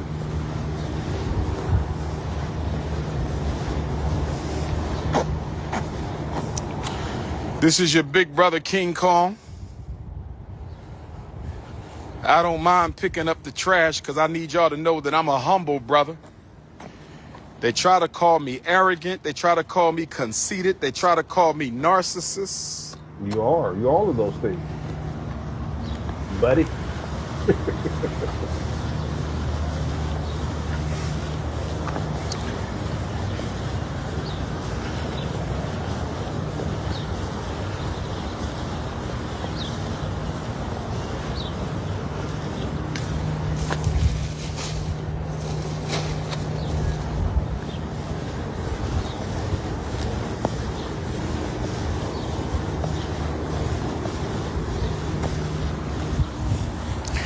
The RBG rock, my goodness. He ain't been over here in a long time. I used to come and sit on this rock, brothers and sisters. Mm-hmm. I used to come sit on the RBG rock. And y'all getting drunk. This is getting out of control. This is getting out. Y'all getting drunk. Y'all having sex. Y'all getting high. This is getting out of control. That's what he be doing. What you talking about, Umar? Umar, that's what you do. Damn. I might have to pick him up with my hand. No, don't do that. I really don't want to touch this. Yeah, he bringing it all the way back to the trash bag. I was trying to find a video where Umar was up there with Brother Manny. I have it because I played it before, but I can't find it. Anyone remember what that video title was? Umar was telling Brother Manny, rest in peace, to go back to make sure that he had got everything out of the building that they were smoking. Okay, I don't have an archive file I was looking for, but we did get to 700 likes. Okay, so and I always try to play a special video every time we get to another 100 after 500. So I'm going to honor that now, and I want to play something for you guys. Most of you guys haven't seen this, but I want to play it for you guys. This is at the 47-minute and 30-second mark. So let me pull that up. He's inside of his mama closet. 47:30. We'll go right here. Real simple. If I don't do it to you, you are to never do it to me. That's the golden rule. That's the golden rule. If I don't do it to you, you don't do it to me. If I don't come to your house unannounced, you don't come to mine. If I don't go through your cell phone, you don't go through mine. If I don't question. See him sweating like a pig in his mama closet? See, he's Gator. Umar's basically he's Gator from what you call it. Question your children about where you've been. You won't question my children about where I've been. Make sure your partner understands the golden rule. Make sure your partner understands the golden rule. Another reason people are staying single is because a lot of us have poor sexual hygiene. All right. What is Umar doing here? Quick question, chat. This guy, he's such an interesting character. He really is. What is Umar doing here? I got to find that Brother Manny. I'm going to look again. It's just I can't remember what year it was or what month or I know that it was at the abandoned buildings and it was at nighttime. I'm gonna see if I can find it. Umar, he's projecting here. Yeah, he tweaking too. Yeah. But listen to what he says. Poor sexual hygiene. Poor sexual ladies, keep them cookies fresh, smelling good. You know how you go into the corner store, you get you a nice pack of soft batch cookies. You can smell them oatmeal. Oh, smells so good. They so soft. They melt in your mouth. They just cheer your whole day up. Ladies, keep them cookies healthy. Soft, fresh, moist. Just like the cookies in the store. Soft, fresh, moist. Just like the cookies in the store. You gotta have good hygiene. Now, I understand, black women, that the vagina cleans itself out. I understand. That the cookie jar is a self-cleansing organism. I understand this. The cookie jar is a self-cleansing organism. But sometimes, you got the douche. Come on now, ladies. Don't be so organic. Don't be such a tree hugger that you don't know when the cookies got a scent, okay, that is not attractive to your mate. Okay? Okay? Keep the breath, brush your teeth, get your dental checkups. But ladies, keep them cookies. Get you a yoni tune-up, take a nice cold bath, turn off the cookie jar once in a while and just rest and get your walls back. If you ain't got no walls, you ain't getting married. I'm telling you that right now. Too many miles on that engine, ladies, it's going to die. You put too many miles on any engine, it's going to die. And some of you ladies got 100 miles left on that goose, and it's going to crack on your ass, okay? Don't nobody want no loosey-goosey. Every brother knew of a woman he would have made his wife, but she had the loosey-goosey. He could not make peace with the loosey-goosey. So ladies, make sure you ain't got no loosey-goosey. And brothers, how you looking for special treats and your balls smell like last week's bologna?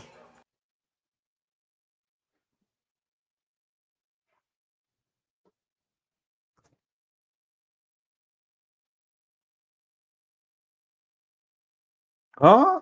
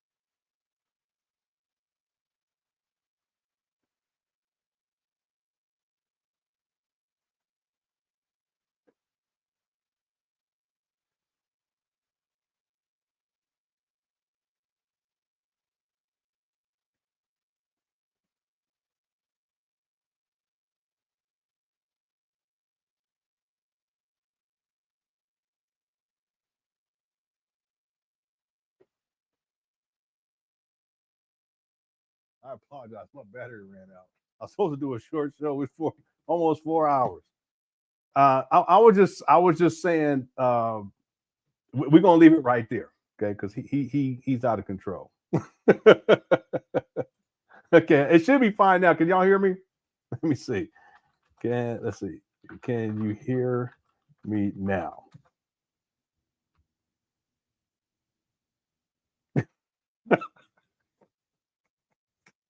Okay, all right. Okay, let's finish this up. Umar, he wild. He keep going too, but we're gonna stop right there because otherwise we're gonna be here all month. I still gotta find that video with Brother Manny, rest in peace. If anyone knows the video I'm referring to, please, you can always email at LenonHonor@yahoo.com. I can find it, it's gonna take me a while. Okay, let's finish up with this other video. Here we go. And thank you guys so much for all the likes. To everyone who sent the super chats, thank you so much for that as well. Ayo Jojo says, why won't he take the bag with him? Why walk back and forth? Even the simplest things makes no sense with him. I think it's two things, Ayo Jojo. I think number one, Umar, he never has a plan. So he'll do things, but it's not like he's doing things rationally. And he does that. It's not just picking up trash. He does that in general. We can go back to the older videos where he was having like the early paint days. You can look at the early cleanup days. It'd be interesting to look at those, all these years later. And you can tell he doesn't know what he's doing. He doesn't have a plan. He's lost. He's completely lost. The thing about Umar, he's lost, very much lost. He's lost in life. He's lost in his own mind. He's lost with all the addictions. He's lost with this FDMG school scam, and he's lost with basic tasks. But Ayo Jojo, the other issue with Umar is that he has to use this as an opportunity to get money out of people because he's smoked out. That's why he's back up there. He's fiending. See, he needs his next fix. So in order to get money out of people, he has to act like he's quote unquote what? Working. He's moving this project along. So what does he do? He goes up there like a janitor and cleans up trash. And it doesn't make any sense because next week, really it's not even next week, but he can go back up there tomorrow. There's going to be more trash. He can go back 3 days later. It's going to be more trash. He can go back 5 days later or a week later. It's going to be more trash because they're abandoned buildings. That's what people do in abandoned. It's in the hood.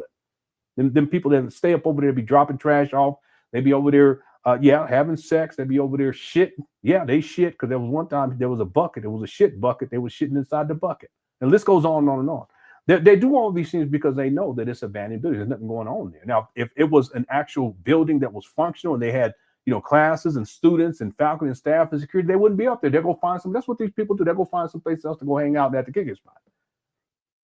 So what does Umar do? He has to go up there, even though there's nothing taking place, and he has to relegate and reduce himself to a janitor who has quote unquote 6 degrees, who's Big Papa, the most requested scholar, and he has to pick up trash in order to give people the illusion of progress so that they send him money. But Umar, he can't, in his own mind, he can't do that and make it work in terms, it won't be effective if people don't see him picking up trash. He doesn't have a cameraman. He doesn't have a tripod. So what does he have to do? Well, with one hand, he's picking up trash. And with the other hand, he's holding the camera. That's why Umar has to go and travel back and forth to get to the trash bag, as opposed to bringing the trash bag with him, because he's holding the camera with his other hand. But see what it does, it reveals the truth that it's not about actually getting work done and being efficient about it. It's not that Umar has a plan. What it's really about is the optics to give people the illusion that he's doing something so that they will do what? Send him money. So at the end of the day, what is it about? It's about money. That's why he doesn't take the trash bag with him. He could, but if he did that and he was efficient with his time, he wouldn't be able to live stream it so that people could see it, so that they would be inclined to send him money. That's all anyone would need to see and know about Umar in this school situation to know that it's nothing more than a long con. He's a con man. He's a scammer. Thanks, Ayo. Real quick, it's similar. Where's my phone? It's similar to and thanks, Ayo, and everyone else too who sent a soup. Thank you guys so much. I really do appreciate it. Okay, I know as we said we're gonna have a short show, but I'm off tomorrow. I may do the live stream to cover Umar where he's talking crazy about the government or they watch him or whatever. We may do that during the day because I'm off tomorrow. Real quick, another example, Ayo Jojo, is with Jay Morrison. It was about the optics. He portrayed himself as if he was some sort of a real estate guru, even though he had no experience whatsoever in any of that. He's a con man. But it was the optics. He would dress the part. He would have on the jewelry. He would be flashy and driving rented cars like Polite used to do, expensive rented cars, and having racks of money and showing it and all this kind of. That was to give the illusion that he was about that type of a life and that he was affluent and that he was highly successful. No, he's a 3-time felon bum. He's a con man. But he did that well enough to give people this illusion and perception about who he was and what he was about. And that's how later on he was able to get all this money out of people, millions of dollars, over 10 million, 11, 12 million dollars, something like that. And nothing to show for the people that invested in the Tulsa real estate fund, which it was a scam. Straight up. He don't even talk about it anymore. He's after he took the final bits of money that was left over. He buys himself and his family a home, and down, I think it's in Atlanta or something like that. Then he buys all this other property, but no dividends to the investors. And he don't totally abandon all that. He don't even talk about none of that stuff. Even his social media presence is very limited these days because he already got the bag. He done ran away. He done ran off with the bag. Okay? But it's based on his ability to be able to present himself as something that he's not and give the optics so that people would buy in to the trap. Well, Umar, similarly, the illusion for him, he wants to put the illusion that he's working. I'm working. We working. Ain't no we. It's just him. But he's not really doing anything because the trash going to be right back up there in a couple of days. But why does he do it? He does it because he wants to give the illusion of progress so that people send him money. And he can't do that if it's not being filmed. So he doesn't have a cameraman. He doesn't have a tripod. He has to hold the camera with the one hand, hold the pickup stick, if you will, with the other hand. And that's why he can't bring the trash over. Totally inefficient. Okay. But it's not about efficiency. It's not about getting the job done. It's about getting that money. Okay. All right. Let's finish this up. Here we go. And thanks for the super chat again. Is it this one? Miller High I gotta get my phone. Life. Y'all gonna come to a school we building for kids so y'all could drink Miller High Life. I come back for the Miller High Life. Man, he dropping shit. Ridiculous. Totally inefficient. Where all my beautiful African sisters at? Where all my beautiful African sisters at? Where all my 100% organic, all natural queens from the top of your head to the heel of your toe? Where all my 100% unapologetically African and organic sisters at? No fake hair, no fake hair color, no fake eyelashes, no fake breasts, no fake. This is all about oh boy, here you go. Just talking reckless. Booty cheeks. Booty cheeks. Where y'all at? Where the organic queens at? I'm gonna have to pick this up. This goofy. See that? See when he bends over? It's gotta be, I think it's his hip. It could be his knee or knee. Yeah, I think it might be his knee, but I think it's he got issues with his hip, maybe lower back. But it's just, this is a minstrel show. It really is. Where the organic queens at? All natural everything. Where they at? No weave, no perm, no straightening comb. Where the all natural? You crazy, you be. Organically African queens at? Yeah, I know. He be talking crazy. What's up, Vixen? I don't care if you are African vanilla. Here he goes. I don't care if you are chocolate What's up, fudge.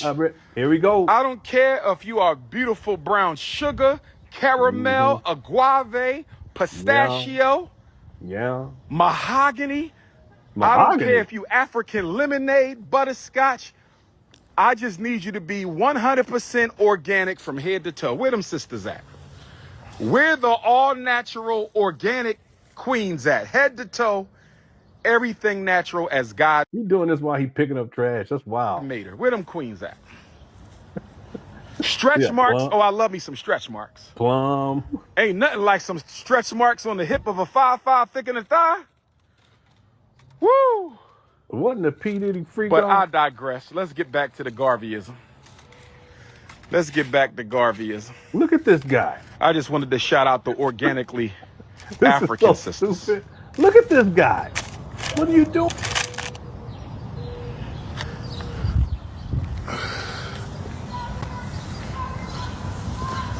I see you, my queen. What's going on, beautiful? One love. Yeah, who's on the Tasha K show? I'm right here. I'm ready to get married when you ready, baby. King Kong, 2 queens, fashion show wedding. Let's do it. Who going to get married in a fashion show with Dr. Umar this year? I need 2 all-natural queens to get married to in the... Yes, my queen.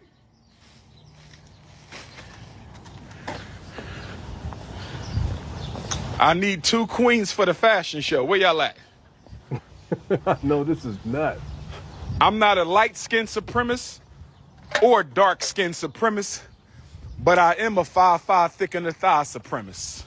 damn, this guy. But he's a colorist for sure. Because when he gives all these different flavors, it's associated with skin colors and it's associated with the vajayjay. He's sick. I am not a light-skinned supremacist or a dark-skinned supremacist. Complexion don't matter. You can be as light bright and as chocolate as brown as brown. See, this is all colorism. But you must be curvy. Lord have mercy. You must be curvy. But you must be curvy. And all natural from head to toe. That's not true.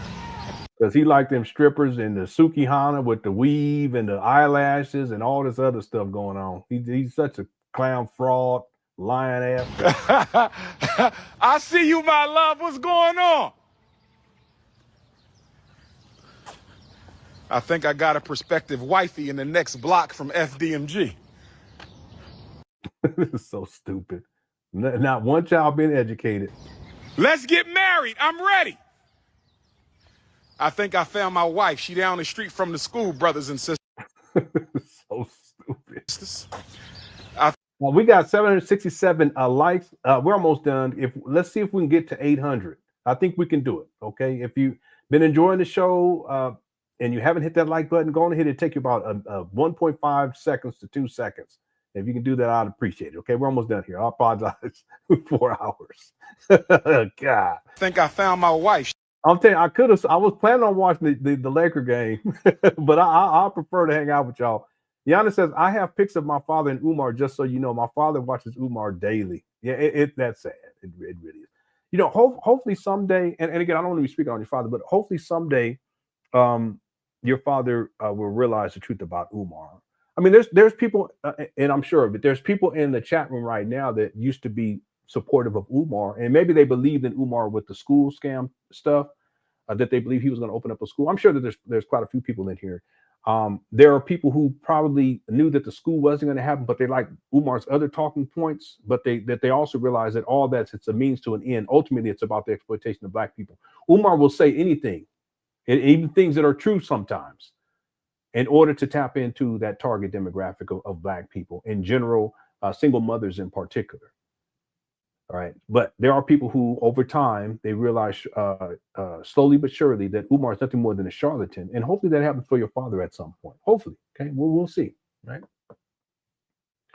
Yeah, there's plenty of people, you know, and that's okay. I've been fooled by people too. I was one of them, backed him in 2014 to 2014, 2015. So that was around the time when he started the St. Paul's school scam.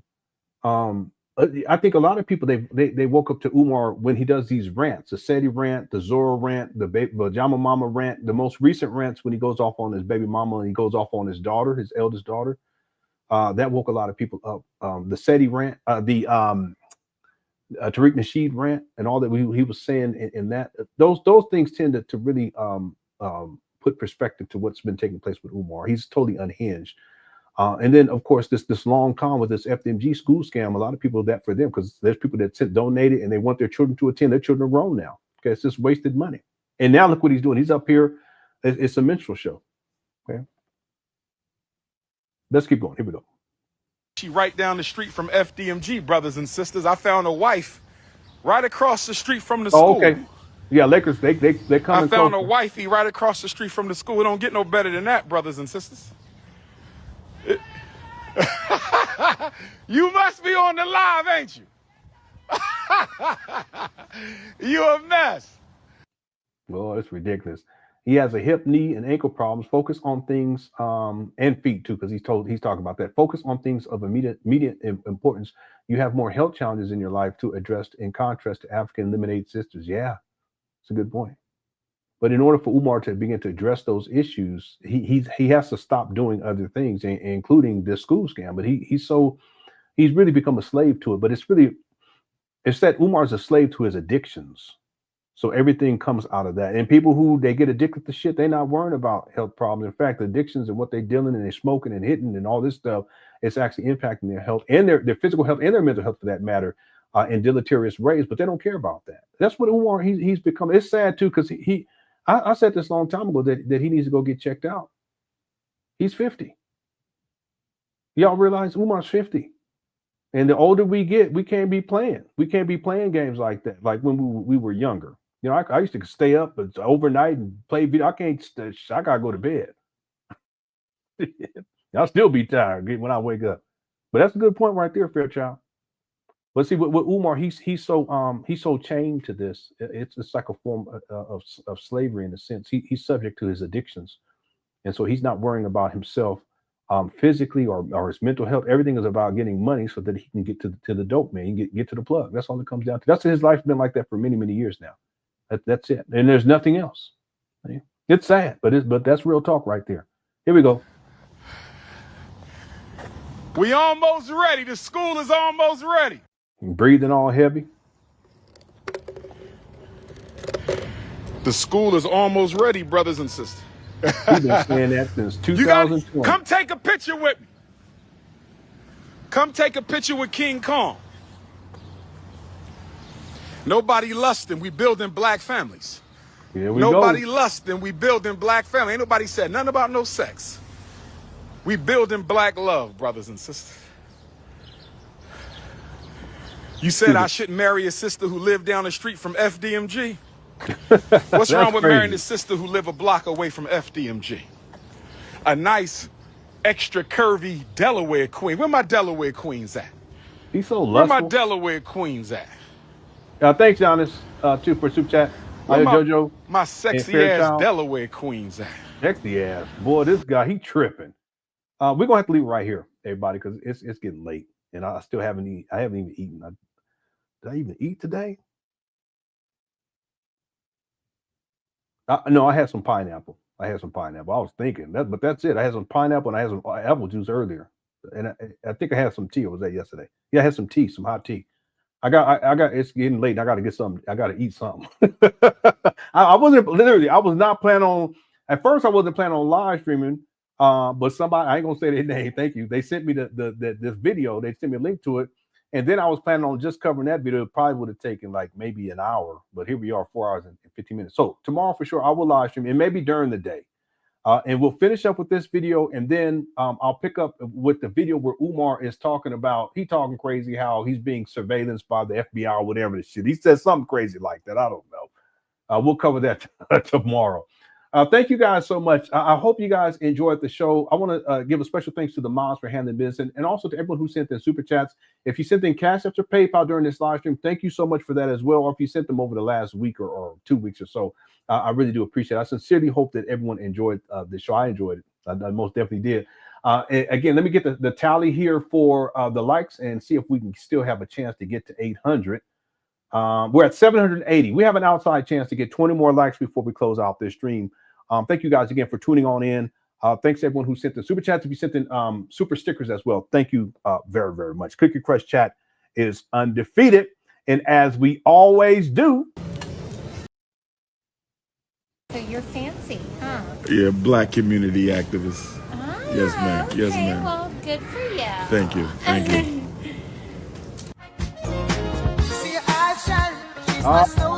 Thank y'all so much. You're so welcome. Thanks for tuning on in. Appreciate you. Let's get them likes, family. We need 20 likes. All right, 20 likes. Thank you for being here, Roy. Appreciate you. Credit. Harvey. Legion. Christian. Laura. Derek. Big Sis Candy. How you doing? So you got Prince right there. It's not Prince Ifatunde though. Nobody. What's up, Drew? Orlando. Thank you, Laura, for tuning on in. And Renee. Salute you, that is all.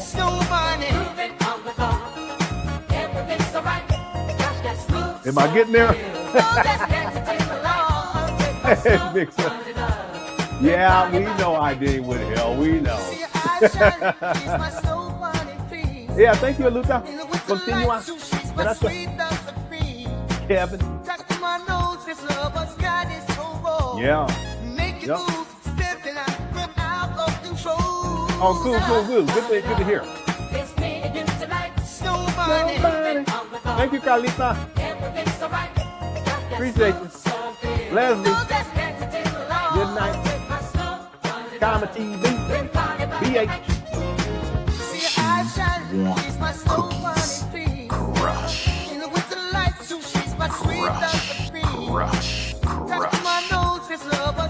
You crazy.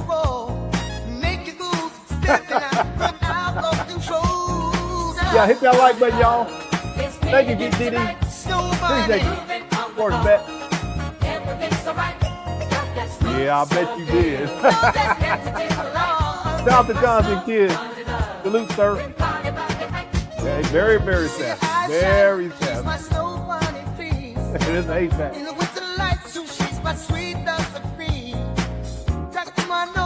What's up, Jesus Christ?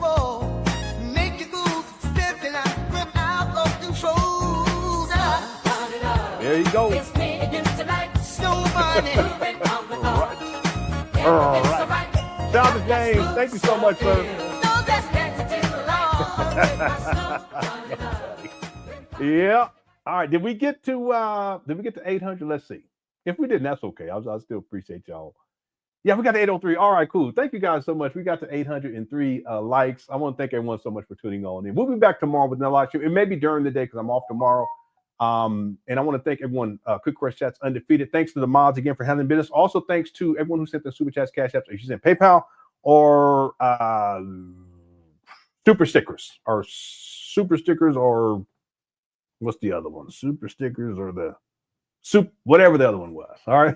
Thank you guys so much. Please enjoy the rest of the evening. All right. I love y'all. Talk to y'all soon. Take care. Peace.